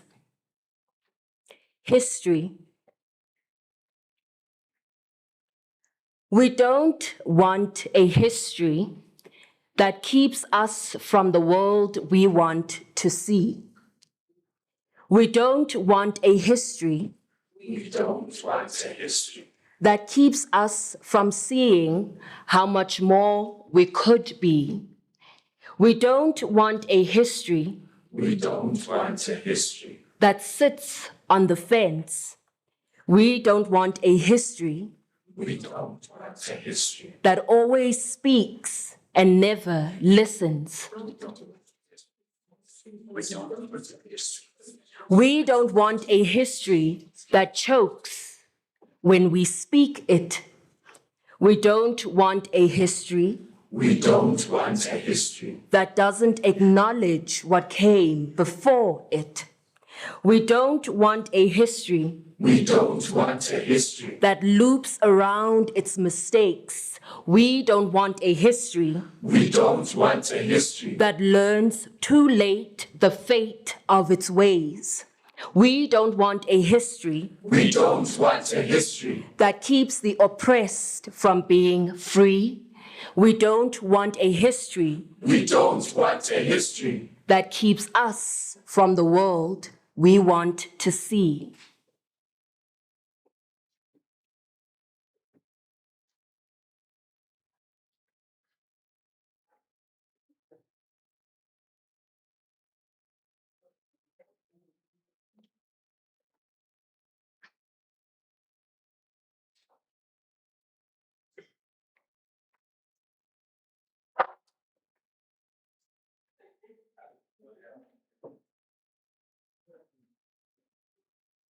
Let us begin with in the treason trials, tongues trialed long after they had been cut off, the children you could not raise while detained or hiding, statues erected of men you married, served, and fought alongside, prisons and detentions built for your defiance, in your defiance. Let us begin with in the kitchens, factories, mines, underground meetings, within the minutes unaccounted for, or only counted if you lived and died in service or struggle.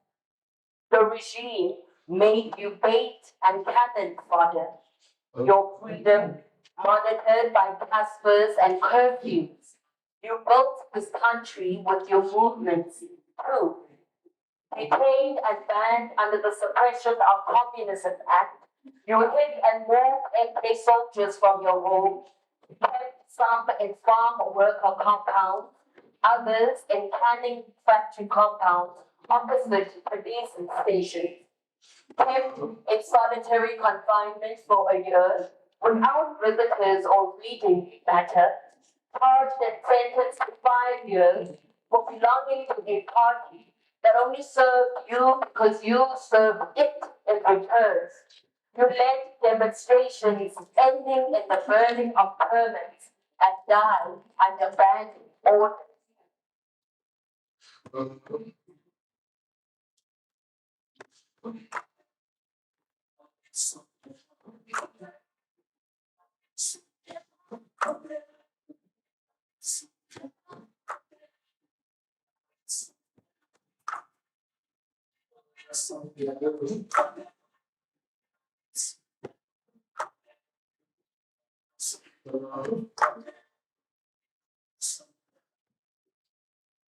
You incited fight and resistance when Black people were forced to make homes out of chaos and transit. You liberated this country with your tongue too, conscientized in English, isiXhosa, and Afrikaans fluently, addressing different groups of people in their language. You traveled the country with petitions to be delivered to the union buildings during the Women's March for better wages and conditions for women who looked like you. Who were you? Who were you when you were not rocking or leading the most militant union in the country? You built this country with your alias, mother of black freedom. You built this country with your freedom, too. And you, and you, and you.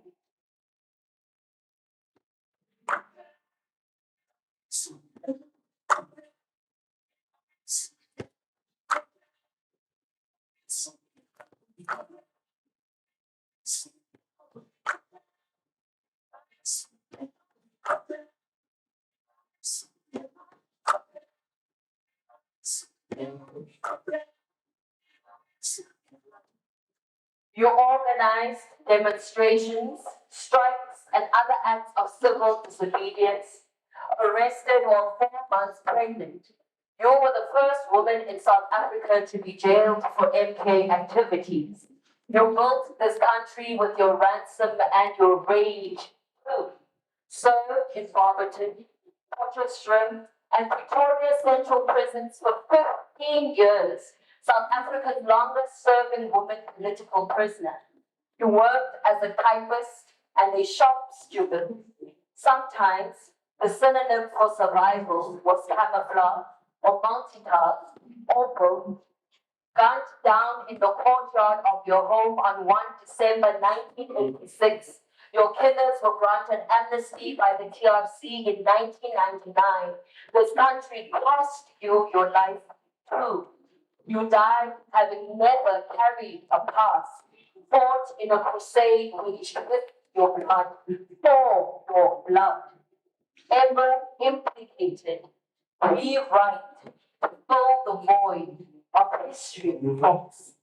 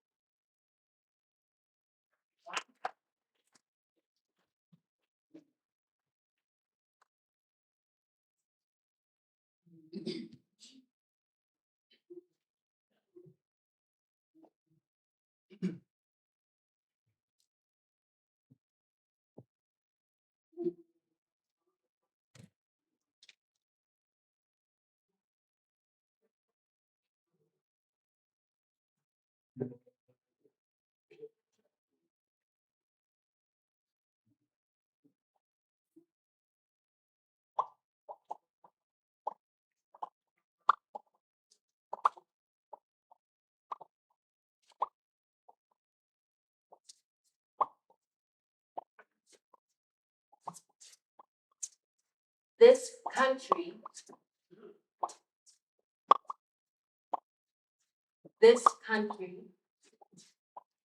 calls us by our obituaries before it calls us by our names, makes us women with nervous conditions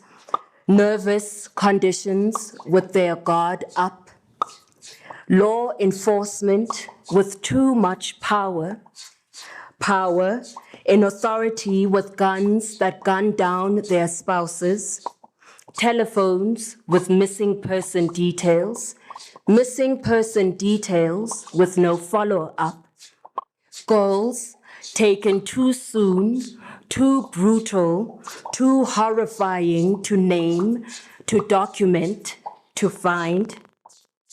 At the police station, one asks what happened, the other asks how you were responsible for what happened. This is how we disappear.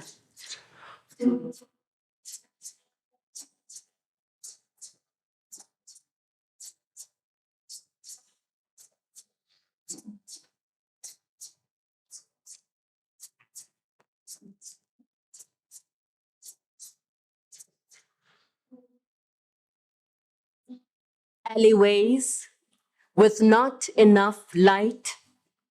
Even with all the light, we would still not be safe.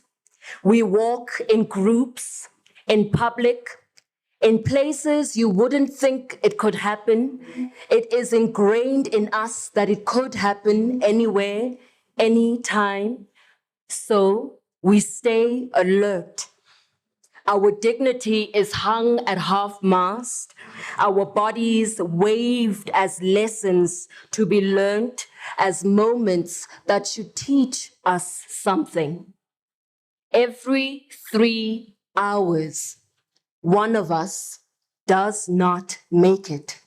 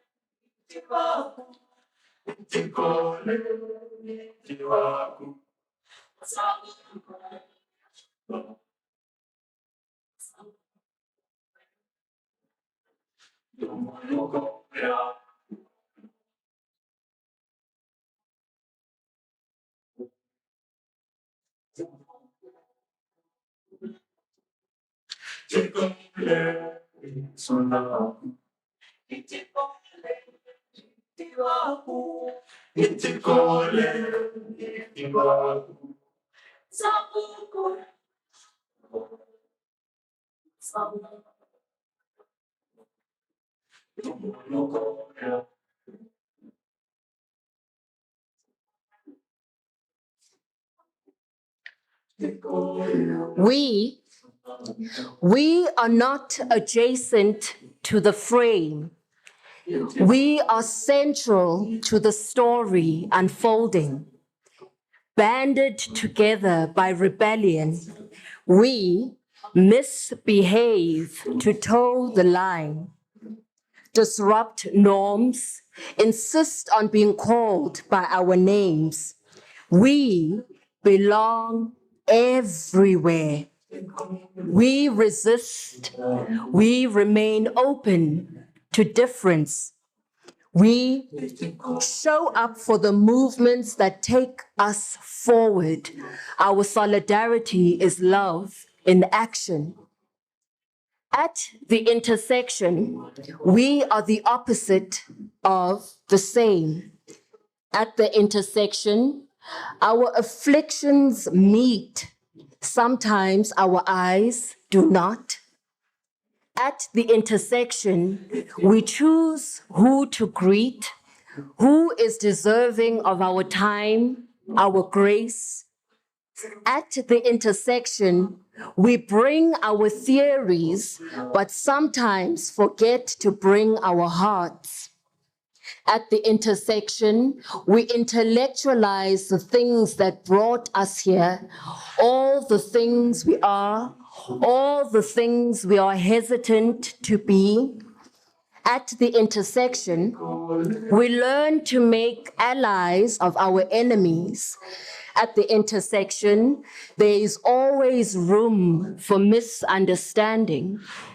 At the intersection, we observe before we cross each other or cross-examine each other.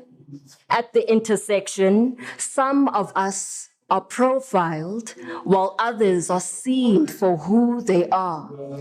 At the intersection, gray areas are reserved for pause. At the intersection, freedom and oppression cannot coexist. At the intersection, all suffering is connected.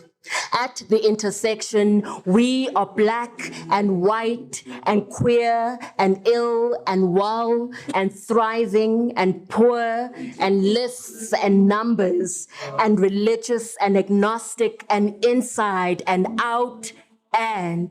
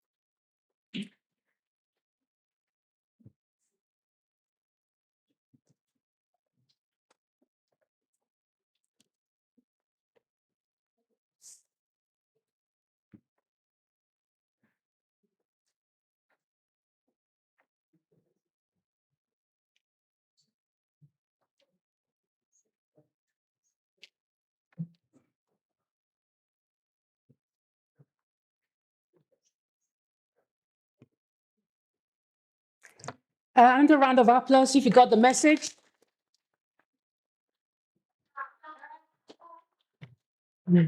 Please, may we all rise for the African Union National Anthem.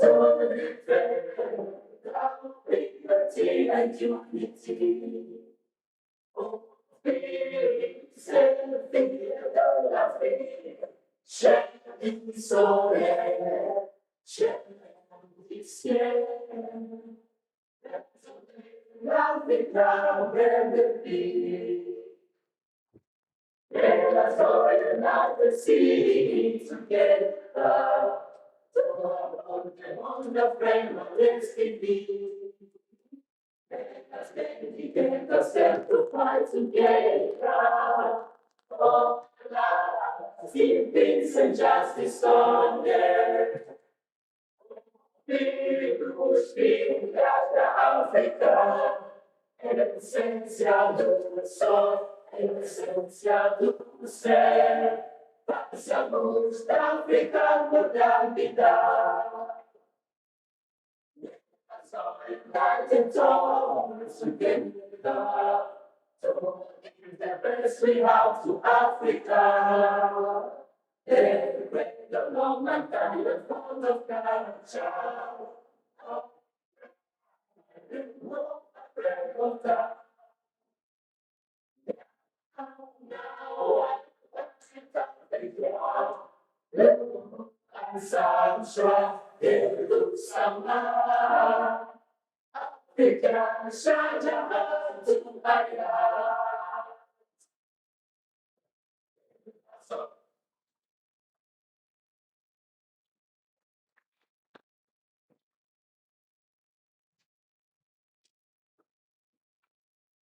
Thank you. We'll continue with the official opening ceremony, and we'll have a couple of speeches, a welcome address, and speeches from prominent people that have made an impact, especially in the area of women empowerment, gender equality.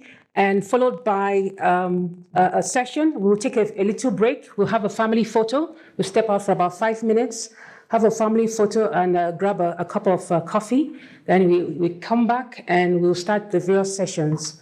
The various sessions will speak to thematic topics on economic empowerment, financial inclusion, health, sexual and reproductive rights, education and skills development for the future. And after that, we'll have interventions from specific people and open up the floor for discussions by the rest of the participants. After that, we'll have the second session. The second session will address issues like political participation and leadership, as well as legal reform and access to justice, a call of action. And as the first session will go, we'll have interventions by specific people. You have a program, and there'll be question and answers by others. And that will be followed by the presentation of the communique and the closing ceremony. And please allow me to call on Her Excellency, Honorable Dr. Fatimatu Habib, the first Vice President of the Pan-African Parliament, to deliver the welcome address. Your Excellency.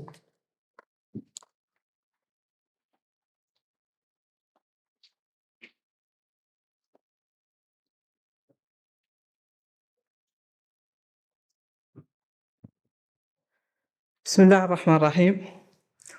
Honorable Président du Parlement panafricain, chers invités distingués, Distinguished guests, distinguished parliamentarians, ladies and gentlemen, all protocol duly respected. For me, it's a great honor and a real pleasure to welcome you on behalf of the entire Pan-African Parliament to this commemorative session of the 30th anniversary of the Declaration of the Beijing Plan of Action adopted in 1995. This declaration and its plan of action represent a global plan, a global ambitious plan in order to promote equality of sex and the empowerment of women. This vision gave to women and to girls across the world the hope of living with dignity and pride in their respective societies. Nonetheless, 30 years later, we should admit that the progress is not balanced and at times it's insufficient or even inexistent. Africa can actually rejoice from real progress, notably in terms of political representation, access to education, and health services. Nonetheless, economic inequalities, gender-based violence, sociocultural norms continue to fully impede the emancipation of women. The success of the Beijing plus 30 process is going to require us Africans to translate our commitments to inclusive and sustainable actions. So together, let's continue this action so that equality should no longer be an ideal, but a reality lived by everyone. So I thank you for your kind attention.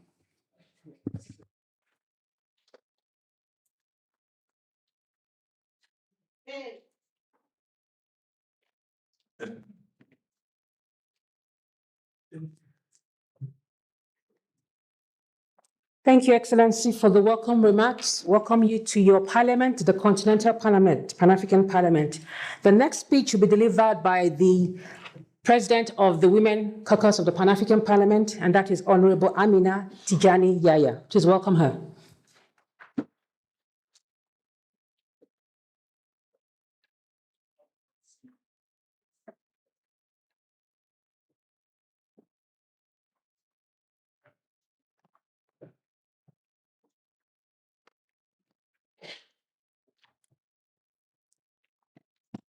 Excellence, Honorable. Your Excellencies, Honorable 14 John Girard, President of the Pan-African Parliament, Her Excellency Fatimata Habib, first Vice President of the Pan-African Parliament. Son Excellence, Madame Amina, Excellency Madam Amina Ahmed, Deputy Secretary of the United Nations, who's online, and a minister at the presidency in charge of women and youth affairs and affairs of physically disabled people in South Africa. Her Excellency, Honorable Nkosazana Dlamini Zuma, former chairperson of the African Union Commission. His Excellency Gertrude Mongela, former President of the Pan-African Parliament. Her Excellency Aminata Bange Ndiaye, former minister and Senegalese leader of the Beijing +30 delegation. Distinguished members of the Pan-African Parliament and representatives of civil society organizations, distinguished guests, all protocol duly respected. For me, it's a singular honor to take the floor during the 30th anniversary of the declaration of the Beijing Plan of Action in my capacity as the president of the female caucus of the Pan-African Parliament. I'm doing so to transmit to you the sincere thanks of my colleagues and members of the caucus, and to thank you for your presence in this important event. Africa played a determinant role during these historic moments. We do remind with a lot of pride Honorable Gertrude Mongela, who hails from the continent and who was the Secretary General of the Beijing Conference and was equally the first president of the Pan-African Parliament. The declaration based on which Beijing launched a social revolution, a political and economic revolution without stepping back, and this remains an important and shining path for our actions of today.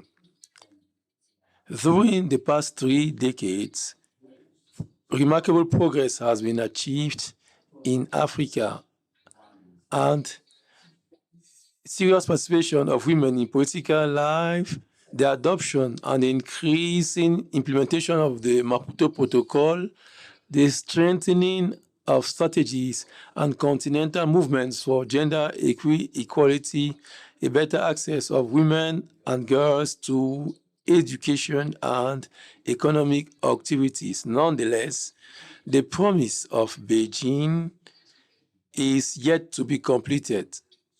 So, because for many women and girls, they suffer on gender-based violence, inequality of access to economic space and post of decisions, the persistent limits in terms of reproductive and sexual health, and equally structural inequalities continue to hinder their full development. So today, we reassert our commitment to transform our ambitions to tangible progress. Since 2008, the Pan-African Parliament, through its female caucus, has organized 14 annual conference of women and actually offers African women a strategic platform to influence policies and strengthen continental actions in favor of the equality of economic equality and empowerment of women. These commitments have led to concrete recommendations for the promotion of rights, participation, and the leadership of women. Nonetheless, some challenges still prevail, notably the concretization of commitments, the inclusion of marginalized persons, and the tearing down of economic and institutional barriers, which are deep. During the annual conference of women of 2023, we reasserted the fact that women should be found at the center of of democratic New Deal in Africa, economic transformation, and its architecture of peace and security. We have highlighted the urgency of strengthening female leadership, right to of access to funding, and innovation and equality to strengthen efforts in order to combat gender-based violence. We have equally recognized some persistent shortcomings, notably the slow rate of implementation, the sub-representation of young women and rural women, and the setting down of strength of mechanisms with member states. These issues are still prevailing today. The caucus of women of the Pan-African Parliament continued its action with determination. In 2024, our commemoration of the African Women Day laid emphasis on learning, on lifelong learning, entrepreneurship, and financial knowledge as an aspect of empowerment of women in Africa. In 2025, under the theme Women at the Center of Economic Justice and Innovation in Africa, the promotion of reparation and true entrepreneurship, we highlighted the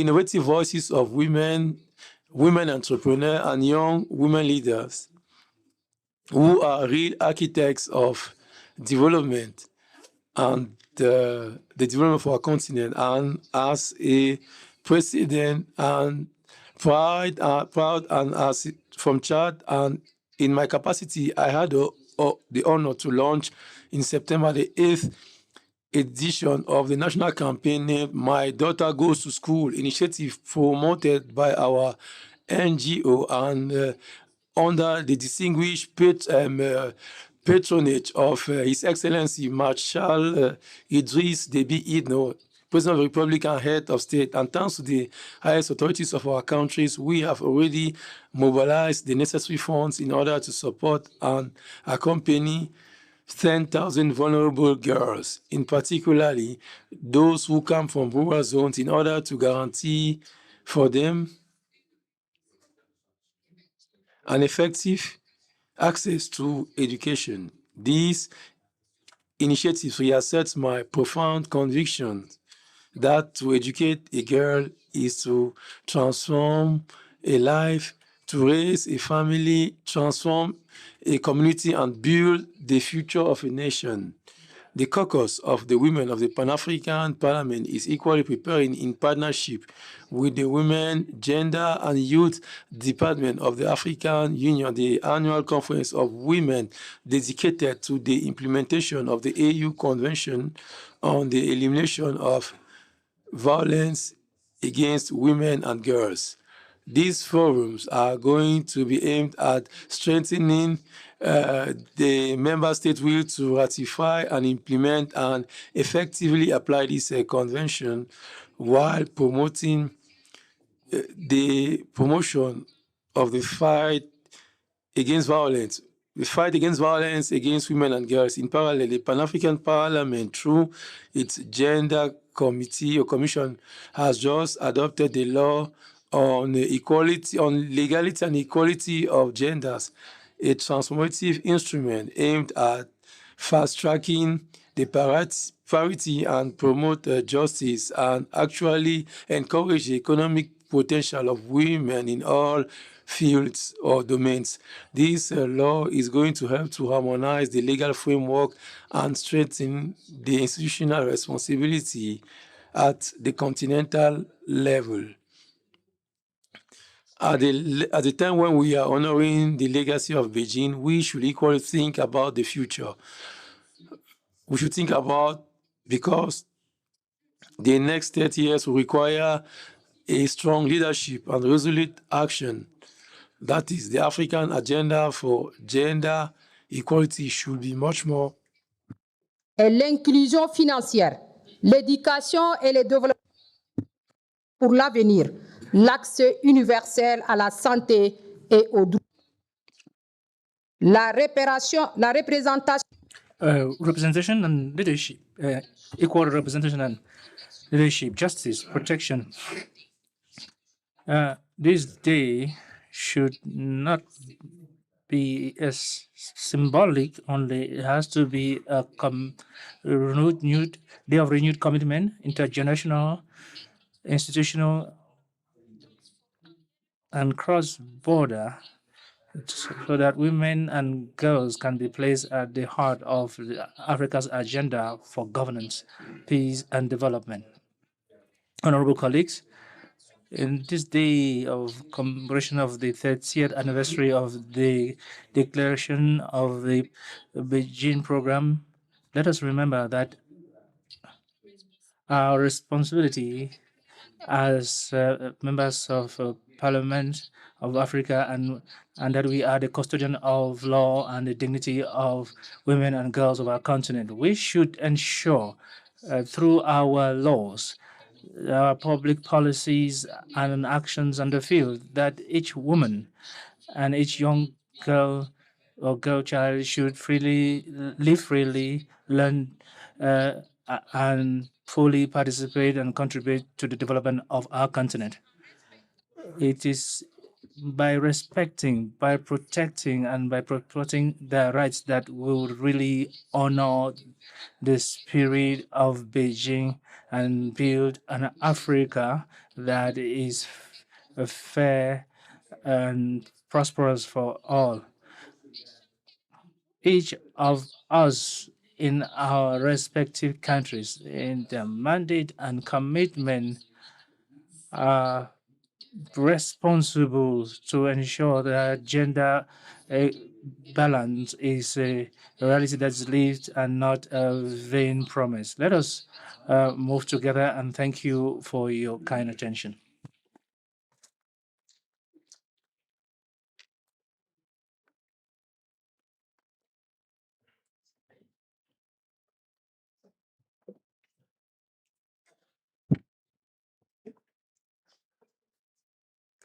Thank you, the President of the Women Caucus, Honorable Yaya. And a round of applause for her, please. Thank you for highlighting the role the first President of the Pan-African Parliament played in the Beijing Declaration, Madam Mama Mongala, and the efforts of the Women Caucus towards addressing issues of women. For the next speech, please help me welcome Her Excellency Honorable Gertrude Mongala, but that will be a video message that will be played. Can we have the video message? Wait. Hello. I have the honor to speak to you all in this conference, a very important meeting, which is going to be evaluating the Beijing, 30 years after the Beijing conference, the fourth UN Conference on Women, which was held in China in 1995. This was indeed a very important meeting, a historic meeting. I think the meeting which has never been surpassed by any other conferences. About 189 nations attended, and about 50,000 people were in Beijing for this conference, both in government meetings and in the non-governmental organizations meeting. It was indeed a great meeting, and we ended up with the declaration, or the Beijing Declaration, and the platform for action. And in this conference, the world came together to really appreciate women as human beings on this planet who have rights and responsibilities for development of their own countries. It was indeed a time of getting together, of mobilizing the world to really appreciate the work of the women and also to appreciate their existence as important people on the planet. May I take this opportunity to say it was indeed a big privilege to me to be able to serve this conference and to be supported worldwide for the success of this conference. We all worked, men and women, to make the conference a success. I was just in Beijing recently, attending the meeting, which was also an appraisal of what we did 30 years ago. 30 years is a long time. We were young. I was just 50. And now, as we speak, I just celebrated my 80 years, together with the United Nations also, which celebrated 80 years of existence. So in reviewing the work we did 30 years, I found out that we have success which we should be proud of. We worked on 12 areas of concern, including economic empowerment of women, the rights of women, the elimination of violence against women, and the elimination of marginalization. We also worked on the education, the importance of education for women, the health issues of women. We covered, again, the historic themes of peace, development, and equality. We analyzed all this and came out unanimously to say the conference had covered the most important areas, which we have to go back home, what we called taking Beijing home, and making sure that we implement what we agreed together in this conference.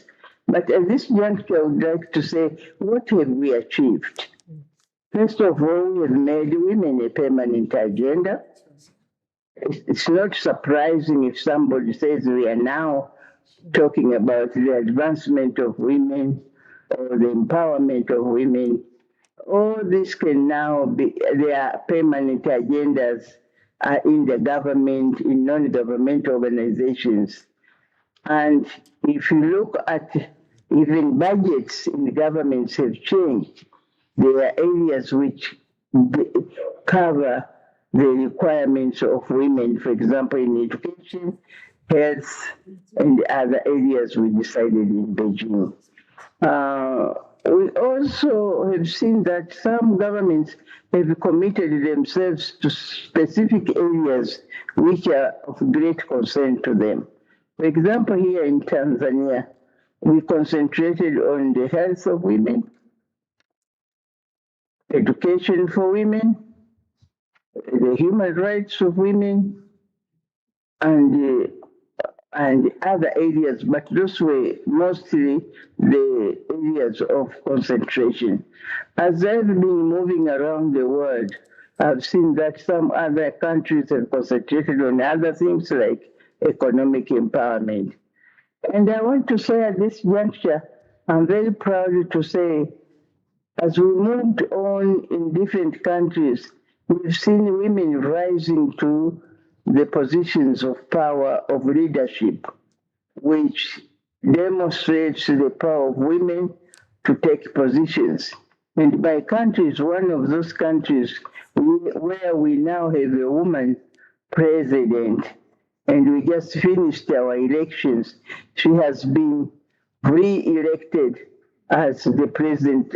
Madam Samia Suluhu Hassan has been re-elected as the president of the United Republic of Tanzania, and we are so happy. And the women of this country voted very strongly for re-election of Samia Suluhu Hassan. So we are supporting him, and we are going to work with him. And that's what is happening in some other parts of the world. For example, if you take Namibia, they also have a woman president, Ndaitwa Ntumbo, who has also shown power of changes. More than 50% of her cabinet is women. The vice president is a woman. The speaker of the house is a woman. So Ntumbo is really showing also the way, and with courage, is moving on to show that Namibia is for both men and women. My dear colleagues, when I was working at the Pan-African Parliament, as the first president of that parliament, we started a caucus with the Women Caucus, which deliberately focuses on discussing issues that concern women in that parliament.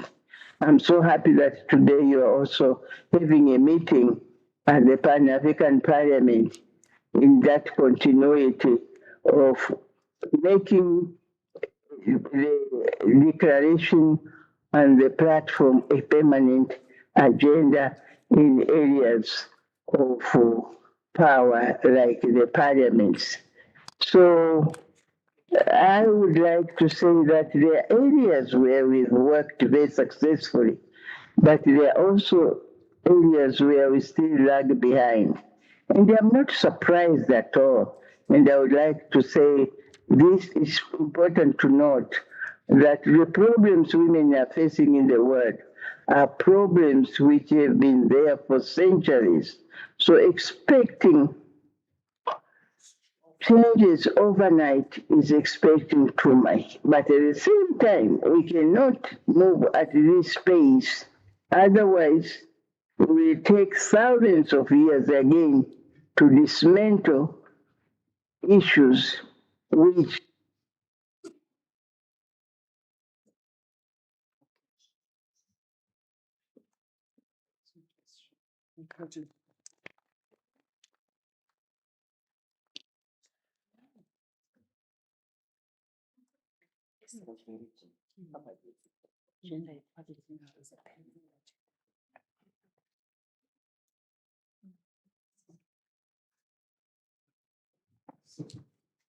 I will say thank you for the speech. The issue of mainstreaming women in decisions after the Beijing Declaration, and I'm happy that she takes pride that the Pan-African Parliament has continued her legacy. Our next video presentation will be from Her Excellency Ms. Amina Mohammed, the Deputy Secretary General of the United Nations. The video. Excellencies, honourable members of the Pan-African Parliament, distinguished guests, it is a real honour to address this special sitting commemorating the 30th anniversary of the Beijing Declaration and Platform for Action.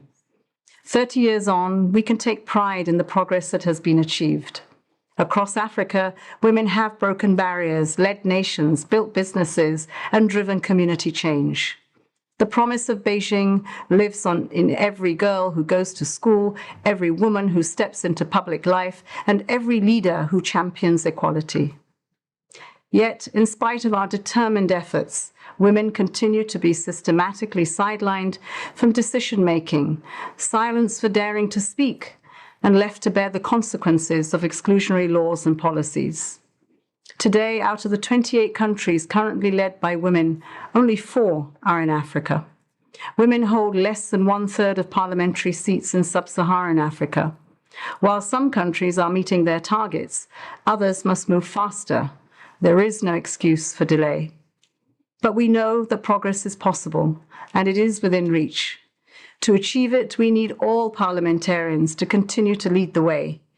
The UN applauds the Pan-African Parliament for the ongoing development of the model law on gender equality and equity in Africa, a vital step towards closing these gaps and accelerating progress across the continent. This commemoration is an opportunity to amplify our voices for gender equal laws, policies, and investments. It is past time to close these legal gaps, enforce accountability, and end violence against women in political life. to adopt gender quotas and targeted appointments with ambitious targets to bring more women into decision-making tables. And it is time to learn from each other's complex realities and lived experiences, strengthening networks that mobilize resources, expertise, and recommitting to the promise of the African Union's Agenda 2063 and the Sustainable Development Goals. Let this be remembered as the moment when we had the courage to finish what we started in Beijing. Let us build on the gains of the past 30 years and shape a world built on equal and meaningful representation for all women, especially our youth. Thank you.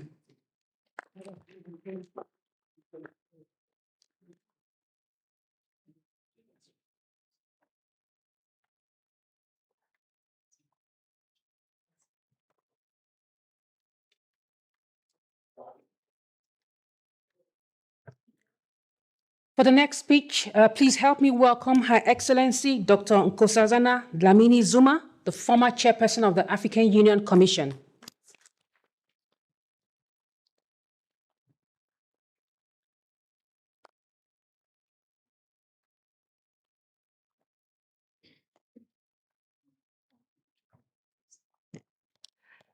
Thank you very much. The President of the Pan-African Parliament, His Excellency Fortune Charumbi, and all the members of the Pan-African Parliament. The first President of the Pan-African Parliament and our Secretary General for the Beijing Conference, Madam Gertrude Mongela. Let me greet all those who were in Beijing.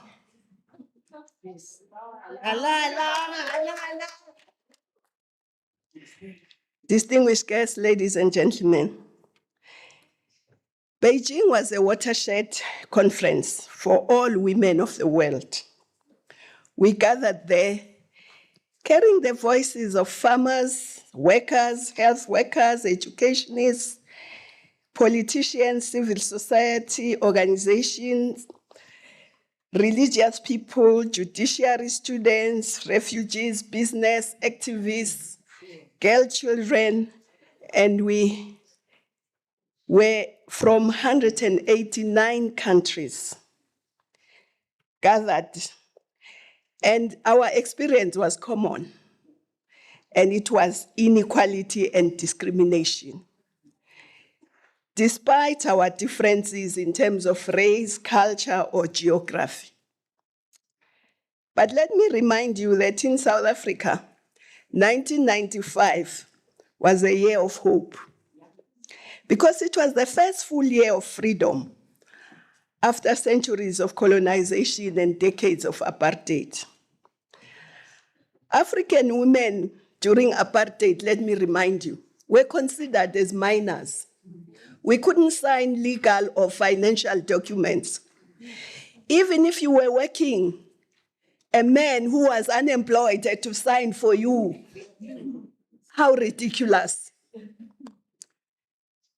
So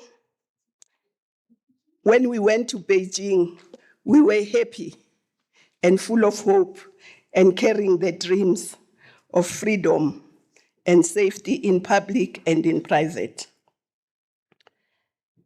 And Beijing declared clearly that women's rights are human rights. Equally, it declared that equality was not a favor, but was a fundamental condition for peace, prosperity, and justice.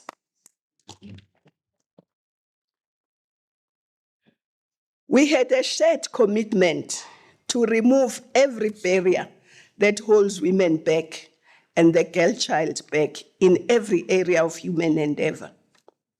Of course, at the conclusion of the Beijing conference, Beijing Declaration and the Platform for Action, of course, these became the blueprints for the elimination of discrimination against women in every area of human endeavor. And the platform for action had 12 critical areas. If I had time, I would mention them. Now I don't know whether I will be given time. But those areas cover almost everything from the girl child to women environment, media, women in decision making, in the economy, armed conflict, violence against women, almost everything. And together they became the most comprehensive global blueprint for achieving gender equality and remain the guiding framework for women's empowerment worldwide. Now, the 1995, since 1995, it has been used by governments, by the UN and other organizations, the AU, civil society, as the global framework for gender equality. In many countries, new laws and sometimes constitutions protecting women's rights were developed.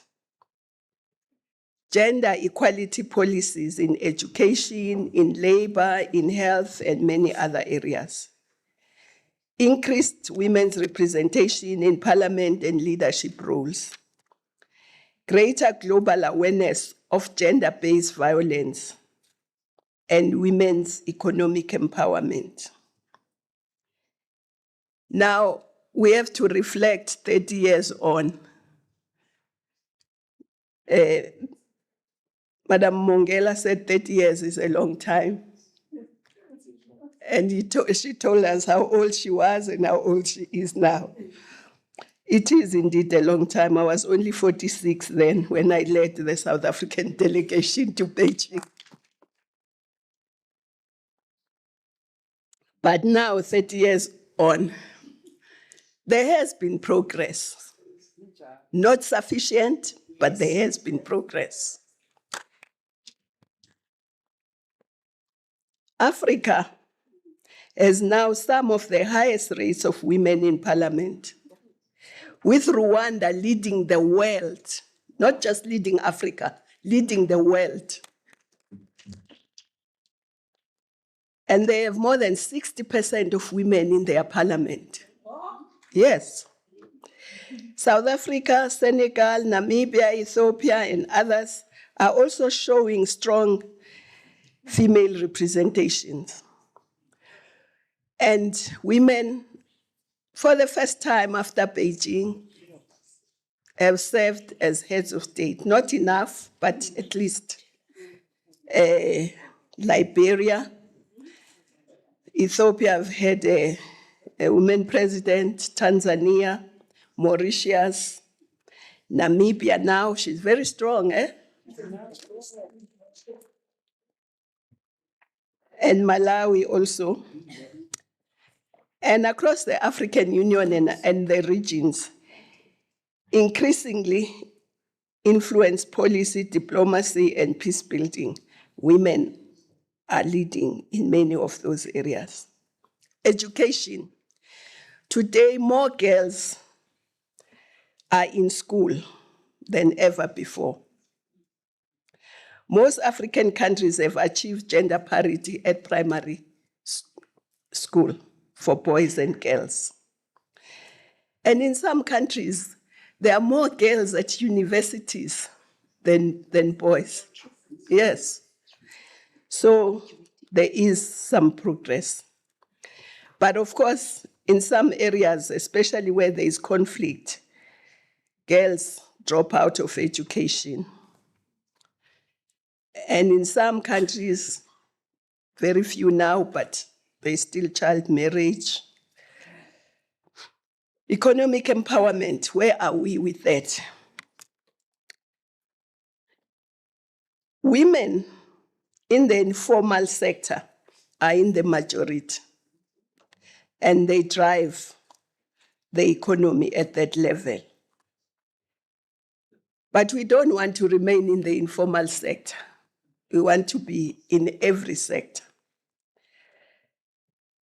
And women still lack access to finance in many areas.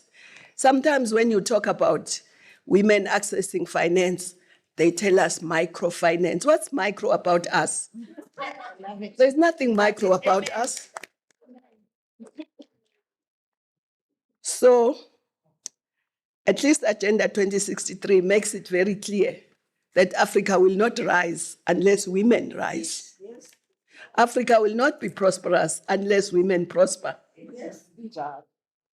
So,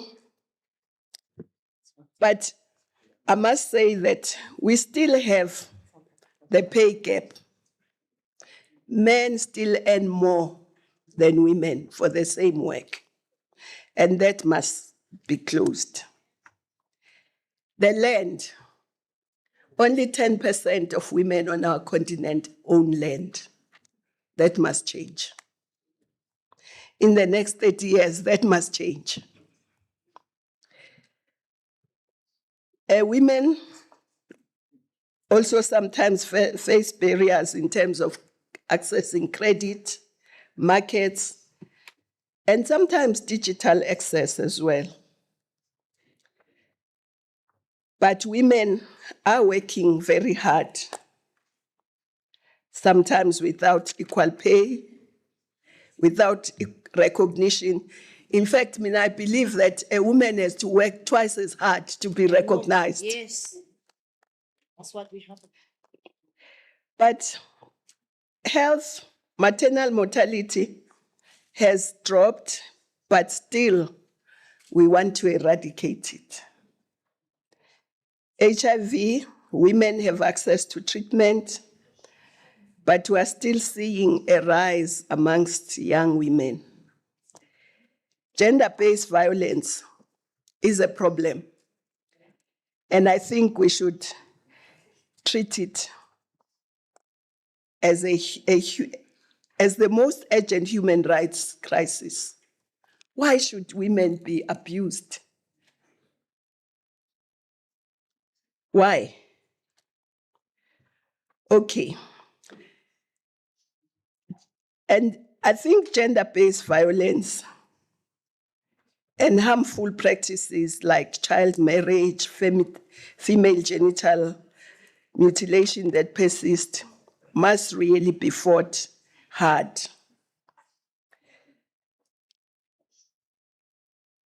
Now, the digital and green transitions, how are women doing there? Digital age offers new space for women's empowerment, from e-commerce to innovation hubs. African women are increasingly visible in technology, climate action, and entrepreneurship. Yet, there is still a digital gender gap. Women are also in the front line of climate change issues, but sometimes they are excluded when decisions about environment are taken. So, the girl child of today is more educated, aware, and confident than her mother's generation. She has role models to look at in leadership, in science, in sports, but she still faces threats of violence and poverty, and sometimes online harassment. There is still inequality. The promise of Beijing will be fulfilled only when every African girl child has equal opportunities, is able to participate in the skills revolution, especially in STEM, and has access to finance, markets, and trade. African women have transformed societies, but full equality demands, amongst other things, the following: economic justice, which means equal pay, access to finance, recognition of care work, access to trade, credit, and markets, safety and dignity, an end to gender-based violence. Skills revolution, women in decision-making, in politics. There should be more women in boardrooms, in the judiciary, academia, and many other areas. Women must stand together across generations and borders, especially now, because we can see there is a big pushback on gender equality and gender issues. Yes. We can see that in some places, the right-wing rhetoric is taking the place of progressive politics. But let me stress the things that are still outstanding that we have to work on in the next 30 years. Gender-based violence, economic inequality, financial inclusions, especially women in rural areas, who some of them still lack banking, credit, and property rights. Political participation. It should not be a novelty that there is a woman president. It should be a norm. We are more than 50% of this population. Yes. And we give birth to 100% of the population. Yes. So, political participation, we should remove barriers, cultural norms, and all the things that hold us back. And we should really look at peace on the continent, because when there is conflict, women and children suffer most. Sometimes their bodies become part of the battlefield. In many conflicts, rape and other forms of sexual assault are used intentionally to terrorize and humiliate communities. Reproductive health and reproductive rights in some countries are still lagging behind. Global governance and accountability. You know, the Beijing commitments were good, are still good. But what was weak was accountability. So we need to strengthen accountability.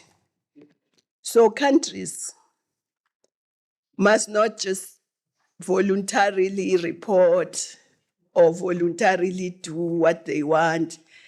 We must make sure as women that they do what they are supposed to do. Yes. So the future for African women depends on us as women. Yes.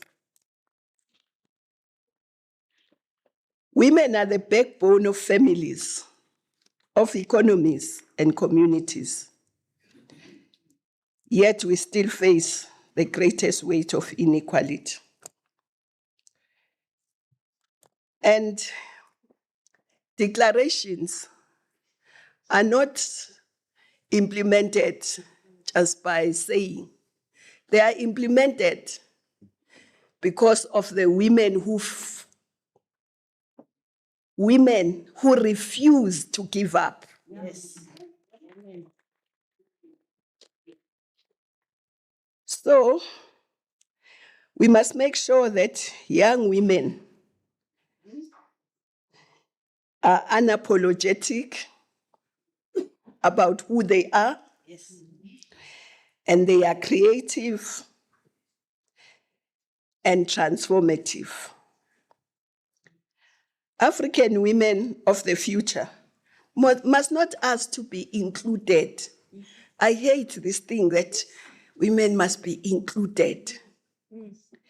But the women of the future must design the systems, lead the institutions, and shape the economies. That's the women of the future. So in 30 years, that's what we should be seeing. Yes. It must be a future where women are safe at home, at the workplace, and in the streets. A future where there is equal pay for equal work. A future where economic empowerment is real, where women own land, run industries, and lead innovation. A future where young women inherit opportunities, not fear. The freedom our mothers fought for must now become the equality our daughters live. Yay.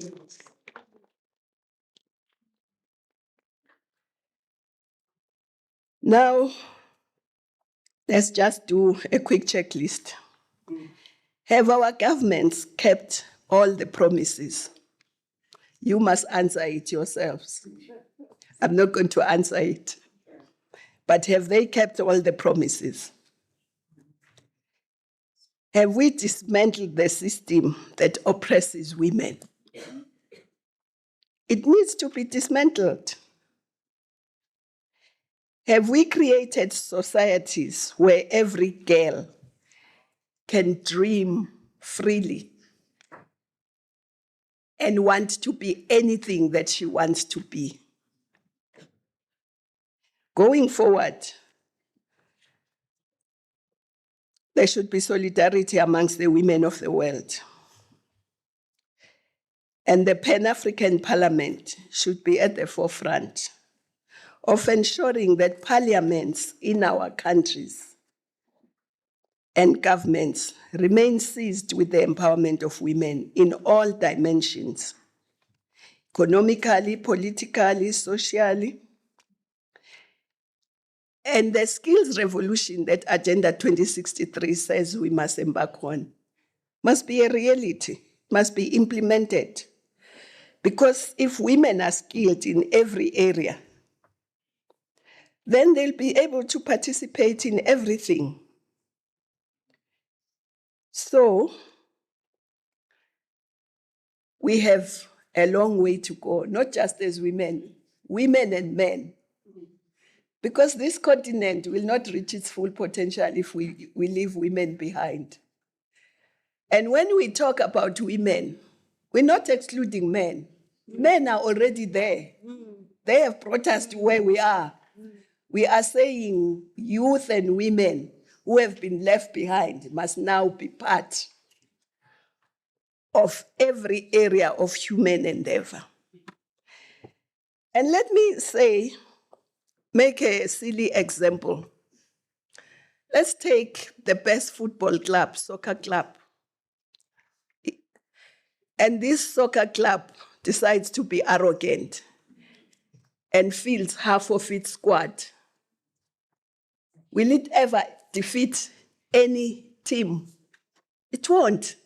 Why do we think we can reach our full potential if we leave half of our talent behind as women? So in the next 30 years, men and women must drive this continent in every area of human endeavor if this continent has to reverse what we call the paradox of Africa. A rich Africa, which is rich in natural resources, mineral resources, it's rich in human beings, but Africans are poor. We must reverse that, but we cannot reverse it unless women are also part and parcel of driving this continent. Thank you. Asante sana.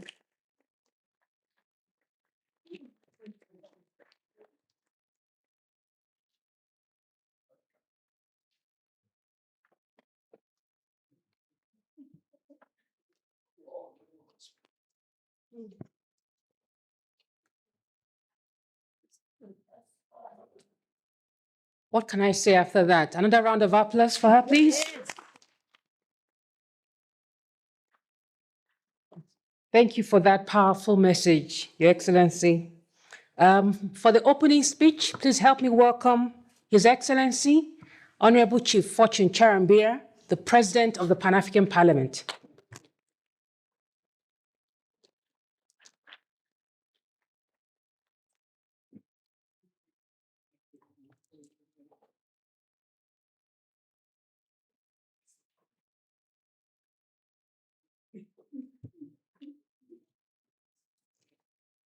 I think I should start also by saying we should do another round of applause for the previous speakers.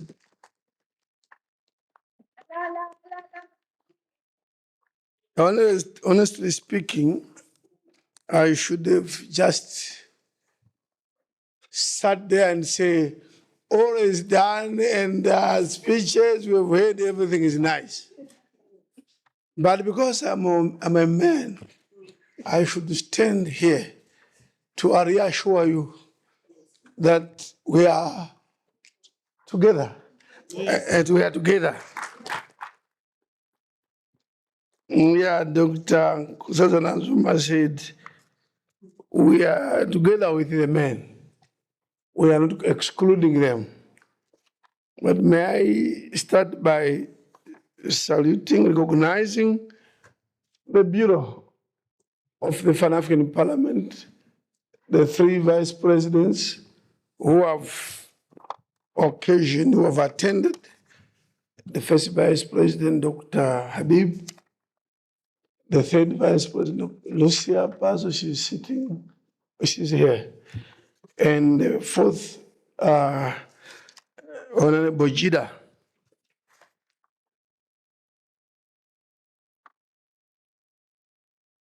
Madame Geraldine Fraser Moleketi, Amina Mohammed, Excellency Deputy Secretary General of the United Nations, online,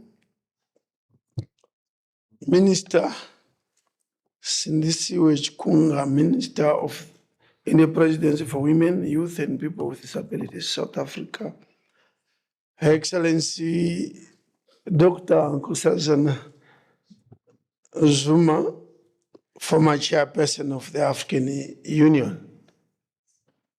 I should say, I think for 2 years or 3 maybe, I have not listened to you delivering a speech.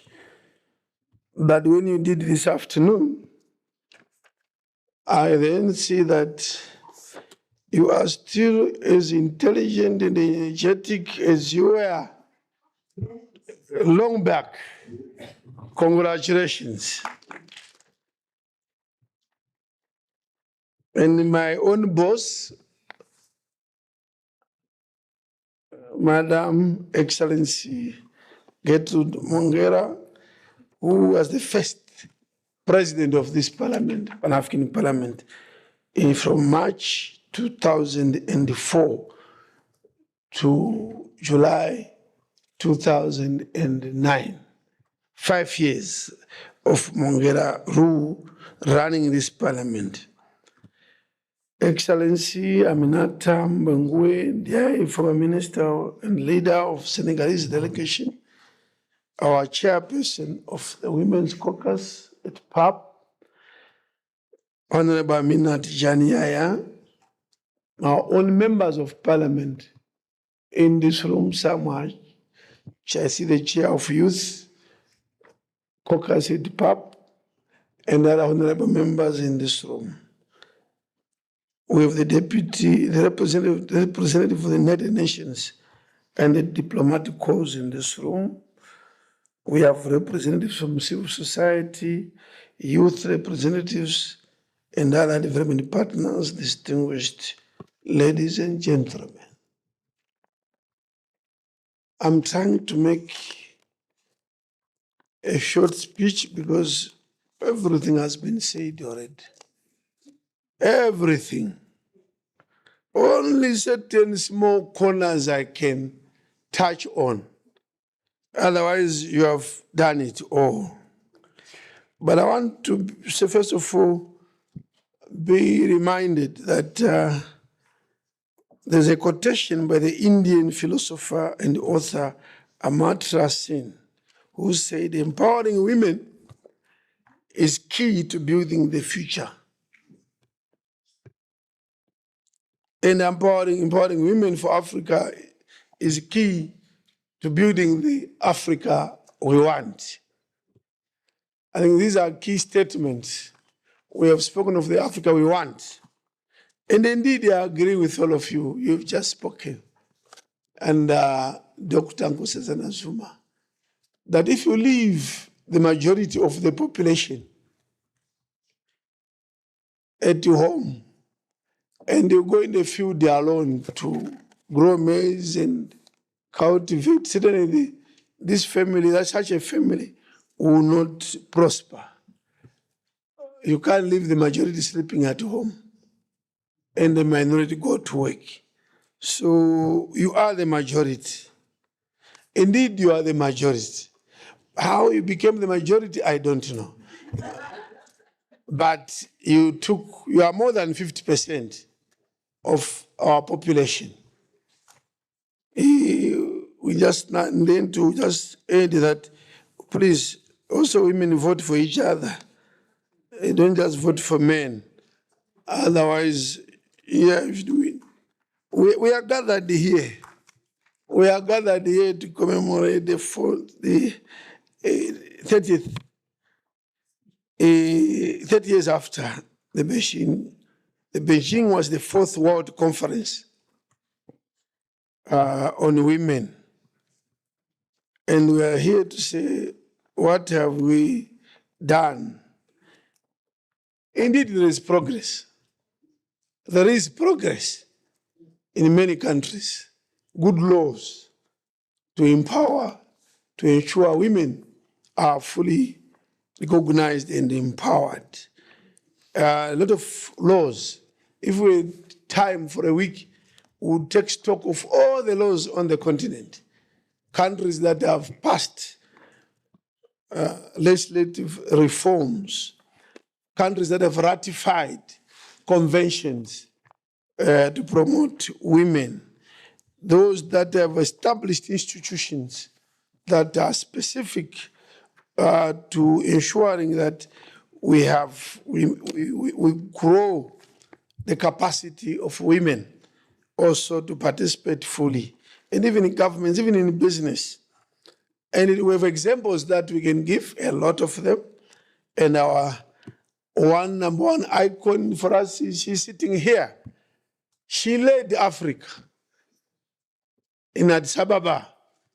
She was the CEO of Africa, Chief Executive of Africa. And she did very well. And she did very well. I don't go through all the names. You know them better. Our own parliament here, although, yeah, maybe we can even say CEOs, maybe.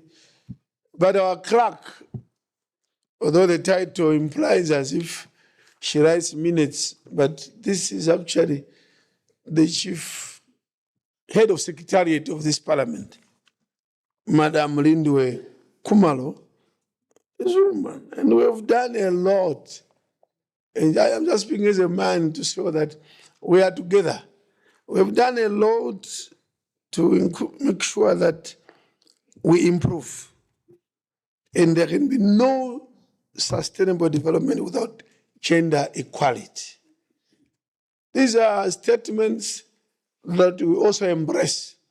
And we say we are together. And a lot of things have happened, and a lot of promises. But there are still some issues that we need to address. High rates sometimes of gender violence in some parts of our continent.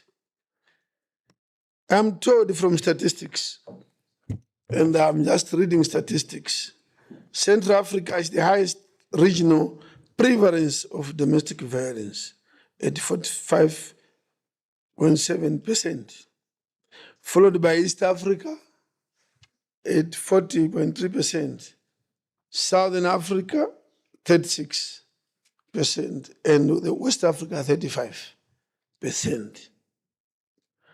And one problem which has been mentioned, which we need to address, is to think that women belong to the informal sector, not the formal sector.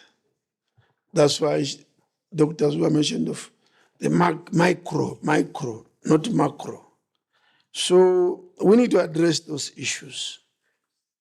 Yes, parliaments have improved, and in Africa, 26% of parliamentarians are women, not a good score, 26% on the continent. Yeah. I'm told we have over 200,000 MPs on the continent, and women are on about 250,000, 200,000. Then we've only 2,500. Yeah, that's a correct figure, women. We need to improve in that area very much. In executive positions, 13%.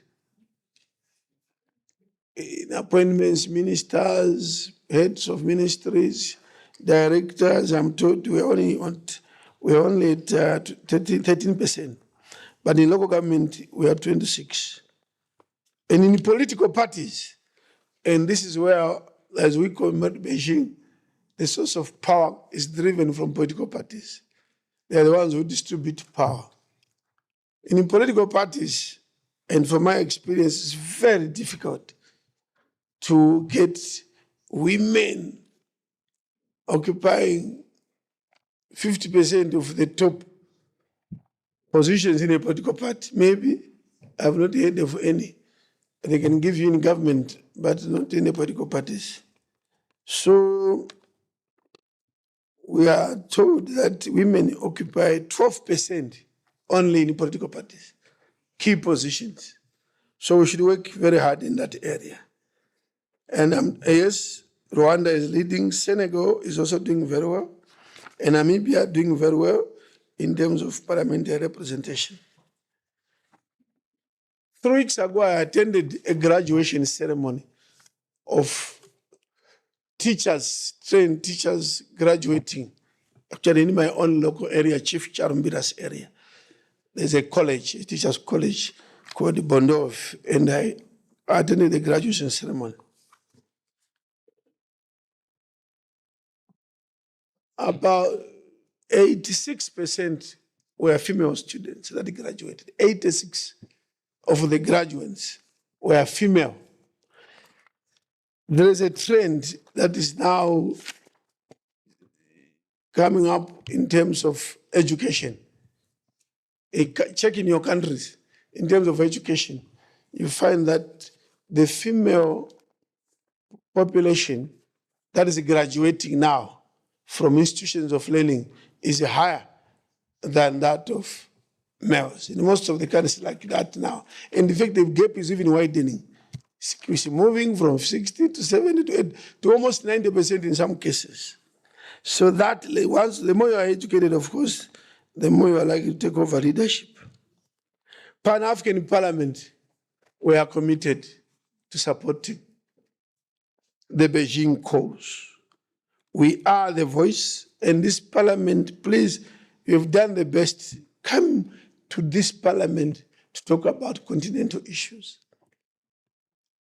In the protocol establishing this parliament, it says, Pan-African Parliament shall be the platform for citizens of this continent to debate, deliberate any issue, whether they are medical doctors, it's women, it's media, lawyers, youth, anyone. This is your hall. This is your hall.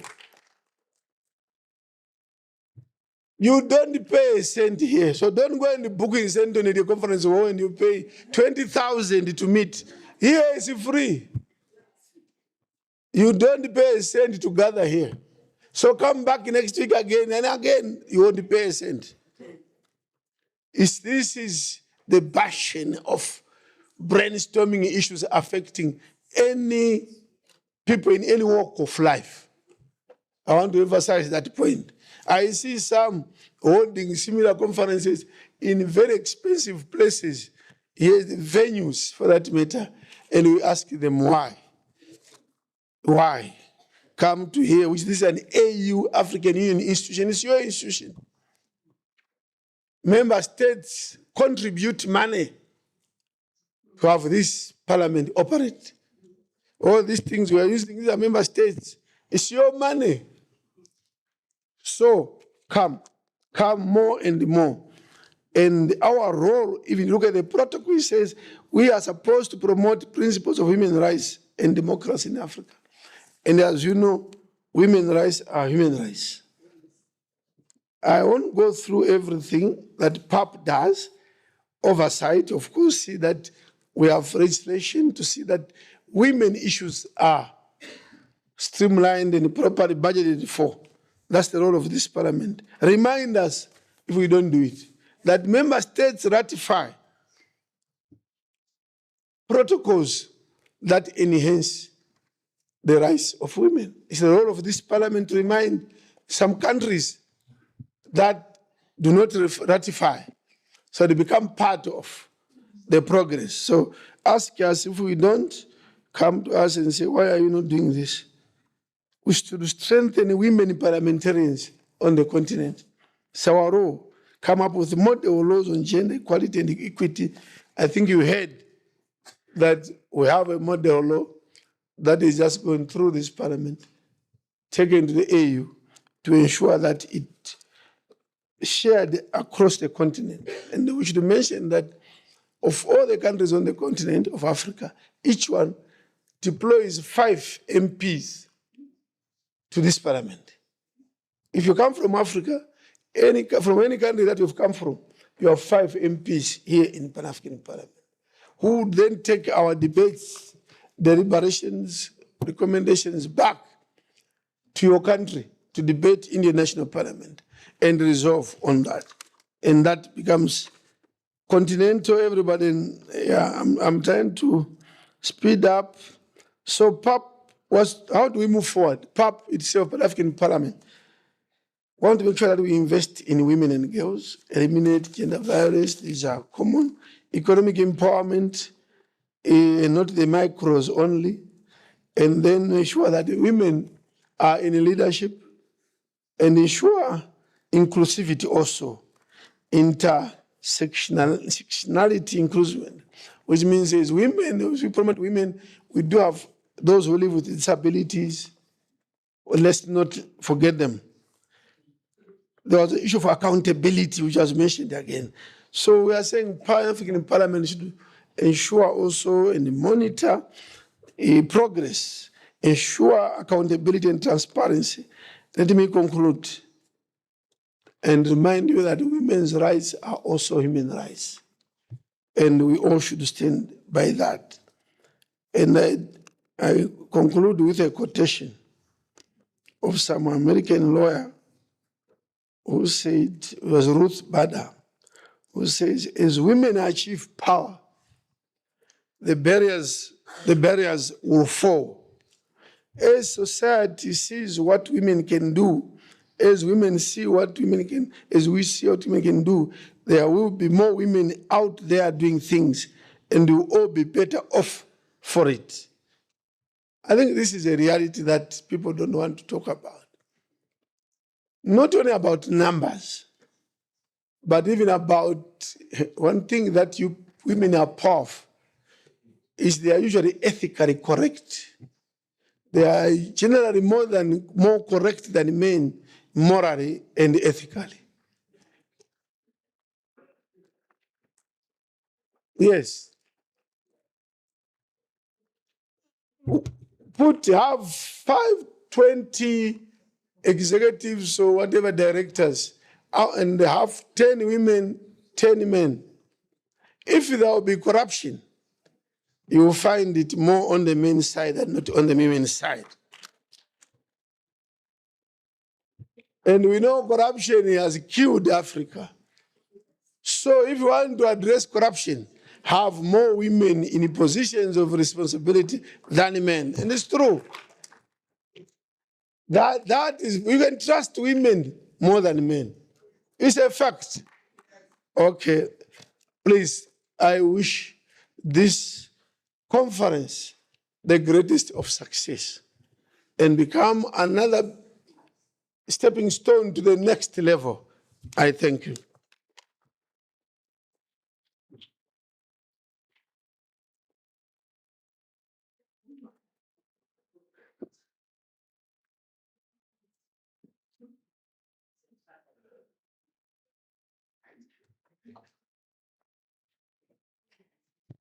Thank you, Excellency, for standing in solidarity with women of Africa. And a round of applause for His Excellency, the President of the Pan-African Parliament.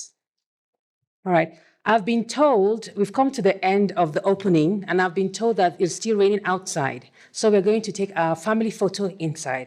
And I think it's a good thing because we just have to take 5 minutes for the photo, go outside for about 5 minutes and pick up our coffee. Then we'll come back for the next session. All right. And our communications people, please help organize the photograph.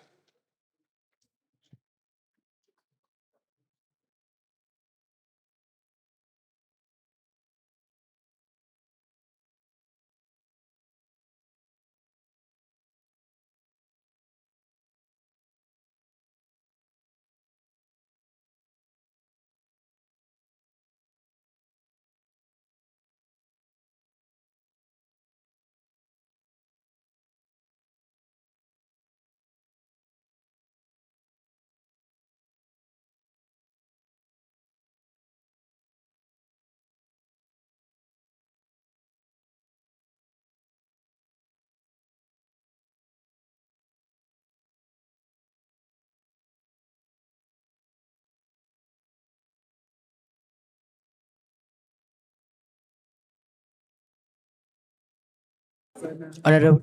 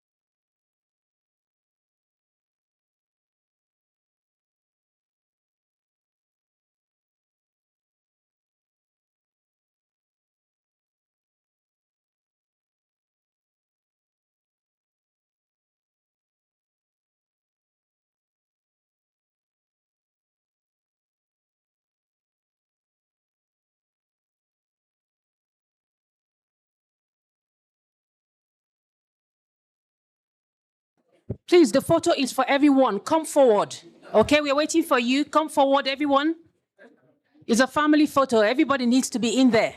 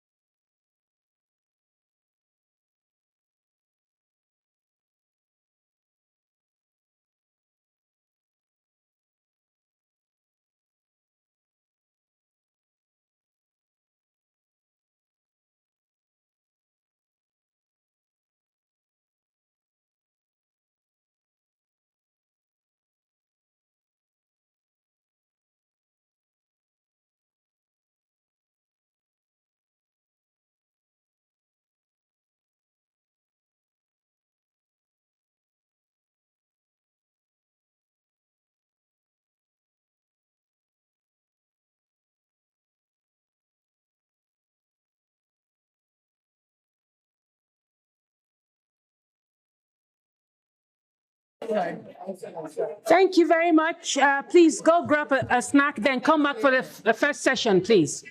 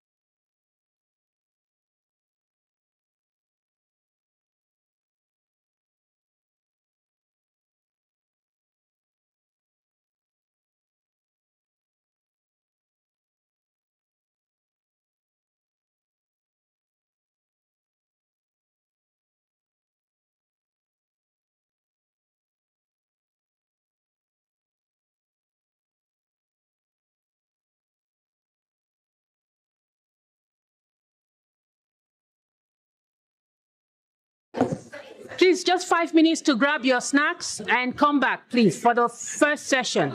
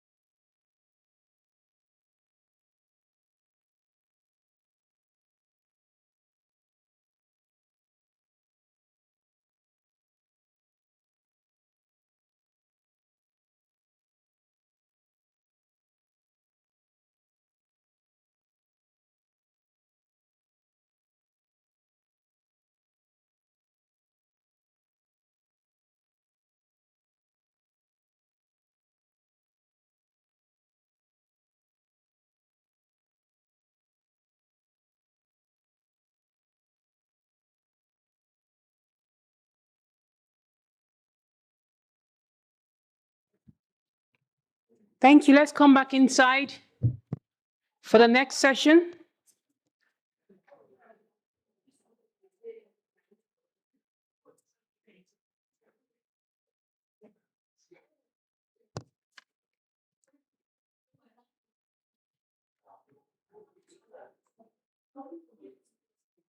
The next session will be moderated by Zanyiwe Asare.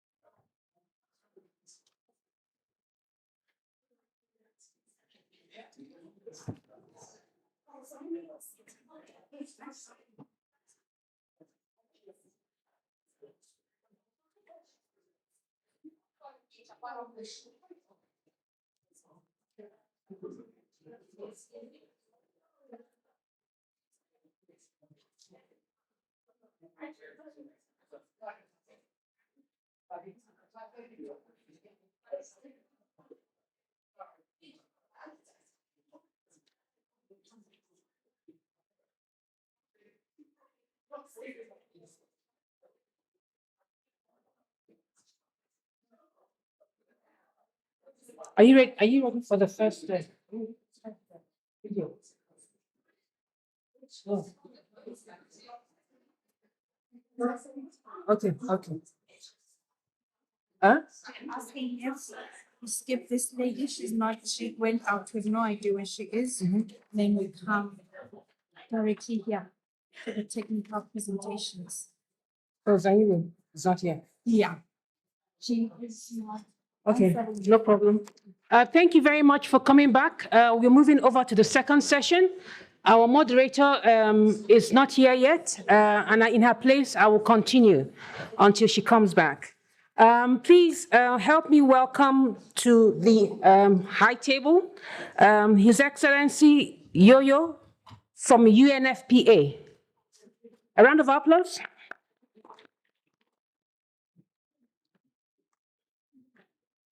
And please, may I also have Madam Ohari Diseko from the Beijing Plus 30 group. Please, let's clap for her. She's coming up. Yes, please, come to the table.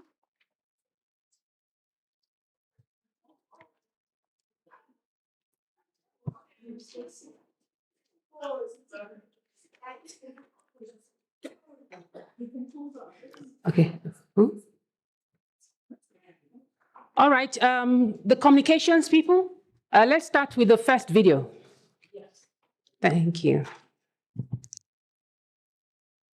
Je voudrais d'abord remercier le groupe de réflexion. I'd like to thank the Reflection Group for the defense of the rights of women. These 30 years, I would like to thank Madam Mangala, who was the coordinator, and I equally want to thank the Pan-African Partnership for all what happened.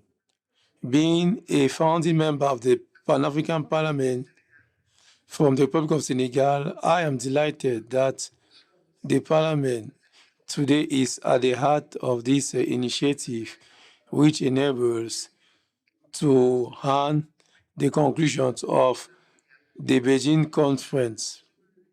I am delighted because there is a follow-up of ideas, and I believe that it's very important because many conferences have taken place. There was Copenhagen, and there was equally Beijing. And I believe that the women of the world had drafted a global agenda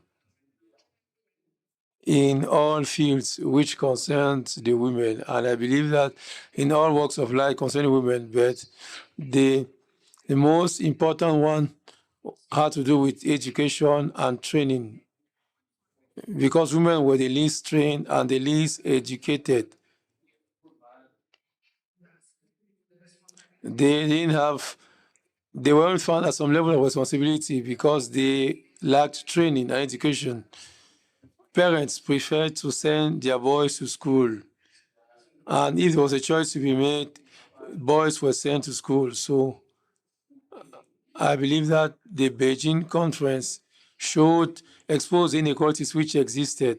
All countries should actually carry out a new analysis of this situation and make it available in order to know if at all progress has been made. So issues of education that we have should be taken into consideration.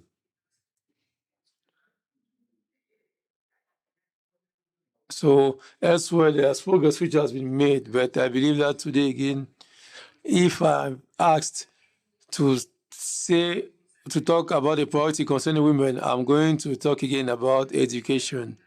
I should point out that the fight against poverty and women empowerment equally takes into consideration the development of some projects of women in order to reduce poverty in our different countries. Because when women are well educated or better educated, they can help in development because they are going to be lifted out of poverty,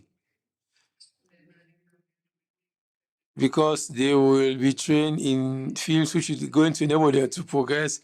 And I believe that what was done in Beijing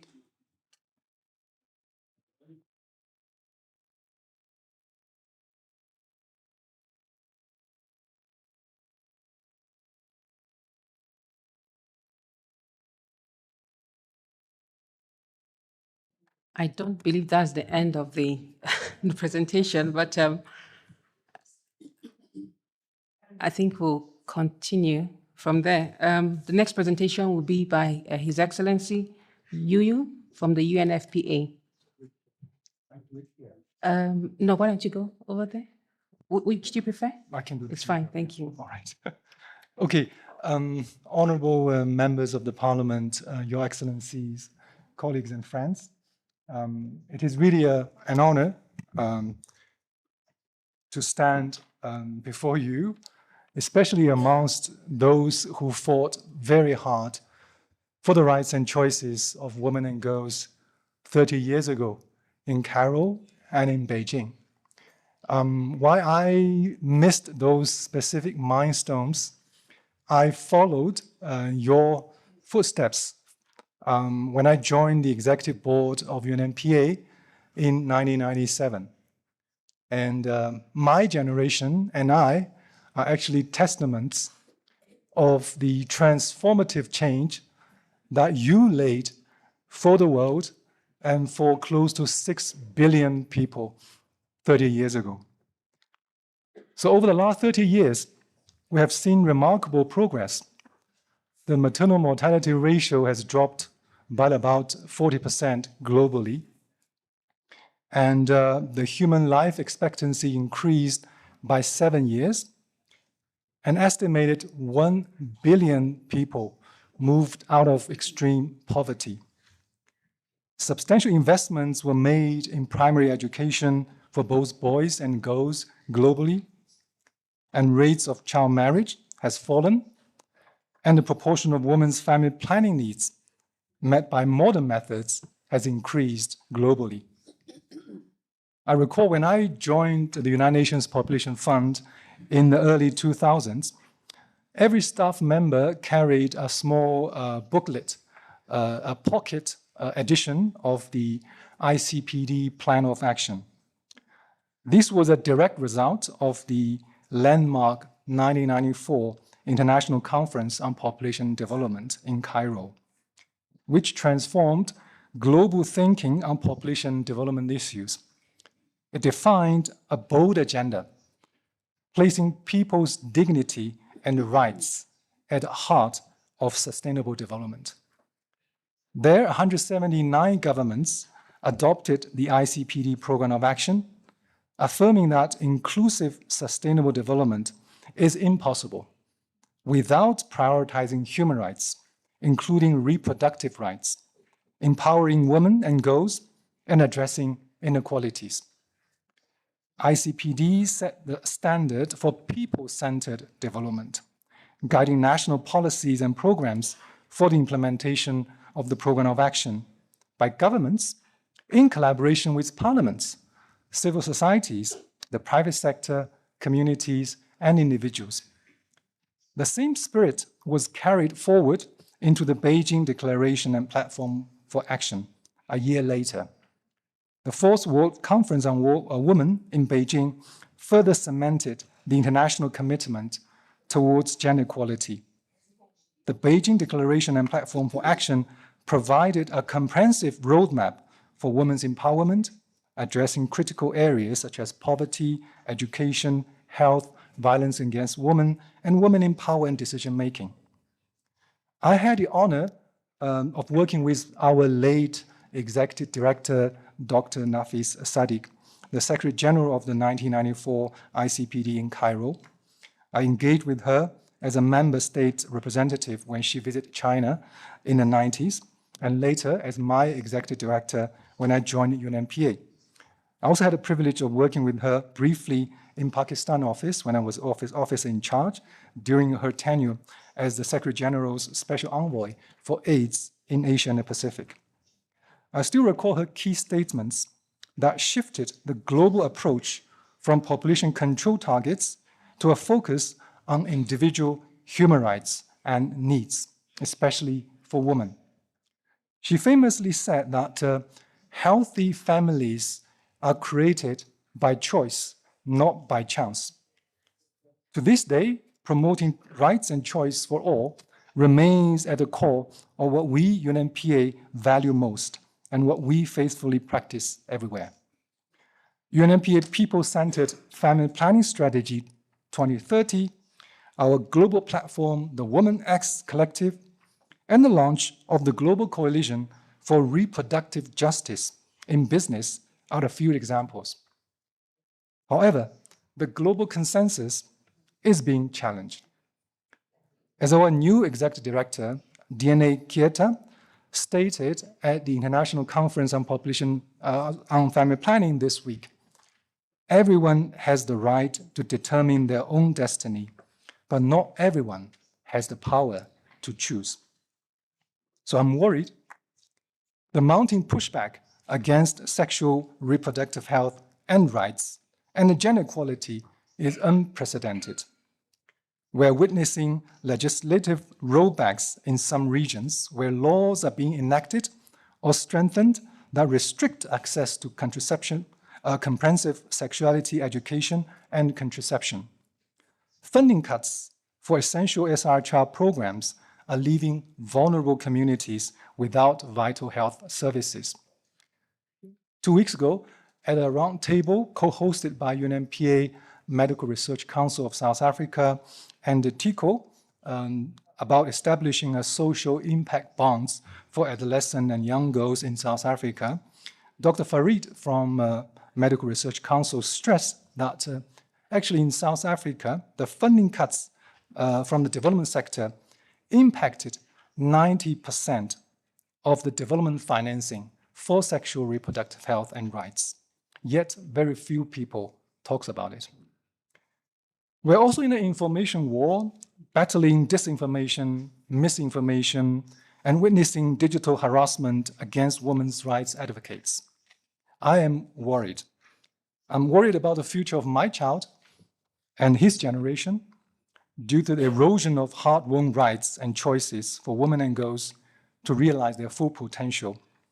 Will they have the same choices that my generation and I enjoyed because of your fight 3 decades ago? So we have to stand up.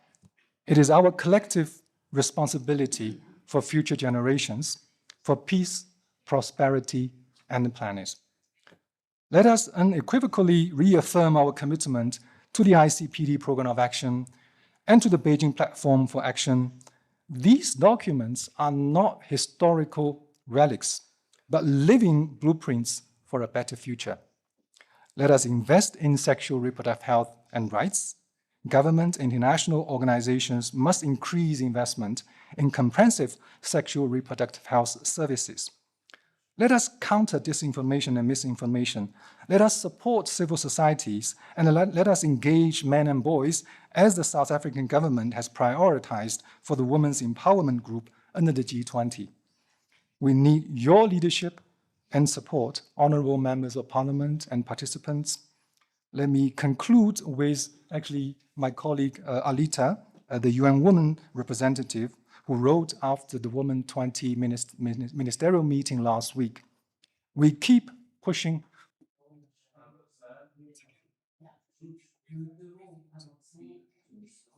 Very good deliberation today. Thank you very much.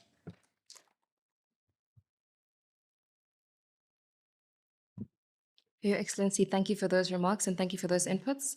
I do apologize for jumping into the session late. There were some pressing matters, but I think I've really jumped into a stellar session. Just for completeness, my name is Zanyu Asare, and I will be continuing to moderate this session. To jump to the next speaker, we've got Mayor O'Hara Diseko, who will deliver her technical presentation for the session. Please take the floor.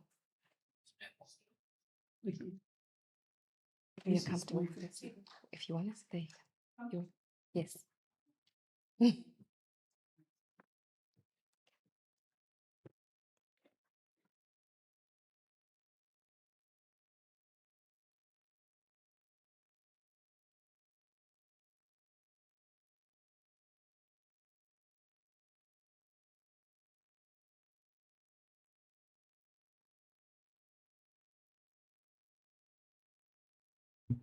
Thank you, Program Director. Honorable members, distinguished delegates, colleagues and friends, it is a great privilege today for me to address this distinguished gathering at this important Pan-African Parliament as we celebrate 30 years since the adoption of the Beijing Platform for Action and the Beijing Declaration. This milestone invites us to reflect on how far we have come in advancing gender equality and achieving the commitments that are,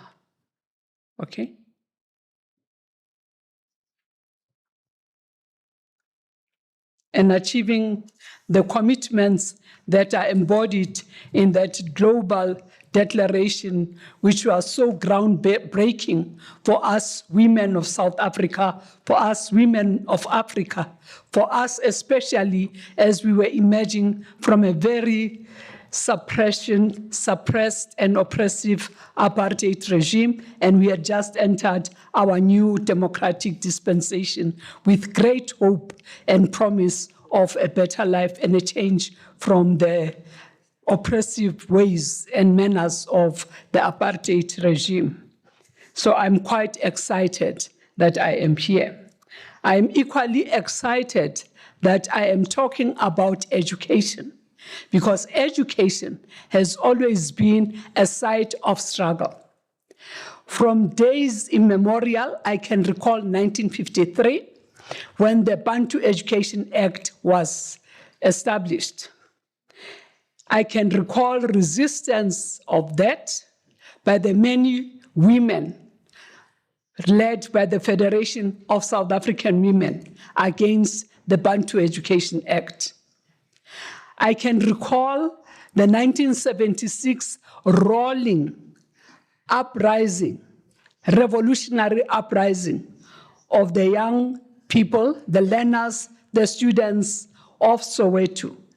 And it mothballed from Soweto to Langa to Nyanga to PE everywhere. And that was a turning point for our resistance in South Africa. I can recall the 1980s, when again education was a site of struggle and resistance against the increasingly oppressive laws of apartheid regime. So for me, it is actually quite exciting, because during that time, I was a teacher, and I know the conditions of teaching at that time. So the story of education in South Africa, and indeed across much of our continent, cannot be separated from the history of colonialism and apartheid. Education was not designed during that time as an instrument of empowerment. It was designed as an instrument of control. It entrenched racial desegregation, gender discrimination, abuse, depriving the black child of high-quality education, and the girl child in particular, and we are products of that, were excluded from the STEM field of studies. Because according to Bantu education, we're supposed to be trained for menial service. It was education for servitude. So come 1995 and the democracy and the new constitution in 1996, the challenge was to actually say education must move from being an instrument of control to becoming an instrument of transformation and empowerment, advancement of development, advancement of social values, proper social values embedded in human rights, advancement of women in leadership, in politics, and all forms of positive activity. So indeed, 1995 was a seminal year for us, and Beijing underpinned all of that because it came back with an instrument that we are talking about today. How far have we gone in terms of achieving what is in the declaration? Now, coming back to this education, under apartheid, under colonialism, education was under-resourced, it was underfunded, it was fragmented, there was no STEM promotion. And today, we are talking about the need for education and skills development for the future, and equitable access to STEM, digital literacy, and technical education for women. Now, this is very critical because, as I said, we emerge from a particular time. And since 1996, with the Constitution of 1996, education became a right. The question that Dr. Nkosazana Zuma asked was, Dlamini Zuma, I apologize. The question, I think I'd get excited. The question that was asked, has that promise been delivered? But I want to say that a lot of progress has actually been achieved. Since the dawn of democracy, education has been placed at the center and the heart of rebuilding our nation. The right to education is guaranteed, as I indicated, and post-apartheid policies have aimed to redress past injustices and promote equal education for all. The question is whether it is equitable, and that maybe is another debate. Much progress has been made through institutional reforms, laws, and policies that are put in place, and the Constitution also establishes a very important institution for monitoring gender transformation and the promotion of gender equality in South Africa. And that is the Commission for Gender Equality, a very, very important one. It is an institutional mechanism in Chapter 9 of the Constitution. The question is, how effective is it? How adequately resourced is it? Is it able to actually implement unhindered? Whether there are other challenges, but maybe that's a subject for another time. Now, when we come back to the state of education, we can report that progress has been made, but it remains uneven. According to Stats South Africa and the Department of Higher Education and Training 2023, while most girls enroll in school, only 51% of young girls complete upper education. We have to interrogate what are the reasons for that. But I'm not sure if the time allows. Women make up just 23% of graduates in STEM-related fields. These figures illustrate that access alone does not guarantee quality. Across the region, the picture also shows challenges as demonstrated by this report, that 34 million adolescent girls in sub-Saharan Africa are currently out of school, and that's the World Bank report of 2024. And fewer than 40% complete lower secondary education, and that's UNESCO in 2023. Women's equality score on the Africa Gender Index is also remaining around 50%, reflecting the enduring impact of structural inequalities, structural and systemic inequities. So what do we have to say about education? Education is more than an academic exercise. It is a transformative force. It shapes identity, it expands capability, and creates pathways for participation in society and in the economy. And I also want to say in politics, in the leadership of the country. Evidence from the IMF 2022 shows that completing secondary education reduces a woman's likelihood of informal employment by over 60%. Each additional year of education increases her lifetime in earnings, increases her lifetime, it enhances her health outcomes, and strengthens the well-being of family and community. So you strengthen a woman, you educate a woman, it has got a mothballing, a ripple effect. One woman educated is replicated 1,000 times. Education also extends beyond formal institutions. Women and girls continue to learn, innovate in community learning circles, apprenticeships and learnerships and internships, digital learning spaces, and peer networks. Recognizing and supporting these informal and non-traditional learning systems is essential to achieving educational justice. And it also changes the culture of learning, that even in informal ways, we may learn for meaning. We may learn for productivity. We may learn for citizenship. So it is important that that ecosystem gets recognized. We live in a rapidly changing world shaped by the fourth industrial revolution. Somebody told me that it's a cliche, but it is a fact. A word where digital literacy, technological competence, and scientific innovation determine economic competencies.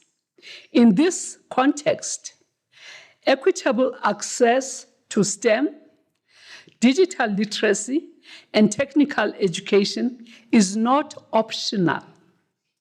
It is a foundational step.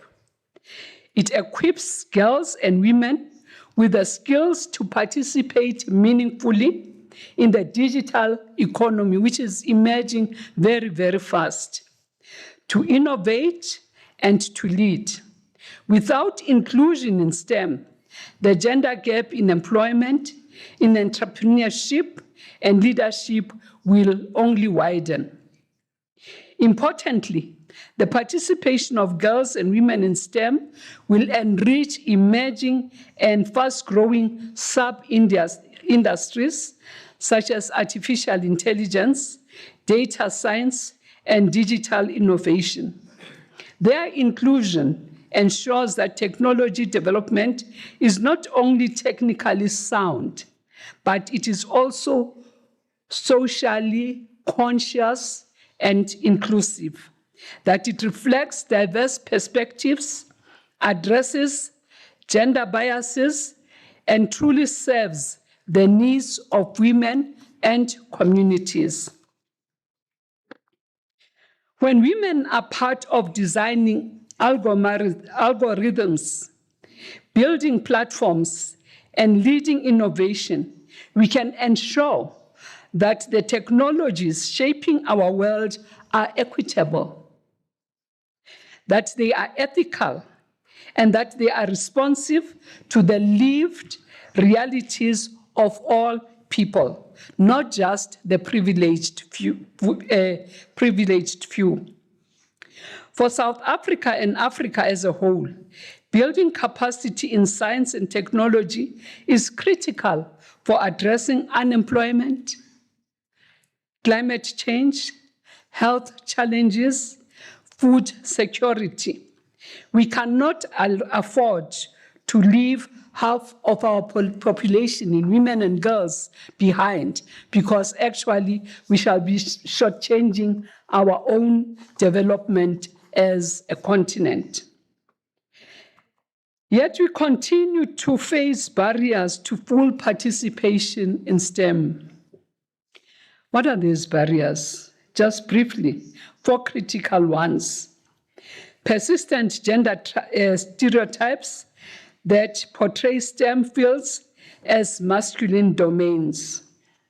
Sociocultural expectations that assign women disproportionate caregiving responsibilities. And I'm thinking here a lot about areas such as mining, the build industry, all other hard STEM fields, where women get excluded. Actually, they don't get retained.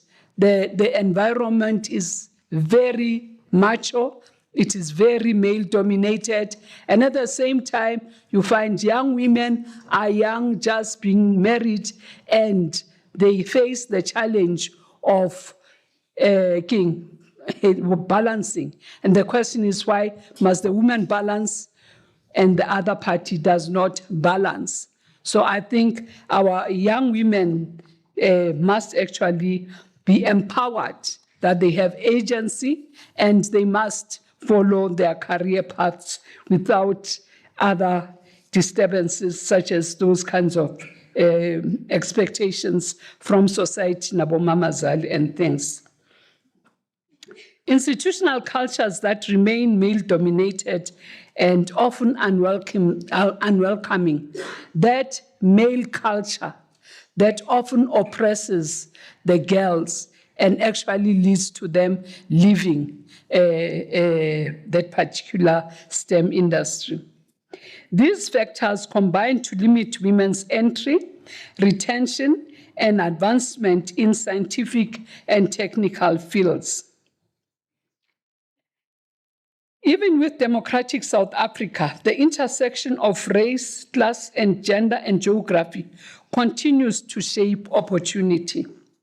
Learners in under-resourced rural schools often lack access to science laboratories, to computers, and internet connectivity. It gets worsened by sometimes the stealing of cables and those kinds of vandalisms. Schools in poorer areas face shortages of qualified mathematics and science teachers, perpetuating performance gaps that begin early and widen over time. For many young women, particularly those from historically marginalized communities, these challenges are compounded by gender-based violence, early pregnancy, and the burden of unpaid care work. These are not isolated issues. They are systemic barriers that require systemic solutions. And this is quite urgent because on the one hand, you have the Constitution, you have laws, but the reality of many young women and girls is that they remain suppressed, not by the law, not by the Constitution, not by the teaching in my time when a pregnant girl who gets pregnant automatically stays home, or a university student who gets pregnant without being married must get married. We used to say MGO. It's different now. Must get married. If you don't get married, you can't be taken back at school. Thank you, Madam. I'm running out. Okay. You're running out of time. You're making me do a very difficult job. Can I just do strategies that we 2 more minutes. just I'll do that very quickly. Thank you. Now we have to build an inclusive future, guys. Okay. Key strategies would include early and sustained exposure to STEM for girls in primary and lower secondary schools to spark interest and confidence, gender-responsive education policies that integrate equality, safety, and inclusion into school and university, institutional transformation to ensure that TVET colleges, universities, workplaces are inclusive and gender equitable, mentorship, role modeling, and sponsorship programs to guide young women through academic and professional pathways, flexible learning and working arrangements, especially for young mothers and caregivers to support retention and progression. Investment in digital infrastructure and connectivity, particularly in the rural and township communities, to close the digital divide. Partnerships across sectors. I think I will pause there. I've done the way forward and say that let us commit collectively and decisively to build an education system that nurtures equality, innovation, and leadership. Let us ensure that the next generation of African scientists, engineers, technologists, and innovators include as many girls as boys, because the future must include equitability and must be inclusive, equitable, and just. Thank you for the opportunity and the extra 2 minutes.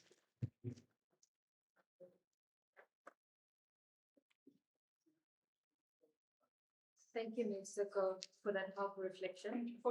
And just a 2 minutes worth of spending. You've reminded us that education has once limited us, and today it must equip us. Today, our responsibility, as you said, is ensure that every girl has access. Thank you. Not just to education, but to STEM, to coding, and to understanding the very algorithms that you're saying shape opportunity and power. What I would like to do is open up the floor to Miss Mosa Macheza. If you could please give us your inputs, very welcome to sit where you are. Just open up your mic. And I think this is quite an important one because this is our youth representative and really a voice that speaks quite well into the education intervention that you've just given us. Ms. Mosa, if you could please take the floor. Over here. Perhaps stand. There we go. Just that. There we go. Fantastic. Thank you. We have to capture this. So thank you so much.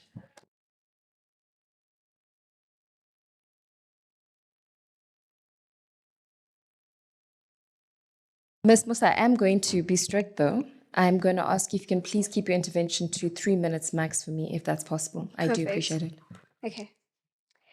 Firstly, I'd just like to say that it is such a great honor to stand in front of such diversity and to get to speak in front of everyone. Before I begin, I would love to thank the South African Women in Dialogue that got me here. This program has played a major role in my life, and I believe a lot of young women across South Africa as well. Not only did I get to fully actualize, I also learned of my role in the development of Africa and how to utilize my Black girl magic. I think it's safe to say that the South African Women in Dialogue is truly performing miracles out there. Now, yesterday I was scrolling through TikTok like any other teenager does whenever they have to pick up their book and study. And then I stumbled upon a video of a Sudanese woman with tears streaming down her face. She spoke of the futility of discussing rape in her community. The weight of her words was crushing.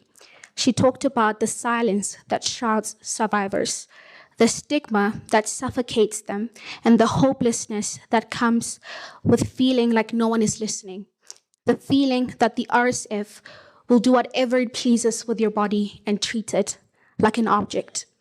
And then I realized, in Sudan, women are fighting for basic rights amidst war and violence.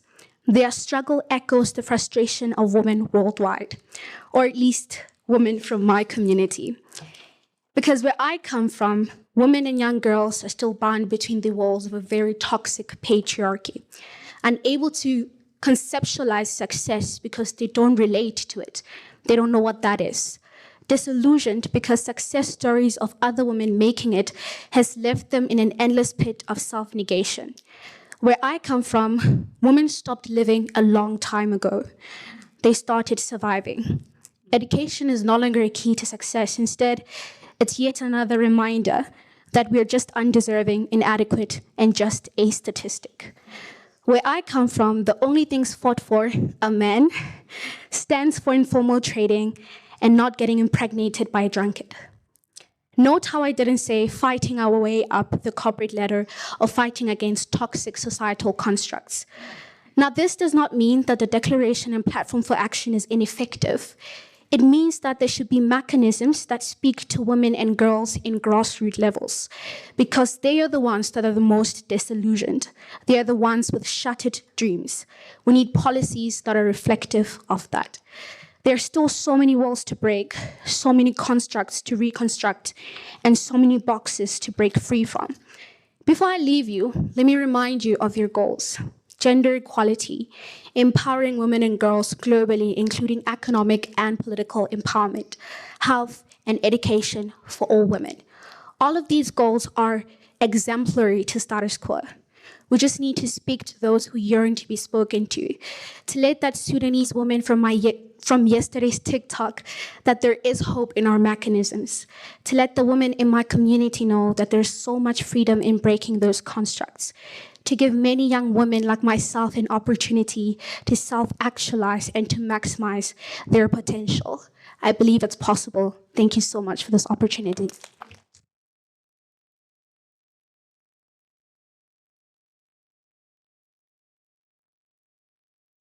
And that was absolutely brilliant. Colleagues, I have the painful job of managing time.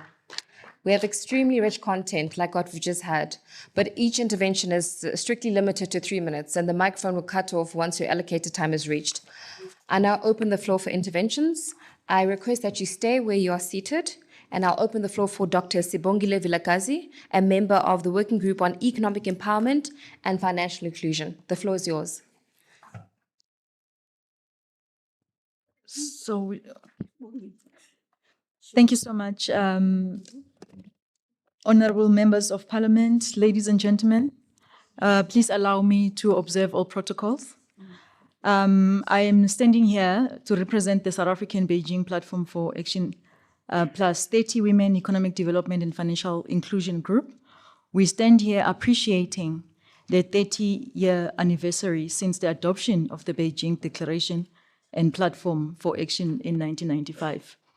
As we stand here, some of us, I was exactly 13 years old 30 years ago. And we stand here as a reflection of the success of all the work that was put in 30 years ago.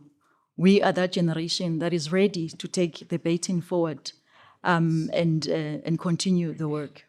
We note that while significant progress has been made, accelerating progress, specifically on economic empowerment, requires mechanisms that surface women's economic participation across both formal and informal systems, capturing the realities of micro-entrepreneurship, survival-driven enterprises activities, and multi-role labor dynamics.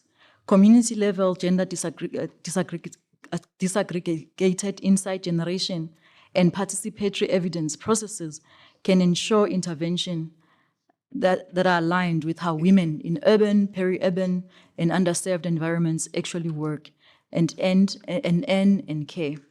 We note that across the sub-Saharan Africa, women make up over 60% of the informal workplace, reflecting deep structural inequalities in labor markets.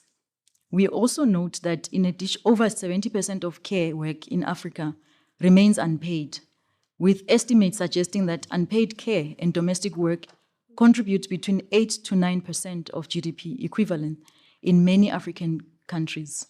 These structural imbalances underscore the urgency for a gender-responsive economic transformation agenda that connects financial inclusion, digital access, and care system reform to the broader goals of inclusive growth and sustainable development. We therefore call for 5 interventions that we believe are doable, they are practical, and with support, they can be executed. 1, financial inclusion through future skills and education for women. It's already been discussed, the need for STEM education to infiltrate all schooling levels and women at that age. Number 2, fostering economic empowerment through digital inclusion and literacy. We live in an era of unprecedented connectivity. However, what we realize that there's a new level of digital divide. It is no longer just about access to the internet, but the capability to leverage it for financial empowerment.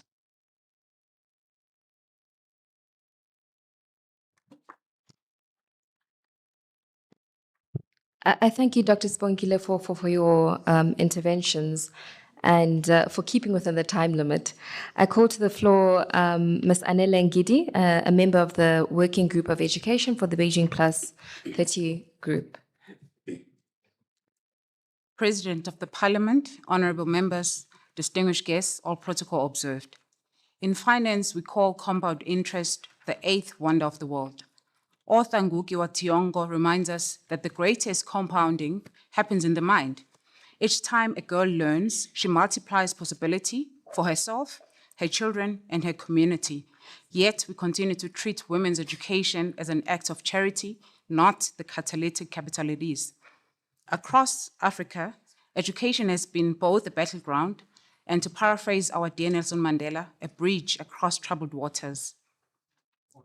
Oppressive systems of our recent past excluded women in rural communities. Today, this othering happens through inequities of digital access as women fight for Africa's rights to self-determination, to define, create, and compete on our own terms. Yet there is some progress. African girls are now enrolling in primary school at rates equal or slightly above boys, reflecting strong progress on gender parity in enrollment. But structural inequities persist. The result? Lost innovation, lost productivity, constrained growth, and opportunities. Education is the foundation of sustainable development. When we educate women, we diversify economies, enhance health outcomes, and improve societal well-being. So empowerment requires structural change, not sympathy, not hesitancy. So what does structural change look like? Transforming learning systems. We must reimagine what and how we teach, creating education systems that are gender transformative, inclusive, and rooted in African realities. Building digital and future skills ecosystems. The African Girls Can Code initiative and Smart Africa Digital Academy show that when girls access technology early, they become innovators, not dependents. Embedding flexible learning and care systems. Education must fit the lives of women, not the other way around. Rwanda's girls' education policy and Sierra Leone's radical inclusion strategy prove that policies rooted in women's realities yield measurable results.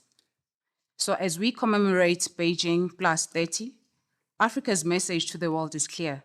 We are not asking for charity. We're demanding investment in women's minds, in our continent's creativity, in our collective future. Because when Africa invests in liberation of women's minds, it compounds innovation, inclusion, and self-determination. That is the true dividend of transformative education and the return that history will measure us by. Malibongwe. Thank you for those input, Ms. Ngidi. I would like to pause there. That, this is amazing, that I really love these inputs that we've been getting, and I think this is exactly what we've come here for. I'd like to open up the floor to Honorable Amina Idris, the Deputy Chairperson of the Committee on Transport, Communication, Energy, Science and Technology. Thank you, Program Director, for this opportunity. All protocol observed, good afternoon. It is an honor to speak briefly on education and skills development for the future. 30 years under the Beijing Declaration and Platform for Action, we celebrate progress. But we also recognize that much remains to be done. Women are still underrepresented in science, technology, engineering, and mathematical, in general STEM. Today, a world shaped by artificial intelligence, robotics, and digital transformation. The gap in participation between women, with girls, and boys in STEM remain wide. Globally, less than 40% of researchers are women. But in Africa, the figure is even lower. Let us remember the simple truth. Science subjects are not for boys or men only. Equality begins in the classroom. We must encourage girls to explore, to create, and to innovate. Yes, they can. We must train teachers to break old stereotypes and biases. We must show girls successful female roles models in technical fields. Companies like oil company in Schlumberger, we have shown in some inclusion lookalikes in Chad. They organize a special competition for girls in science, train them, and integrate them in oil fields. We need more African companies in Africa like Schlumberger help girls in technical education. It is so say inclusion works when it is intentional. But access alone is not enough, dears. We need real opportunities. Companies and institutions that value women's skill and leadership. Digital culture must be a right for all. Without digital skills, there cannot be no employment, no internship, no civic participation. Training women, especially in rural areas, in digital skills must become a national and continental priority. As the Pan-African Parliament, we have crucial role to play. Promote laws and policies that ensure equity to access. Sorry, can I have 1 minute? Honorable, I will give you 1 minute because I know that you do the work that you to took off. STEM technology, support scholarship, incubators, and mentorship program for young girls, ensure that no woman is left behind, as mentioned in Madame Oha. I close with this message. When a girl learns science and community progress, when a woman masters technology and national advances, and all women have access to STEM, Africa becomes truly sovereign in knowledge and innovation. Let us remind every girl educated today is an innovator, a leader, and architects for Africa's future. And I take this opportunity to send a message to all African women leaders. Let us help encourage our girls to love science subjects, not only through speech, but through concrete action. Let us stand together and support one another, because solidarity among African women is the true force of change. Thank you. Thank you so much for that Honorable Amin address. And I think, I've been in a session with you here at PUP, and it's always amazing to hear people not just speak, but act in those things. And we really do, we are watching and continuing to see PUP do the good work. I'd like to call to the floor Honorable Teresa Faye, the chairperson on the Committee on Monetary and Financial Affairs.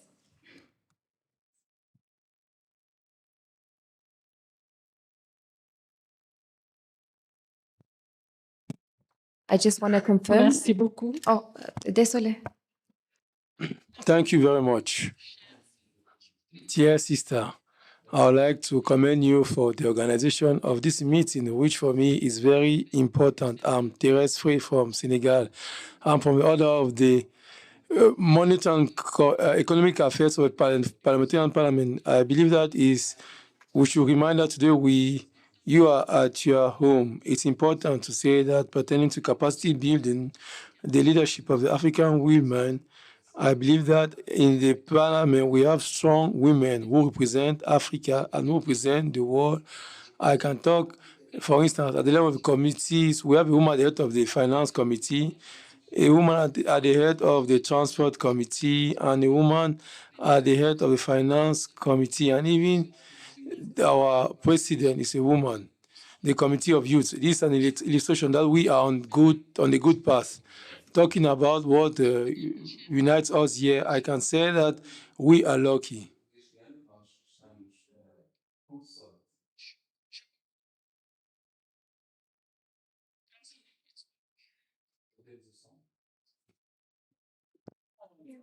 No, if there's no English translation.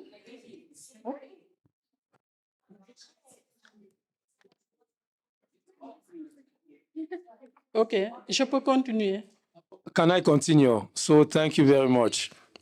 As I was saying,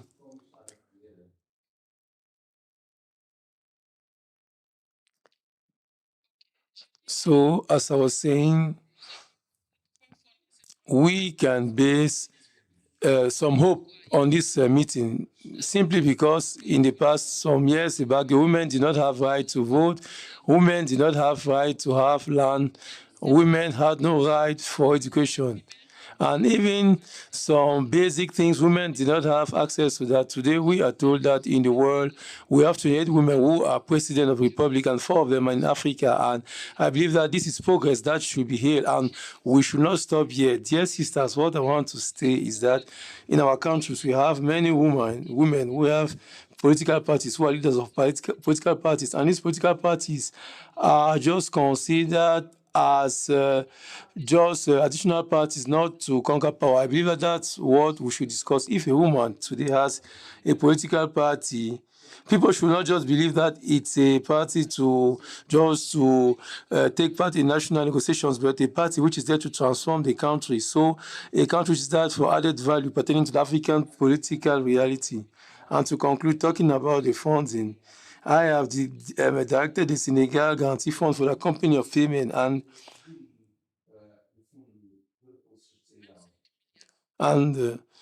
in the past it was 25 billion. In a discussion and the formulation of the project, I saw that women were stagnating when it comes to microfinance, that is the financial inclusion for small amounts. And I told the creditors that I believe we should change things. So tell us that in terms of guarantees, it should be reserved for high loans.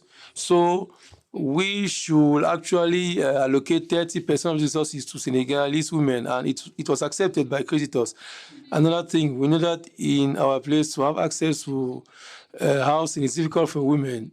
So, and you know that where I come from, there's polygamy, and because when there's a problem in a polygamous home, the woman is going to be the victim because the woman leaves a polygamous home, and when she hasn't got a house, it's going to be difficult for her to look for a house with her kids. So it's something that calls upon resilience. That's why we say that in terms of housing, we should try to facilitate access to loans for women in order for them to have access to social housing. So today, to conclude, dear sisters, permit me to say that, in fact, our mothers were in Beijing in 1994. We were still kids. We were children in primary school. Today, we are here. We are parliamentarians. We've been ministers. We have had posts in our country. So what needs to be done is to continue to carry high the pride for United Africa so that in 5 years, we should have additional 5 women as president of republics in the world. So I believe that if this is the case, the family is going to prosper because women are going to be developed. This is what I wanted to say. Thank you once more. Thank you very much, Madam. Call to the floor, Professor Margaret Kamer. If we could also please keep the interventions to 2 to 3 minutes. Thank you, Madam Moderator, and all delegates in here. As we mark the 30 years since the Beijing Declaration and Platform for Action, it is important to reflect on both our progress and our unfinished work, and I thank the organizers for this session. The concept note reminds us that while Africa has commendable strides, persistent structural inequalities continue, and I thank the presenters who raised areas that touch on the areas of my committee. I chair the Committee on Health, Labor, and Social Services, and I really want to thank the presenter who mentioned that healthy families are raised by choice, because we must be determined to do what we must do as states and as governments for that. In the health sector, we know that we still have a number of challenges since Beijing. Sexual and reproductive health, as was mentioned earlier, the right has not been well handled. We still have high mortality rates. We still have inadequate access to family planning facilities. Rising teenage pregnancies is here. Forced marriage in some cultures is also here.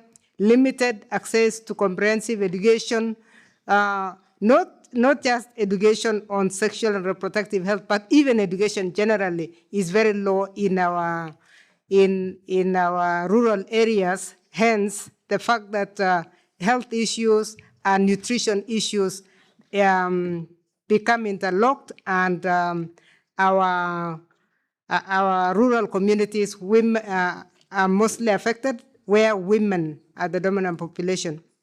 On the labor rights and women's economic empowerment, while we celebrate a growing women's participation in the labor force, inequality remains entrenched. Women are overly represented in the informal sector. As you are all aware, the highest percentage of labor is actually in the hands of women, but there persists the wage gaps. We have care burdens remain overwhelmingly high. And I want to mention that while the health sector has increased aging because of access to the medical care, we have found that that has become a major burden for the women, because they have taken over the aged and without a home for. Prof, thank you so much for that intervention, and I think that was very rich. That is from Prof. Margaret Camara, the Chairperson on Committee of Health, Labour and Social Affairs. We'll have the last intervention from Ms. Lebu Ramafoka, Member of Working Group on Health, Sexual and Reproductive Rights from the Beijing +30 group. Thank you. Your Excellencies, all protocol observed. It is truly humbling to be in your presence today and in the presence of many women who were in Beijing, leading from the front collectively in solidarity with each other to bring us the declaration that was adopted in Beijing some 30 years ago. I wish I was speaking to you today only in celebration, celebrating their achievements, and indeed there were many. However, it is sadly not so. In my response, I would like to focus on 3 issues that I believe need our attention post-Beijing. Firstly, it is the rise of the anti-rights movement and the collusion of some of the countries in our region to this movement. We stand at a critical time in our history, characterized by an unprecedented growth of the anti-rights movement. These anti-rights groups have used different strategies, including disinformation and polarization, appealing to family values and framing sexual rights and gender equity as foreign impositions. Sadly, these dangerous messages have found a home in some countries in our region, leading to different governments reneging on international human rights conventions and protocols that they are a signatory to. In some African countries, governments are adopting repressive laws that place the lives of women and their sexual rights and bodily autonomy at risk. There is a struggle waged on the right to health, and at the heart of this struggle is the principle of reproductive justice, a framework that expands beyond individual choice to encompass the social, political, and economic conditions that affect people's ability to make informed decisions about their bodies and their lives. Reproductive justice asserts the right to decide whether or not to have children, to express one's gender and sexuality freely, and to access the resources and autonomy autonomy necessary to exercise these rights. While rights-based organizations and movements that advocate for reproductive rights exist, the space to engage across civil society and to organize and speak freely and to engage with lawmakers continue to shrink, with many human rights activists threatened with violence, arrested, or killed. Apart from being directly targeted, many countries that have experienced political instability leading to protest have been brutally suppressed by the state. The brutal crackdown of protests by the state has negatively affected the ability of civil society to organize and challenge these growing anti-rights sentiments. The second point I want to focus on is the shrinking health finances and its lessons for Africa. Organizations and movements supporting sexual justice and women's rights in general are facing uncertainty due to the change in the funding landscape. The sudden withdrawal of US aid and PEPFAR, including other funding. Thank you so much, Ms. Lipramov. Again, those were very important points that you wanted to bring up there to raise. But unfortunately, we've come to the end of the session. We have come at the end of the session. So, Excellencies, honorable members, distinguished presenters, as we conclude this session, I want to extend my sincere appreciation for the depth, the clarity, and the urgency reflected in today's discussions. Across all presentations, one message has been unequivocal: the full realization of women's economic rights, bodily autonomy, education, access to opportunities, and rural economy, and women not going for the microfinancing, because women are pivotal to the growth of Africa's economy and development, integration, and democratic consolidation. We have heard clear evidence, lived realities, and practical pathways that speak to the scale of work still before us. What has emerged is a shared recognition, and commitment alone are no longer sufficient. The insights presented today must now translate into legislation, into budget prioritization, institutional coordination, and accountable implementation across all our member states, whether on economic inclusion, SRHR, GBV, education, or food security. The responsibility rests with us to ensure that policy moves beyond paper and becomes felt in the lives of women and girls across the continent. I wish to thank all presenters, honorable members, contributors, and their leadership on their constructive interventions. Your leadership today shows that our collective resolve to ensure that the Beijing 30 agenda gets followed through with integrity, seriousness, urgency, and action. So this concludes session 1. The session is now formally closed. I thank you.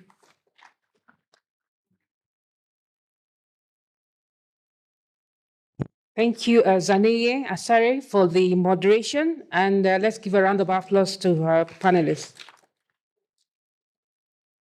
The next session will start immediately, and it will be moderated by Honorable Esther Passeris. Please welcome her, and she'll call her presenters.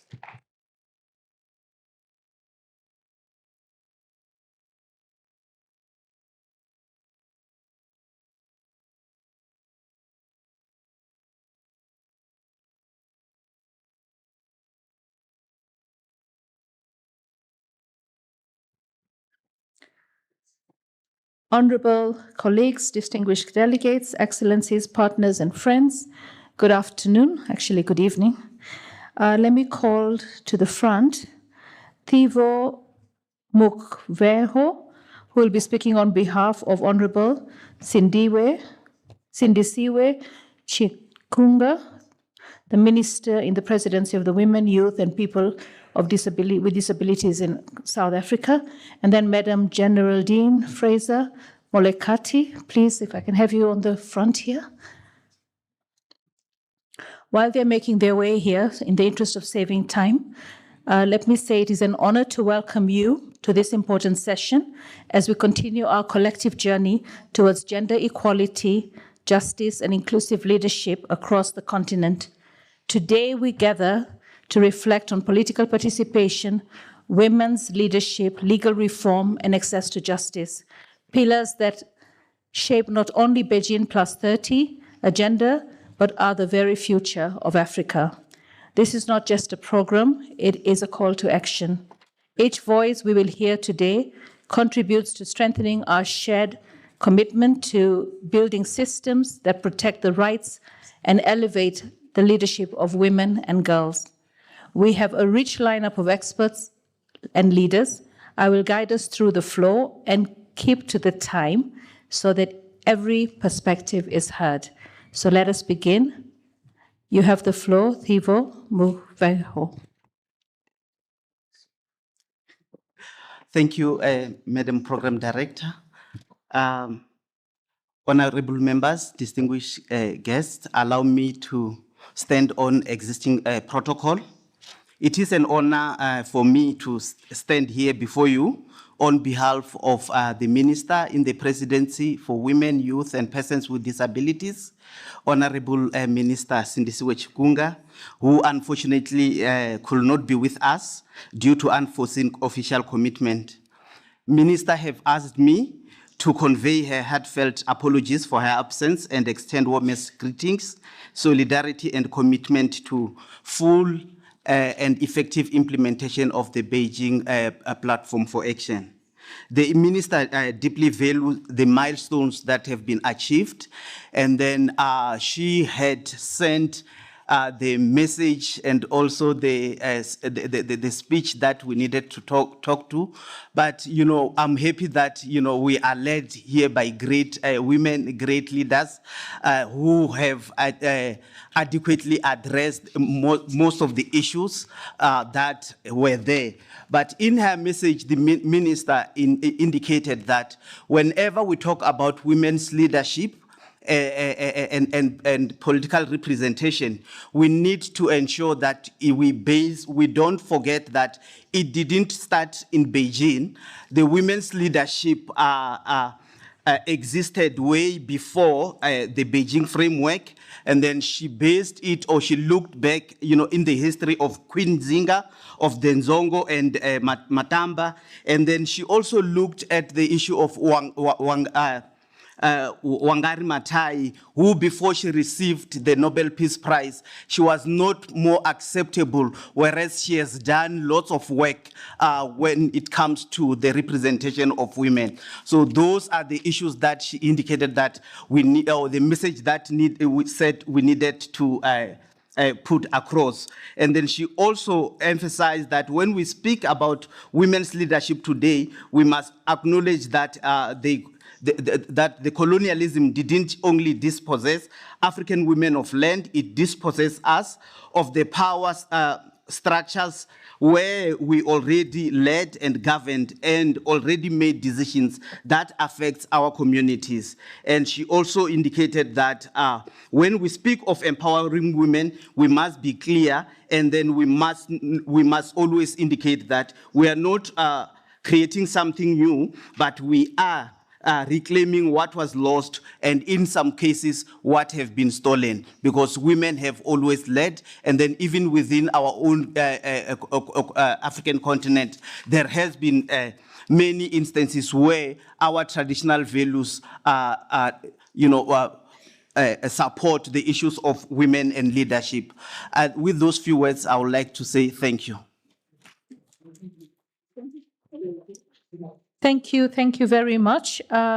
First of all, I have to apologize. When I was told you were replacing, I just assumed it was a woman, but you're a true he for she, so I think that's okay. So now let us go to our next speaker, Ma'am Geraldine Fraser Moloketi, the convener and chairperson of Beijing 30+. You have 5 minutes.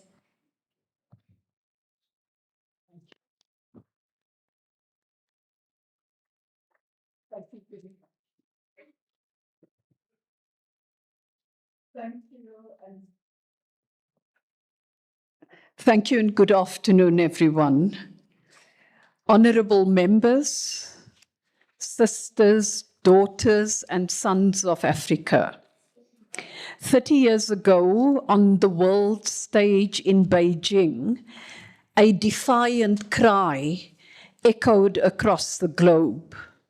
It was a promise that women's rights are human rights, a promise to place our needs, our freedoms, and our agency at the very heart of policy making, a promise that we shaped as women.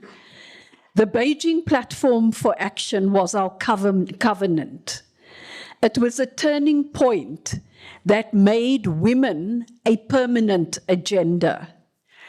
30 years on, we must ask ourselves, has this promise been kept, or has it, like many others, been written in the sand, washed away by the tides of conflict, indifference, and impunity? Look around us. The landscape is scarred by the climate crisis, fractured by protracted conflicts, and poisoned by the resurgence of ideologies that seek to silence us. And this was spelled out earlier by other speakers. In northern Mozambique, women and girls live in terror of rape and kidnapping. In South Sudan, sexual violence is a weapon of war and forced marriage is a brutal reality. In Sudan, millions face famine, while women-led kitchens become the last line of defense against starvation. And let's not forget that in many homes across the globe, the home is not a sanctuary. In many instances, it's a battleground. We are not merely facing old battles with new faces. We are facing a fundamental betrayal of the Beijing promise. The greatest betrayal is not the violence itself, horrific as it is, but the culture of impunity that allows it to flourish when armies and militias can use our bodies as battlefields and walk away unscathed. What message does that send? It tells our daughters that their lives are collateral damage. Think about the girls in conflict situations across the continent. Think about the girls elsewhere on the globe, not least in Gaza. It tells our sons that justice is a hollow word. This impunity is a cage trapping us in cycles of poverty, trauma, and silent potential. But let me be clear, we are not just victims. We are the responders. We are the resilience. We are the ones who, even as the world crumbles around us, are building communities, organizing and holding our families together. Our strength is Africa's greatest untapped resource. Yet we are so often sidelined from the very tables where decisions about our lives and our futures are made. And as stated earlier today, this must end. Today we rise not only to remember Beijing, but to reignite it. We rise with a clear, uncompromising call to action.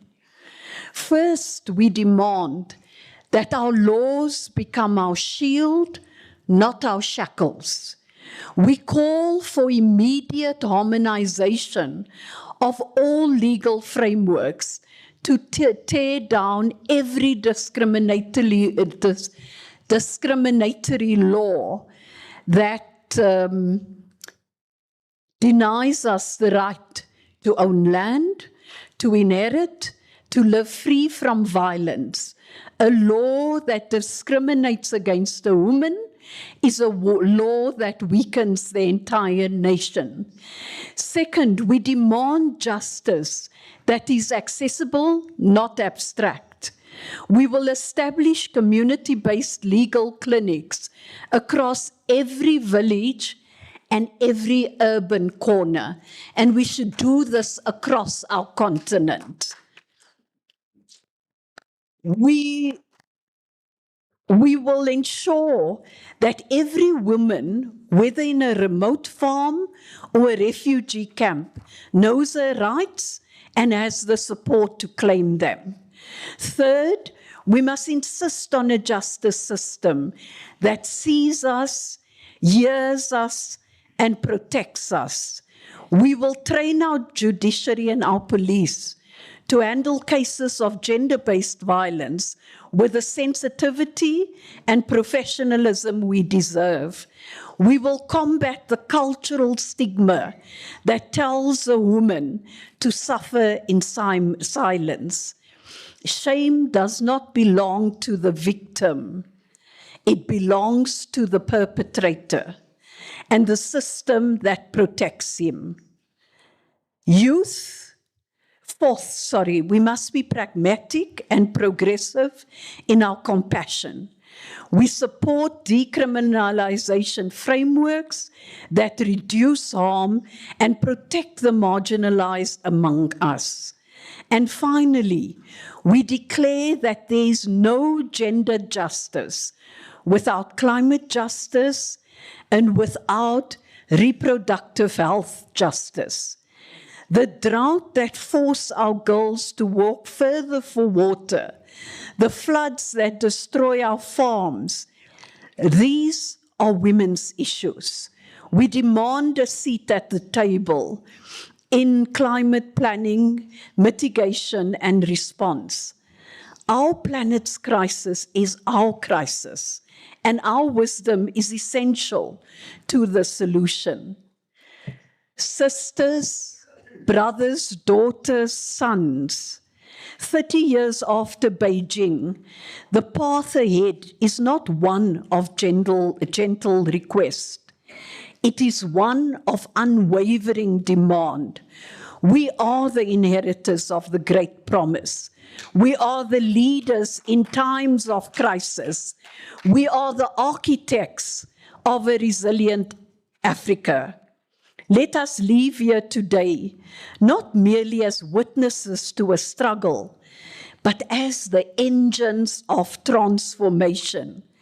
Let us build a legacy for our daughters, our granddaughters, the beautiful ones yet to be born, our sons, our grandsons, where the law is a sanctuary, where justice is a given, and where the promise of Beijing is not a fading echo, but the roaring reality of our lives. The time for waiting is over. The time for action is now. Let's get to work.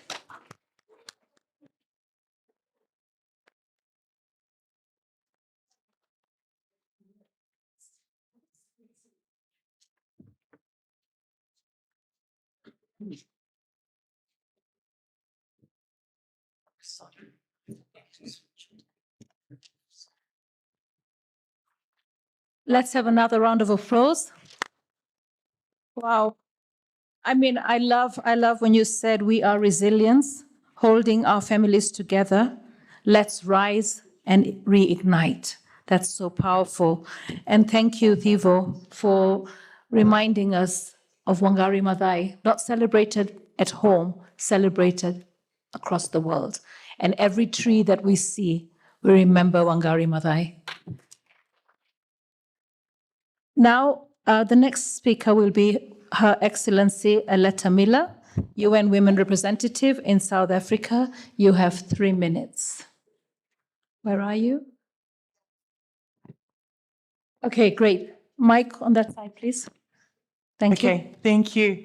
Excellencies, feminists, sisters and brothers, good evening.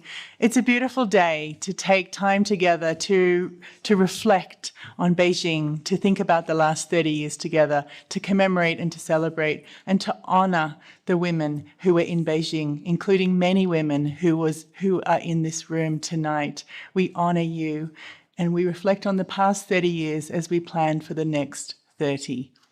The Beijing Plus 30 milestone offers us not only a moment to celebrate the progress made, but also to take stock of persistent barriers that continue to limit women's voices and leadership in political and in public life across Africa. Africa has seen significant normative gains, from constitutional guarantees to gender parity laws and quotas. However, representation does not always translate into real influence or transformation in decision-making spaces. The Pan-African Parliament and its Women's Caucus have been instrumental in advancing the agenda for women's political empowerment on the continent. Despite many advances, women remain underrepresented in executive leadership and in local governance, where critical decisions affecting communities are made. Structural and systemic barriers, including patriarchal norms, gender-based violence in politics, and limited financing for women candidates, continue to undermine equal participation. Young women and women with disabilities face double exclusion, signalling the urgent need for intersectional approaches to leadership and representation. Forced displacement of women and girls remains a persistent concern. Intersectionality multiplies the challenges many women and girls face. As we look ahead to Agenda 2063 and to the Sustainable Development Goals, let us reaffirm that women's leadership is not optional. It is fundamental to achieving the Africa and the world that we want. And UN Women remain committed to continue to walk this journey together with all of you. I thank you. Thank you. Thank you very much. We appreciate and we love UN Women for everything that they do across the continent. Now we have our next speaker will be Anne Shongwe, UN AIDS Regional Director, Eastern Southern Africa. You have the floor. Thank you, and good afternoon to all our members here, our distinguished leadership. Madame Geraldine, our convener, thank you so much for this opportunity. It's a true honor to be here and to have supported this, many of you who went to Beijing from here and other African countries. I just wanted to speak on a few points about unfinished business. The issue of HIV was not on our agenda when we went to Beijing. Today, we have made significant progress, but still, 65% of all people living with HIV are women and girls. In Africa, 3,000 girls are infected every single week with HIV today. Girls between 15 and 19, we will have 6 times more infected than boys of exactly the same age. So it remains a major, major issue for us. So if we're going to look at where to invest, where do we invest and where do we drive financing for women and girls to end this pandemic? The first one we've spoken extensively about here, and it's about secondary education. We've done well with primary education, not so well with secondary education. Not just about secondary education, but secondary education that is safe and protective, that also looks at sexual and reproductive health, comprehensive sexuality, looks at prevention of violence, keeps girls in school, including boarding school for girls in those most vulnerable areas. The second one on health is about the reality of pandemics. The impact that we saw over COVID and what we are seeing with HIV and more pandemics that are anticipated ahead, Ebola and others, have shown us extensively how the disproportionate impact on women and girls. And so focusing on investing in girls and women on pandemics is a critical area. We also have a big focus and need on health innovations. Right now, there is a new technology that could prevent HIV with 2 injections per year, but it is not accessible yet to women and girls, and is not accessible particularly to African girls yet. Lenacapavir could change the game for girls and young women, and so we need to push for the investment for the 200,000 girls who are infected every single year across Africa. The last one is looking at financing and social protection. Cash in the hands of girls, particularly in the most vulnerable countries, makes a profound difference in reducing vulnerability to HIV and others. Underage pregnancy, the transactional sex that we know creates so much vulnerability. Basket of choices in sexual and reproductive health is another major area. Food reduces infections by 34%, just putting food in girls' hands. So how we invest in social protection, expanded and biased specifically to girls and women, is a critical area for us. So as we think about this in finished business, the issue of financing of health, education, justice, human rights, health, innovation, technology, all of these together would make the difference for the girls and young women whose lives have no promise, whose lives have been betrayed. So thank you so much for the opportunity to speak here. And I hope that as we go forward, we can include these issues in our conversation on where to invest in women and girls. Wow. Wow. I mean, this does hit home. I mean, when you think about it, of all the infected cases, 65% women. Girls 6 times more likely to get affected. And comprehensive sex education, you know, that is being denied to a lot of girls in our continent, and we need to really focus on that. So the parliamentarians in the room, I hope you're listening to this, because it's important. It's unfinished business. Our next speaker is Kavita Belani, UNHCR representative for refugee women. You have 3 minutes. Thank you. Can you hear me? Yes. Good evening. Merci beaucoup. Thank you very much. Thank you so much, Excellencies, Merci beaucoup pour avoir donné cette opportunité. Distinguished delegates. 30 ans pour encore une fois promouvoir l'égalité des sexes.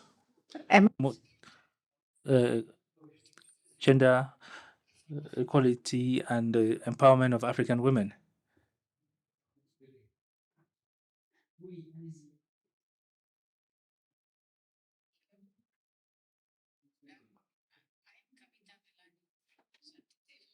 It's your.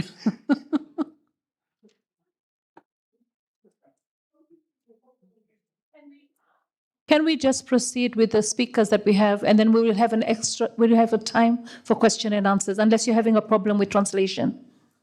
If you're not having a problem with translation, I would appreciate if you just let the next speaker, who is Kavita Belani, to speak. Thank you. Thank you. So, sorry, I start again. Excellencies, distinguished gentlemen, colleagues, thank you very much for this opportunity for 3 minutes intervention. And as we commemorate the 30th anniversary since the Beijing Platform for Action, we must ground our discussions in the sobering reality of the accelerating global displacement crisis. As Madame Geraldine also alluded to, and my colleague from UN Women, thank you for that. Today, over 123 million people worldwide have been forced to flee their homes, the highest number ever recorded.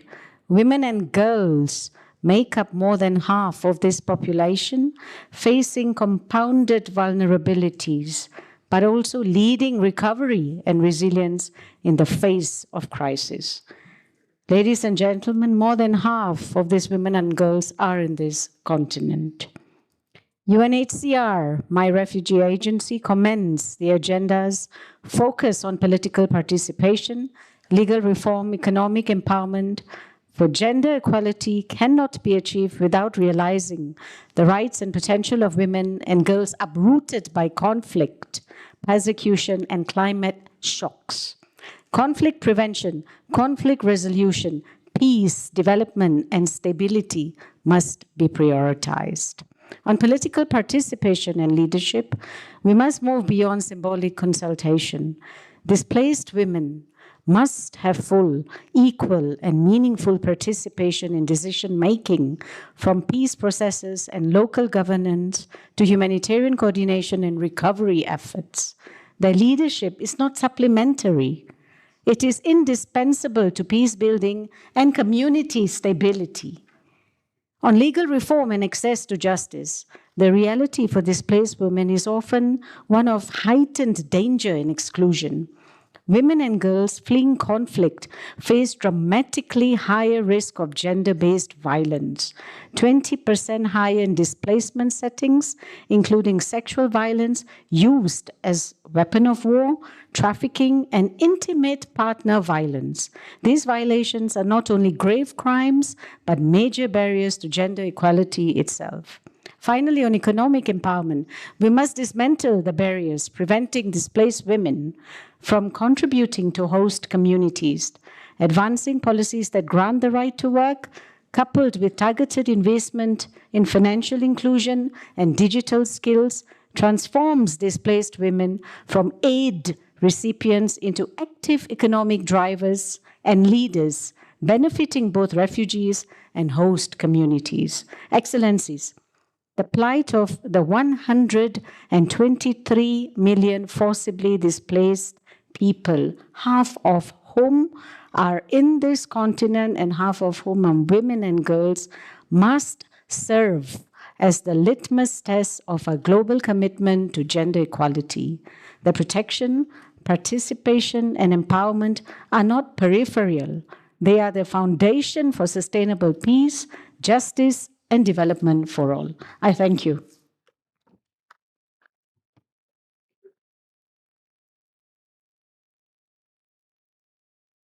Honorable Jean-Marie Nibirinjitile.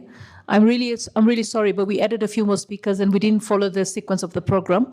I shall be coming back to you just after we just take a little break right now for a video presentation. Are we ready with Honorable Her Excellency Eunice Impinge, President of POWER's video? Are we ready? If we can play the video, and then we'll continue. Honorable members of Pan-African Parliament, the Beijing Plus 30 Advocacy Group, participants of this special sitting of the Pan-African Parliament in commemoration of the 30th anniversary of Beijing Declaration and Platform of Action. My name is Eunice Ipinge. I'm a president of Pan-Africa Women's Organization, a first continental women's organization in our continent, and it's a specialist agency of African Union on women and gender issues.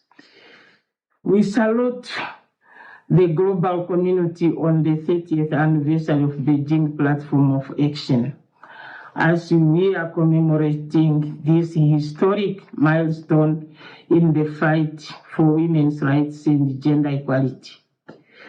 The Beijing Platform of Action marked a significant turning point in promoting women's rights and eliminating discrimination against women. Since that conference, we have made notable progress in advancing gender equality and women's empowerment in Africa and beyond. I look back in 1995 when we were in China, in Beijing, as global women in that fourth conference. I still recall the sleepless nights the women had in coming up, forming up and coming up with this global platform of action and declarations. We have noted After that, a lot of progress that are made. And we have also noted that at this moment, as we are commemorating and celebrating this achievement in 30th time, we also have still challenges that persist in our continent in Africa, for example.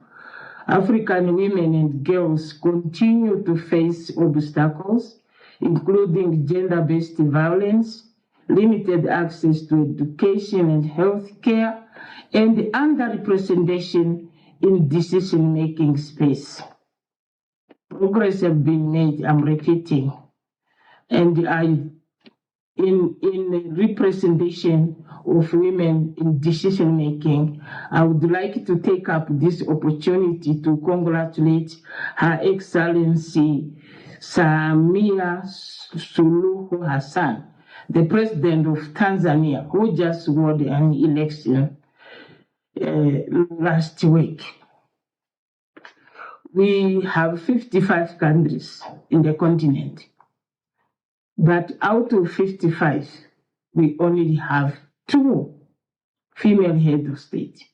It means that we have to work hard to ensure that women partake in decision making of the continent. We reaffirm our commitments to promoting gender equality and women empowerment in Africa. We will continue to work tirelessly to ensure African women and girls exercise their rights and reach their full potential. Let us join forces to celebrate progress and keep that progress. We have noted the pushback of gender equality issues that are taking place in the continent. But as we have made the reflection, I'm sorry, I think we have lost that connection. Yeah, let's give a round of applause. I have to say that I was an observer an Africa Union observer for the elections. And much as we celebrate women in leadership, as an observer and given our report, we did say that the elections were far from free, fair, and credible. And with the shutdown of the internet in Tanzania and all the videos that we're seeing, it is the same women and children that we're championing today that are being affected. So what I would like to say is I pray for Tanzania and every conflict-ridden country at the moment. We heard from Kativa Belani about fleeing conflicts. We want peace in Africa, and we want good leadership and governance and democracy, and the space in that in democracy to be highlighted. We can't just celebrate a woman for being in leadership. We have to celebrate good leadership. Having said that, now we have a speaker who is the chairperson of the Committee on Justice and Human Rights, Honorable Jean Marie Nibi-Rintilje. The stage is yours. Merci beaucoup de m'accorder. Thank you for giving me the floor. I was saying that day after day, we are now celebrating the 30 years to promote gender equality and women empowerment in Africa. Like previous speaker said, no one can be indifferent to my belief because men and women work hand in glove. They are efficient when they do so to build the Africa that we want. Men single-handedly cannot build the Africa that we want. I am convinced that together we can do better than to work in silos and carrying out discrimination for certain positions, for example, for women. Like some others have said, women are actually better in some positions than men. As you may be aware, at birth, the girl child or boy child are born in the same manner. They're born in exactly the same way. But what we realize, all of us, that when they reach school-going age, some societies start giving priorities to boys and they leave the girl child at home. That's why in the past we saw that there were many more boys in school than girls, especially in secondary schools. However, we should all be delighted about the way things have evolved, because today, in some countries, as statistics have shown, there are more girls than boys in secondary schools. That's the minimum of training has been achieved. But we want that at the level of universities, girls should be outnumber boys, because in countries, we realize that in countries, the level of boys, there are many more girls than boys. So why does this not reflect in universities? We should know that our girls, our women are entitled to benefiting from or enjoying a better life just as men do. Because all people, all men, capital letters, are equal before the law. We are very proud in our standing committee on human rights, because everywhere there's consciousness on certain leaders, because so many countries have ratified some laws that foster a better life for women. That's why we are happy about it.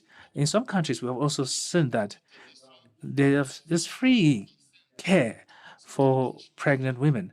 This is a good thing, because in the past, you could see that a high percentage of women would die at childbirth while giving birth. So this is something that needs to be lauded, because and also encourage other countries to foster a better life for women. When countries such as Burundi provide free health care, free care to children, it applies to all children, both girls and boys. To conclude, what surprises me today is that the percentage of women that have title deeds, that who are have title deeds, it's like women does not have the right to own property. Just a small percentage of women in Africa have a title deed. And at the economic level, yet at the economic level, women are lagging behind. So we men, we need to encourage women to be involved in decision-making institutions and work together with men to make their life better. Today, as a politician, I encourage women to be active in political parties in their respective countries, so that tomorrow we could have so many women in the decision-making sphere. Thank you very much. Wow. Big hand of applause, please. Together we can do better. And you know, when I'm thinking about women and property, title deeds, women were considered property. And I think in some countries, they still don't see them as valuable. So we need a lot more he for she's, and I thank you, Chair, for being who you are and standing up for women. So the next speaker is Honorable Stuke Motsa, member of the Committee of Rules, Privileges and Discipline. Are you here? Okay. Thank you, Honorable, for the opportunity, and apologies for coming late. I was attending a session on the Rules, Privileges and Discipline Committee. What I'd like to say is that we have noted that women are not allowed to make their own decisions, especially when it comes to sexual reproduction. You find that a woman has gone for family planning, but she will not take the tablets in the presence of the husband because she fears that she will be lambasted or scolded that I want children. I want 10 children and we only have 3. And then, and that causes a lot of problems. What I've also seen is that women with disabilities are always left out in development, economic drives, and in education, including employment, because they are thought to be a liability to either to the employer, or that they will not be able to work so that they can help their countries in enhancing the economic drive. And even on the legal issues, women are downtrodden, and especially when it comes to property rights. In my country, which is Eswatini, you cannot go to the chief and ask for land if you do not have a boy child. Though the Constitution gives rights to women to acquire land, and even if you are married in terms of Swazi law and custom, when it comes to inheritance, when your husband dies, you are then reduced to a minor, and sometimes you are not allowed, or you do not inherit as in terms of civil rights. So I'd urge that we should be united as women and form or advocate for legal reform, especially when it comes to women, and specifically women with disabilities, because they are always not considered. And in that, I can give an example that you'll find that there is a woman with visual impairment. Instead of asking her or digging as to what is the degree of her impairment, people will just decide this one needs Braille. When in essence, she has low vision and maybe that font has to be increased, not that she needs Braille. So it is important that we support each other as women, as I have discovered that most of the time, it is women that oppress other women.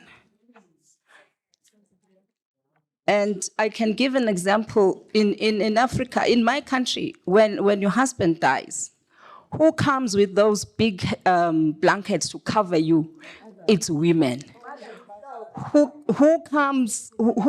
fights for the estate of their brother? Women. So we need to look at ourselves, do some introspection first, and then we can take it outside. I thank you. Thank you, my sister. Yeah, a bit sad to hear about the chief and the boy child before you can inherit. And I mean, I found it very profound when you said that when a husband dies, a woman is reduced to a minor. That's really sad. But when it comes to women being their own worst enemies, I'd like to believe that that's a myth. We've got to stand together and raise sisterhood. And it starts with everyone in this room. So today, before you leave, make sure you know 2 sisters that you didn't know when you came into this room, because you never know when you're going to need them. Our next speaker is Honorable Khadija Arohal, Deputy Chairperson, Committee of Gender, Family, Youth and People with Disability. You have the floor. Thank you. شكرا جزيلا. أنا سعيدة اليوم بالتحدث باسم لجنة النوع والشباب والأسرة وذوي الإعاقة بمناسبة Sorry. بكين. هذا الإطار. Hello, can you start again? We had a problem with the translation. Start from the beginning.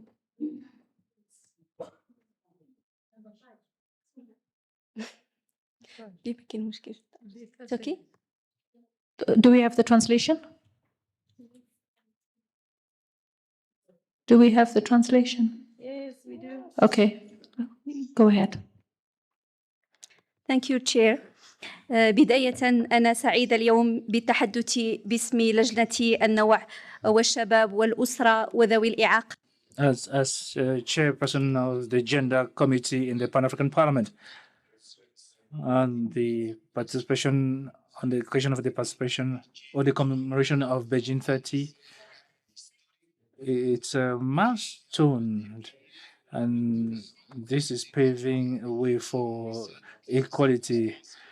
And the PAP would like to seize the opportunity to confirm its participation and the participation of women in our continent. And this can be reflected through the adoption of the model law on gender equality. This was done yesterday in this chamber.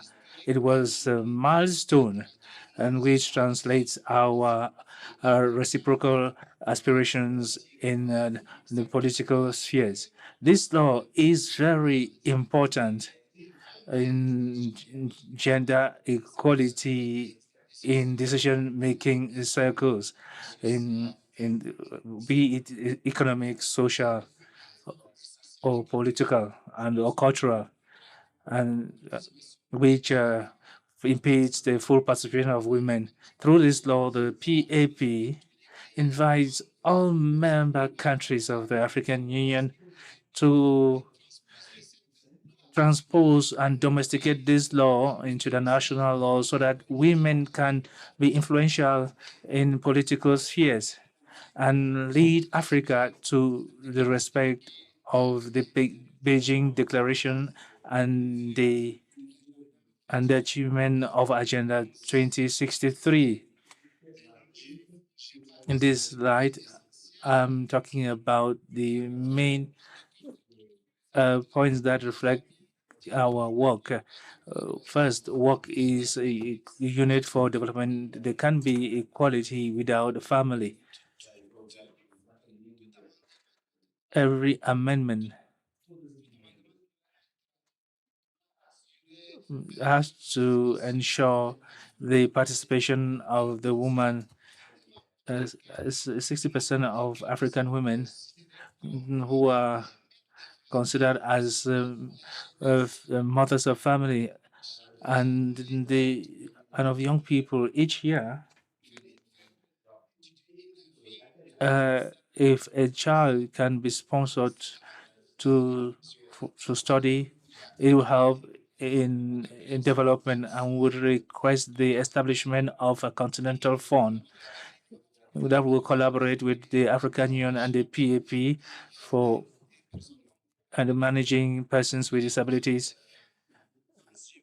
and where most women suffer from these disabilities, to ensure they guarantee their right and participation in the Pan-African Parliament. I'd like to confirm the role of our committee in implementing this law, which was presented in Women's Forum with monitoring mechanisms. Long live Africa, and thank you very much for your kind attention. Thank you very much, Honorable Khadija, and also for bringing up the fact that the Pan-African Parliament develops a number of model laws. So if you could look into the various websites, Africa Union as well as the Pan-African Parliament, the model laws, we put in a lot of work and a lot of effort, and they could really help every country in the continent to improve on various legal matters. Our last speaker is a member working group on legal reforms and access to justice, Swaki Kutumela. You have the floor. Swaki Kutumela, yes. Excellencies, distinguished delegates, ladies and gentlemen. When we speak about legal reforms, I would just really like to get right into it.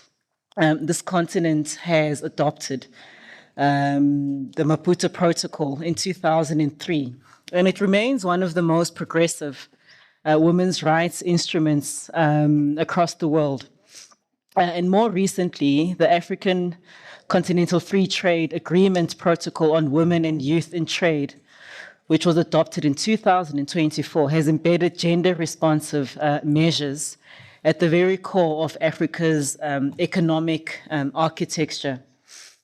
So these are just some of the achievements that shows this continent's unwavering commitment to the ideals of Beijing those 30 years ago, which essentially was to end discrimination, expand opportunity, and ensure that women's human rights are fully realized. But of course, there is a gap between the law and lived reality. Certainly across many member states, many women still face entrenched legal, economic, and social barriers. And we've gone through elements of this today when we speak about women's inheritance rights.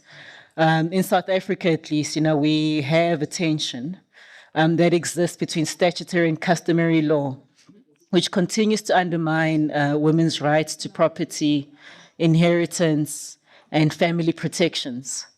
2004, we had a constitutional court case, which shows the power of the legislative and the judiciary that ultimately struck down male-only inheritance, saying it's unconstitutional, thereby affirming gender equality and property rights. But nonetheless, similar discriminatory practice do continue in certain rural areas where customary laws prevail. There are customary marriages, sometimes involving underage and polygamous unions, though we have seen a huge reduction on this. And there are other points of conflict, where certain protections in statutory family law deprives certain women of maintenance and divorce and succession rights. Customary dispute resolution systems, while accessible and community-based, generally tend to be patriarchal and discourage women from asserting their legal rights. So maybe just to get straight to the point, just in terms of, what it is that we can actually focus our energies on. Just out of what was called out of the Maputo Protocol. Could you just add her a minute, please? Add a minute. Thank you, I appreciate. First and foremost, there is an absolute need to accelerate domestication of this Maputo Protocol, lifting the remaining reservations and harmonizing areas of contradiction in terms of statutory, customary, and constitutional law. The second and and another very important thing is to place women once again at the center of Africa's economic transformation. And we can find practical ways of doing this. One of the things I just called out here was establishing women's enterprise funds, securing land ownership, investing in childcare and digital inclusion. The third intervention is that, we should also strengthen areas of governance and accountability. Though quotas tends not to be a great word, but we should introduce some form of gender quotas in political, judicial, and corporate leadership. and move from principle to practice. I would like to congratulate this Pan-African Parliament with some of the this draft model law on gender inequality, because it shows that, when you have legislative institutions such as this, that we can, as a continent, start to make meaningful inroads towards creating legislation that was then going to take us from where we currently are into the next 5 and ultimate other 30 years. Thank you very much. Thank you. Thank you. Okay, so that brings us to the end of the speakers that we had lined up for you. But I would like to give interventions from the floor, at least 5 interventions, 1 minute each. It could be a question, or it could be something that you feel was not mentioned or should have been mentioned, or you want to affirm. So first intervention, go ahead. Thank you very much, Program Director. And good evening, everyone, because I can see now it's almost 7 o'clock. My name is Clara Sotlula Shemwenze. I'm the president of South African Women in Construction and Built Environment. What I would like to know, if maybe, how possible is it that we can get the presentations of today's session? Because we have registered with all our email addresses and so on. Can the organizers assist us so that we take the information to the people that we are representing? Thank you, I submit. Okay, we're live on YouTube, Pan-African Parliament, so follow us and be empowered. Yes. Greetings. Speaking is Akanyalingani from Tembisa. So from Tembisa High School. So today I just wanted to speak to all leaders of Africa. Across the continent, gender-based violence continues to rise and in many stages has become normalized.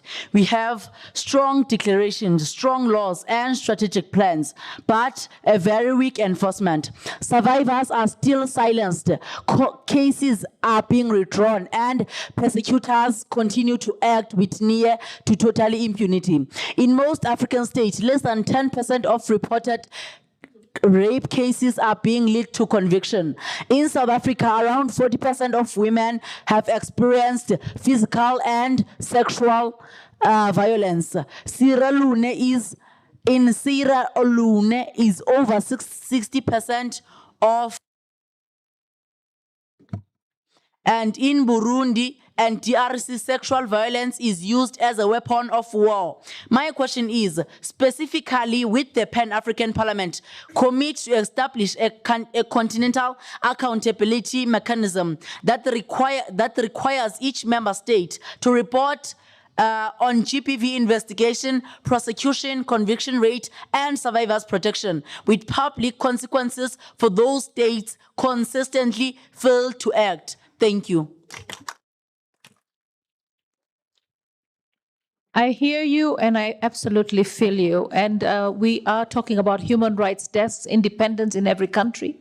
And I will, as leaders that are here, even in my own country, Kenya, we have the same problem. Very low prosecution, very low for forensic, girls suffering, and the perpetrators get a home, they go to prison, they have food, they have medical, but the victim or the survivor is left with nothing. So I hear you, I feel you, and I'm very, very proud of you. Thank you.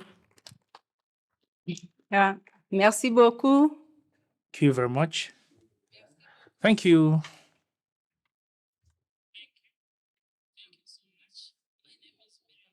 Member of Parliament from Zambia.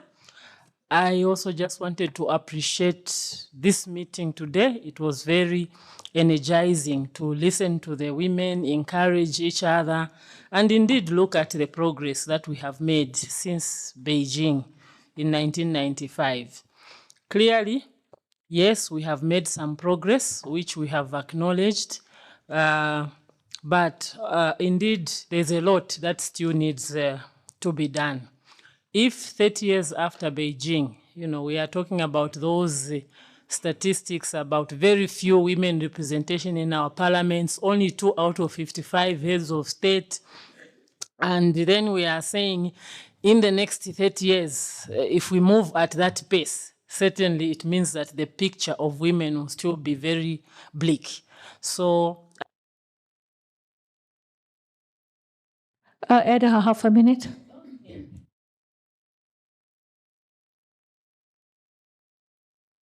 Please add half a minute. Go on. Not yet? So what I wanted to say then in a second is that I don't know how we can redefine our strategies really to help accelerate the progress. Because if it will take us another 30 years to record the progress that we have done, then we will not be doing justice. I looked at that woman who addressed us, who said she was 50 and now she's 80, and I'm putting myself in her picture. I'm a little over 50. And then another 30 years from now, the battle really is going at a slow pace. I thank you. Okay, I heard somebody saying in French. Who was the one speaking in French wanting intervention? I'm here. Okay, go ahead. Je suis ici. Thank you. My name is Marie Ange, member of the Rwandan Parliament. I would like to intervene on women's achievements in capacity building and access to funding. I would like to laud the considerations granted to women in implementing the protocol, the various African protocols, especially the continental protocol on AFCFT. Based on this continental example and on the Rwandan experience, allow me to share with the audience some statistics that speak for themselves and attest that when a woman is given us an opportunity, she is able to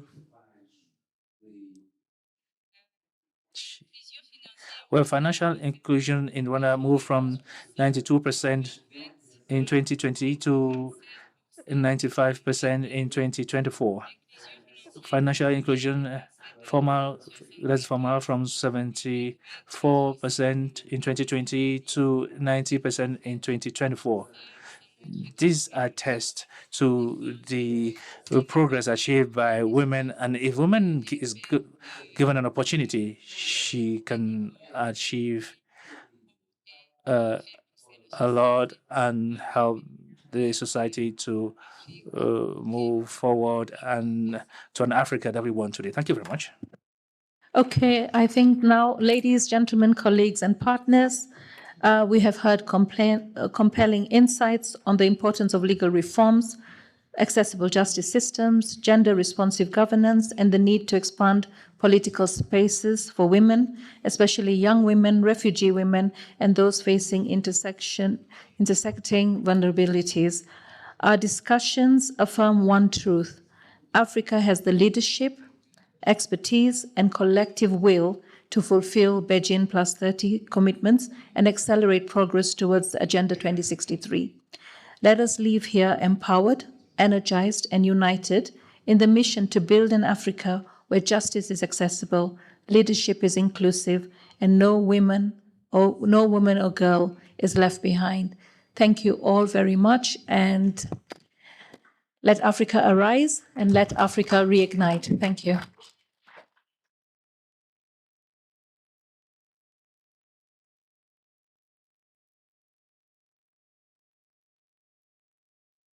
Thank you, Honorable Passaries, for moderating the session and managing time very well.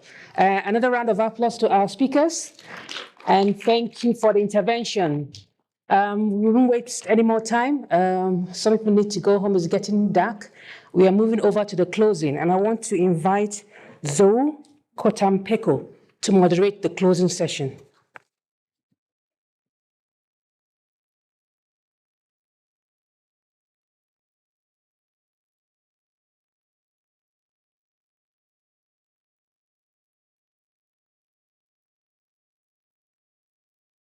Never.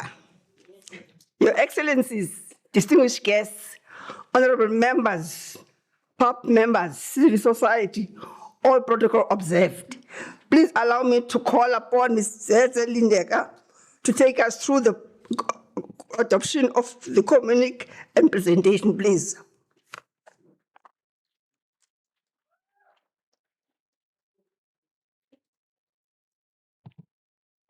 Thank you. Please allow me to stand on the protocol observed. I know this is a graveyard shift.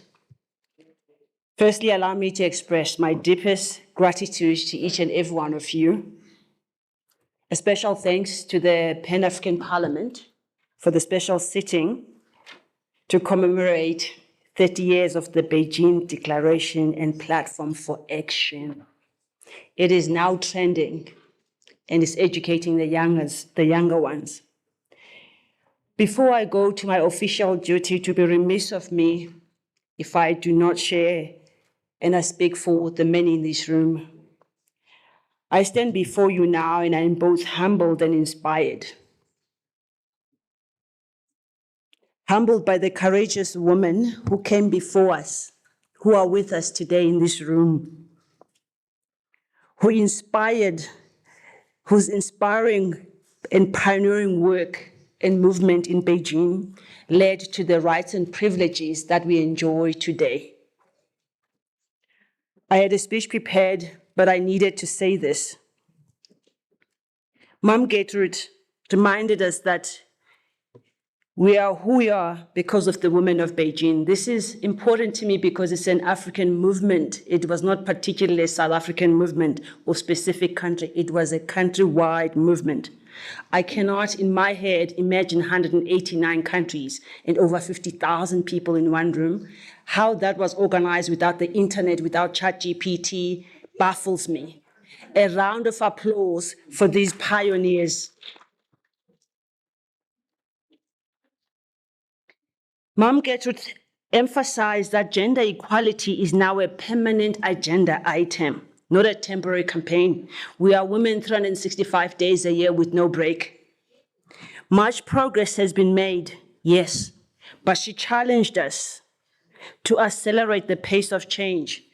My sister from Zambia just spoke that she can't imagine another 30 years, neither can I. I don't know why I'm getting emotional. Much progress has been made, but we need to accelerate the pace of change, especially in education,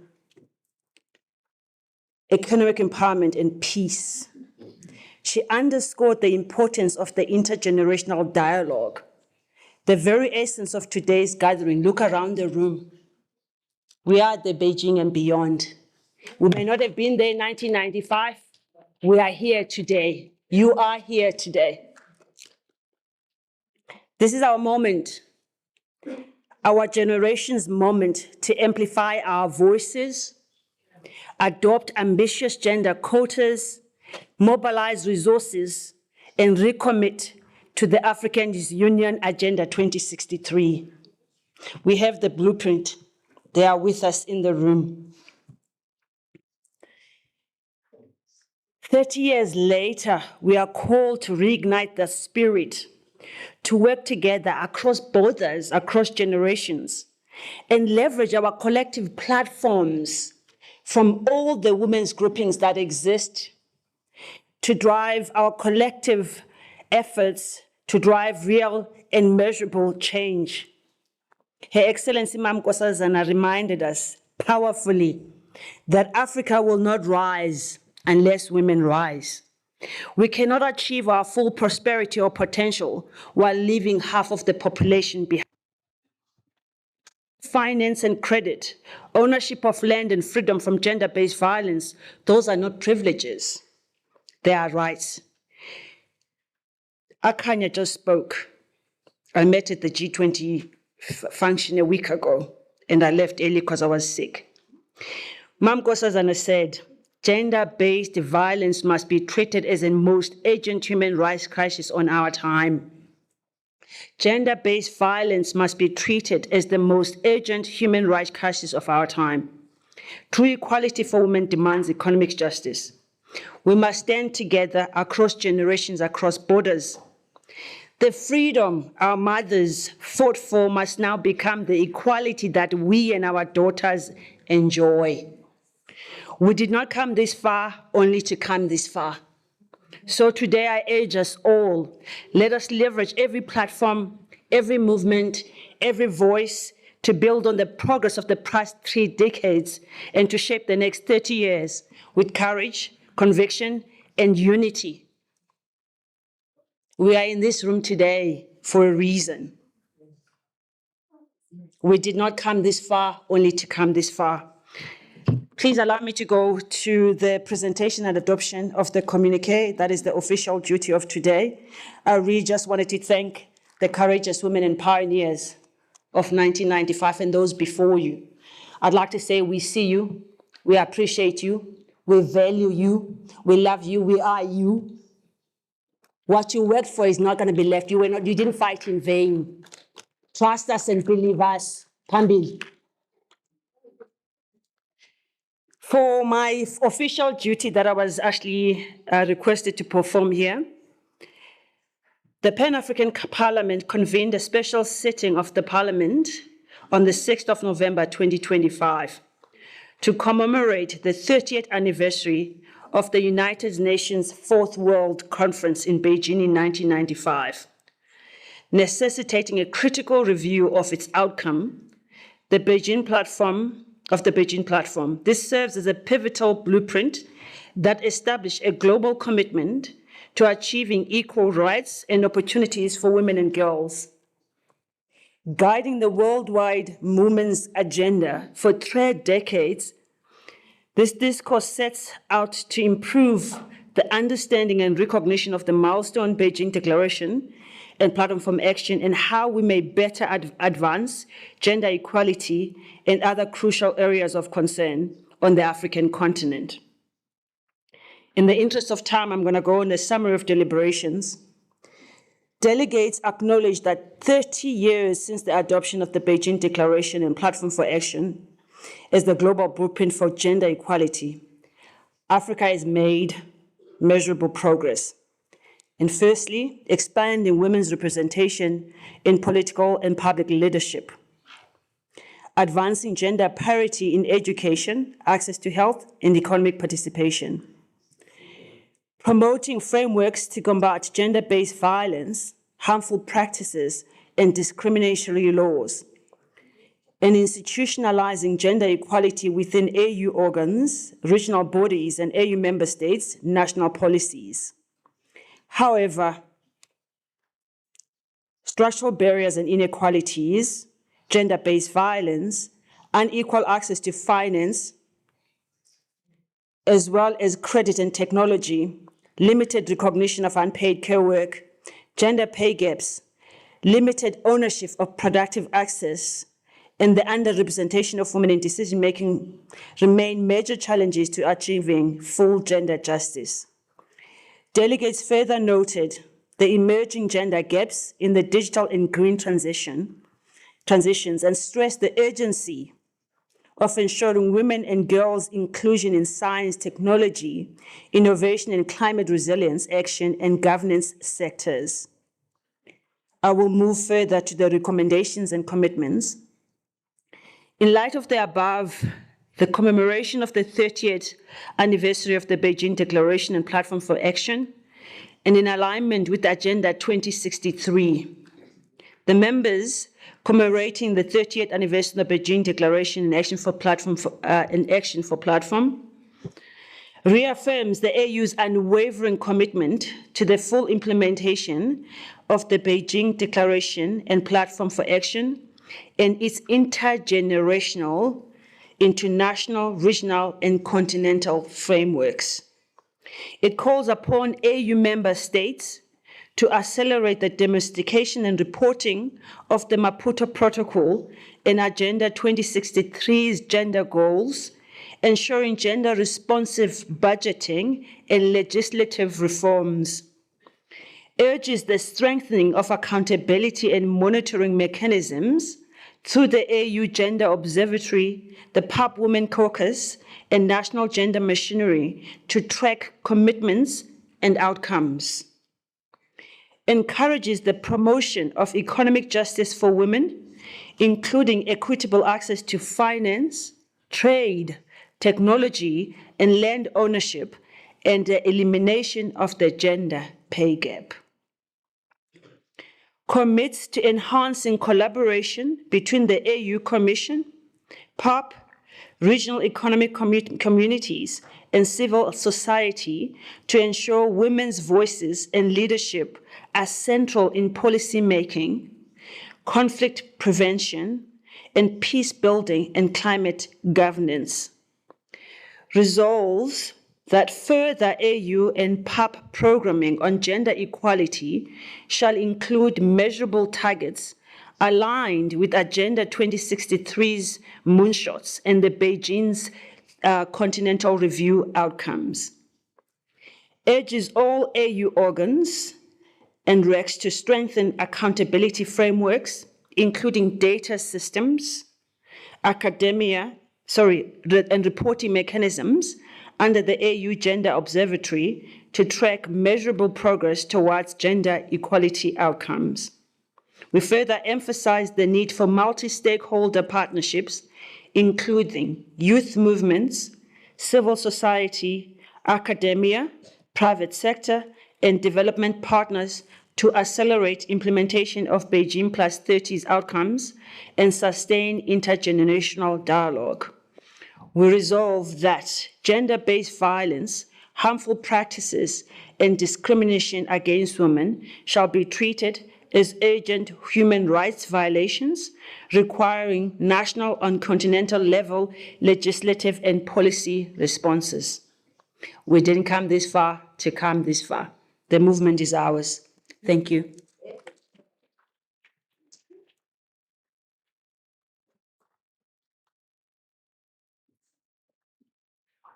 Thank you very much, Lindega. Can you give another applause, please? Because of time, we are not even going to call for an adoption. We are going to call upon two most important people of this conference to come and close this conference. That is Mayor Bridget Mabandla, former Minister of South Africa, to do the vote of thanks, accompanied by Her Excellency Honorable Lucia dos Passos, PAP Vice President for Women Affairs. Please come forward, ladies, so that we can close the conference for us. Bree, you can sit there if you want to. Yes, so sure. Yeah, can.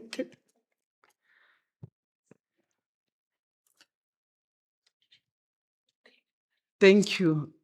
I must say I feel so privileged and honored to having been assigned to actually give the vote of thanks. It's really an honor because this is a powerful intergenerational gathering to recall our commitments, to recall the Beijing platform after 30 years. I think it's great. I think it's also important for me here to really thank the president of the PAP, His Excellency Chief Fortune Chirumbira, his deputies, and I must thank Dr. Ndidi Abano and her team. They were great. Yes. They collaborated with our team, and indeed, this is the outcome. This is a great conversation. We will remember this day in the years to come, because I think after this, there will be action, of course. I have to mention the people who gave us the nuggets. And I here would like to say Her Excellency Gertrude Mongela. We remember her not only for her great leadership of the African delegation. I call it African delegation, we're country delegations, but she was at the forefront. We thank her, and we thank the fact that she was also the first president of this parliament. Today, she shared some nuggets with us. We say thank you to her. We should also thank the UN women, the UN women deputy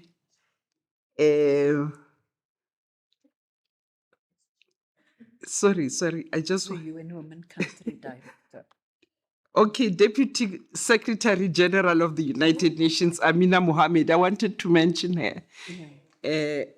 And in that context, I also would like to enjoin her mentioning, my mentioning of her with other representatives, country representatives here of the UN. I've actually seen more than the two who spoke here. And thank you for keeping in touch with the happenings on our continent and diligently pursuing your work to our benefit as Africans. I would like also to then here mention Dr. Nkosazana Dlamini Zuma, former chairperson of the African Union Commission, whose stewardship was central to the shaping of Agenda 2063. Africa's long-term vision for inclusive development and transformation. You heard her. You heard her. She says it should be different in 30 years. Yes. But I'm sure she also heard the honorable from Zambia saying it definitely shouldn't be 30 years. Dr. Nkosazana, you heard her. So probably the pace will be accelerated. I do want also to mention Aminata Mbengwe Ndiaye, the former minister who led the Senegal delegation. Dr. Geraldine Fraser-Muleketi, I must thank you as chair of the Beijing Platform 30 plus 30. We express our gratitude for your thoughtful reflections and your steadfast leadership in keeping the spirit of Beijing alive. Colleagues, I have to mention the choir. We were so inspired. Who would forget the words of a young Musa Macheze? I want to also, I wish I could mention the young person, the male young person who spoke, asked questions, in fact, was saying this is the direction to us. We say thank you to her, to him. So, colleagues, as we reflect on Beijing 30 plus 30, we must reaffirm that the Beijing Platform for Action remains a cornerstone of the global agenda for women's empowerment. The Beijing call to action must now serve as a renewed catalyst, one that compels our heads of state and government to fully implement their commitments to gender equality and women's empowerment. Of course, they should, in that context, also look at the Maputo Protocol. I think the suggestion is worth considering even by the committees of the Pan-African Parliament.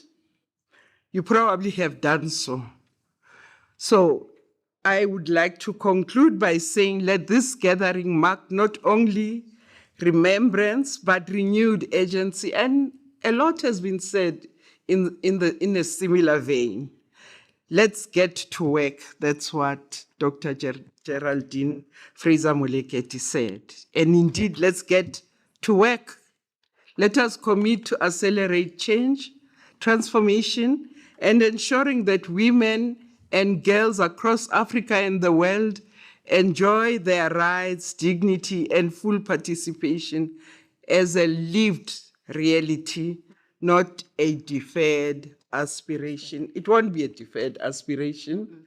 It won't be. You all agree? Yes. I thank you.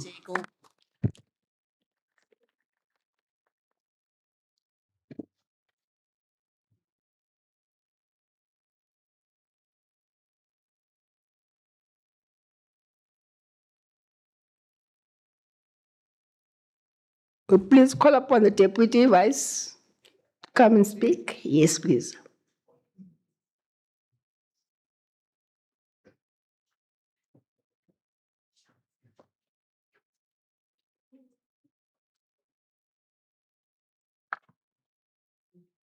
Muito obrigada, senhora moderadora.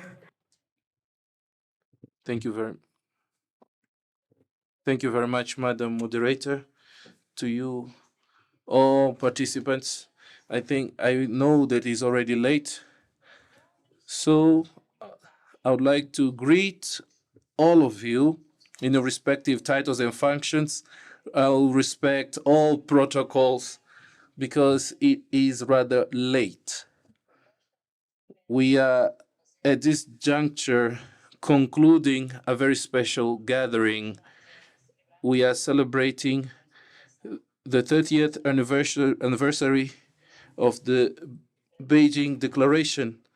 Allow me, on behalf of the Bureau, on behalf of the President, and all honorable members of this Parliament, to thank you all who came from your respective countries, your respective homes, your villages to come here so that together, united, we could celebrate this important landmark, an important intergenerational mark which will persist to the coming generations. We are talking of the 30 and the post-30.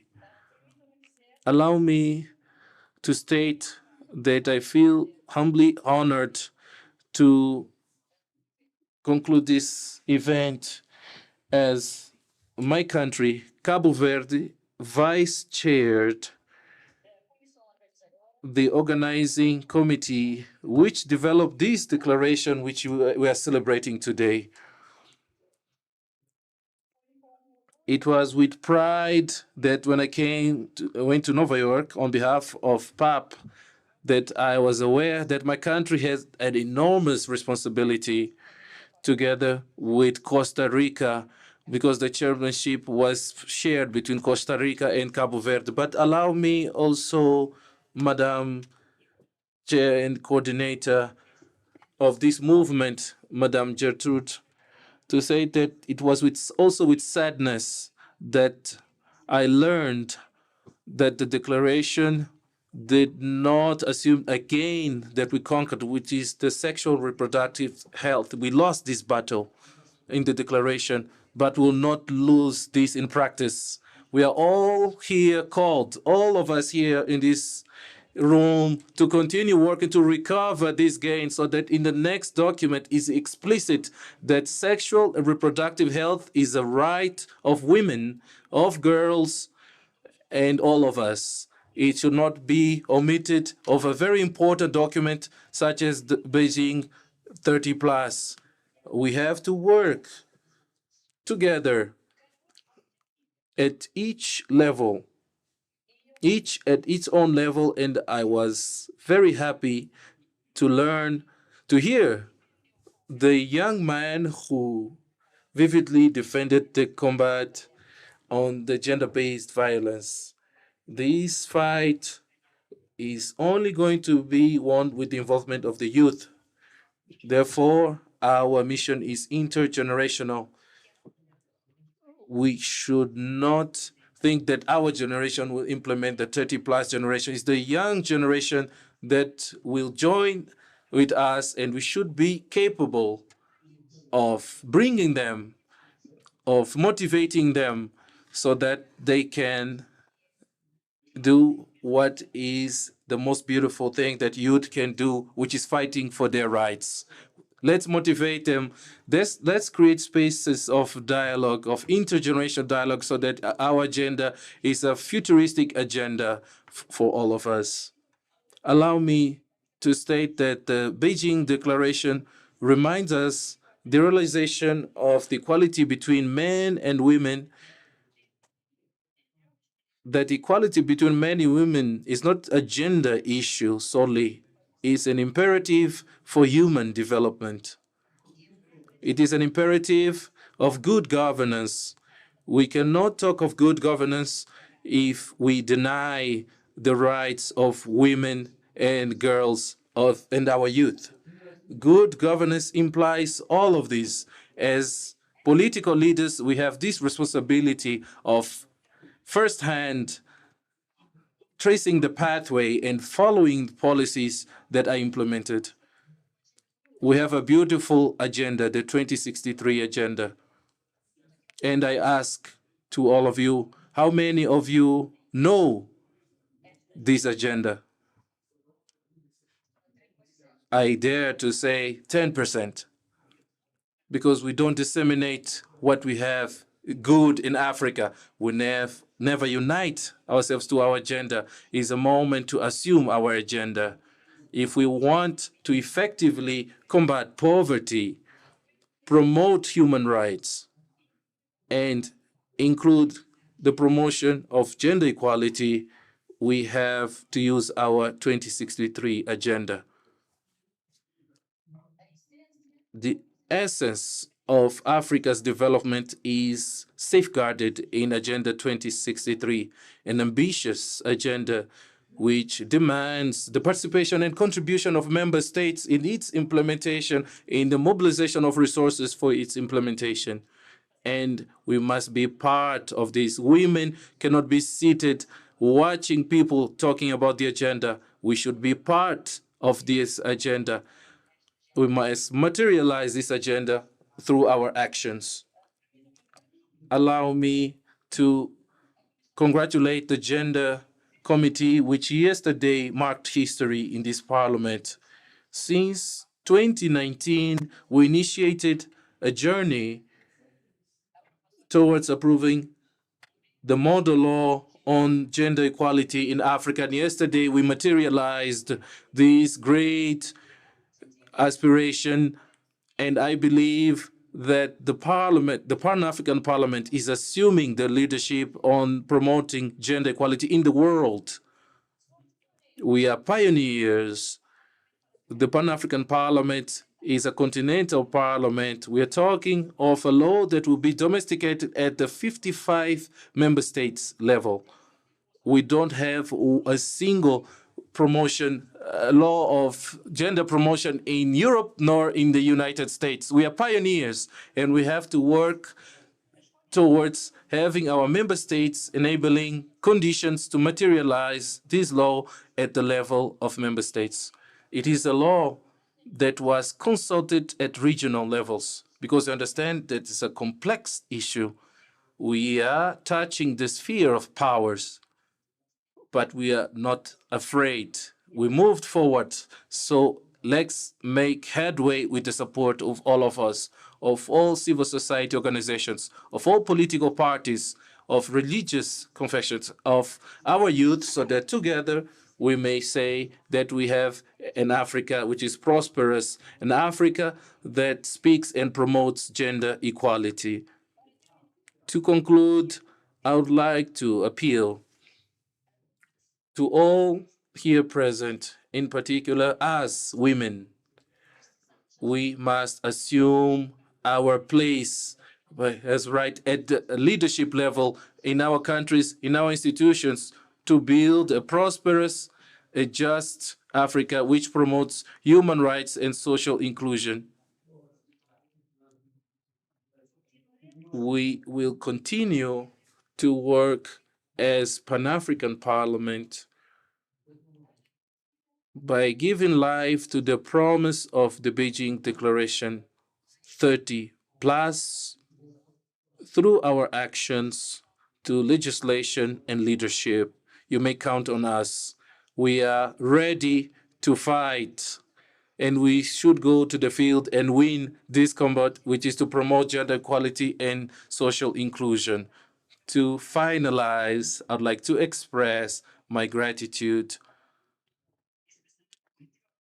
the gratitude of the Pan-African Parliament to all that have enabled this event. And let's move in our vision and common will of an Africa in which the gender equality, peace, and prosperity reigns. I declare officially closed this special sitting which celebrates the 30 years of the Beijing Declaration at the Pan-African Parliament. Thank you all. Thank you very much to all, and I wish that the Beijing spirit continues to inspire our actions and our work. Thank you very much to all. A safe journeys back home, and thank you very much, Dr. Indidi, for the leadership and the team that organized this event and made possible our sitting today here and in Africa.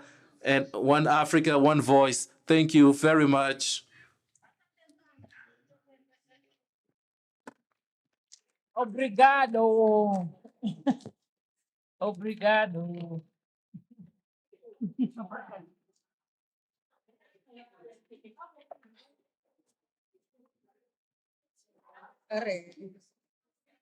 Thank you very much, especially the interpreters. Please, can the speakers just come to the front for a photo, okay? Photo opportunity. For the speakers, please come forward and take a family photo. Thank you, Excellency.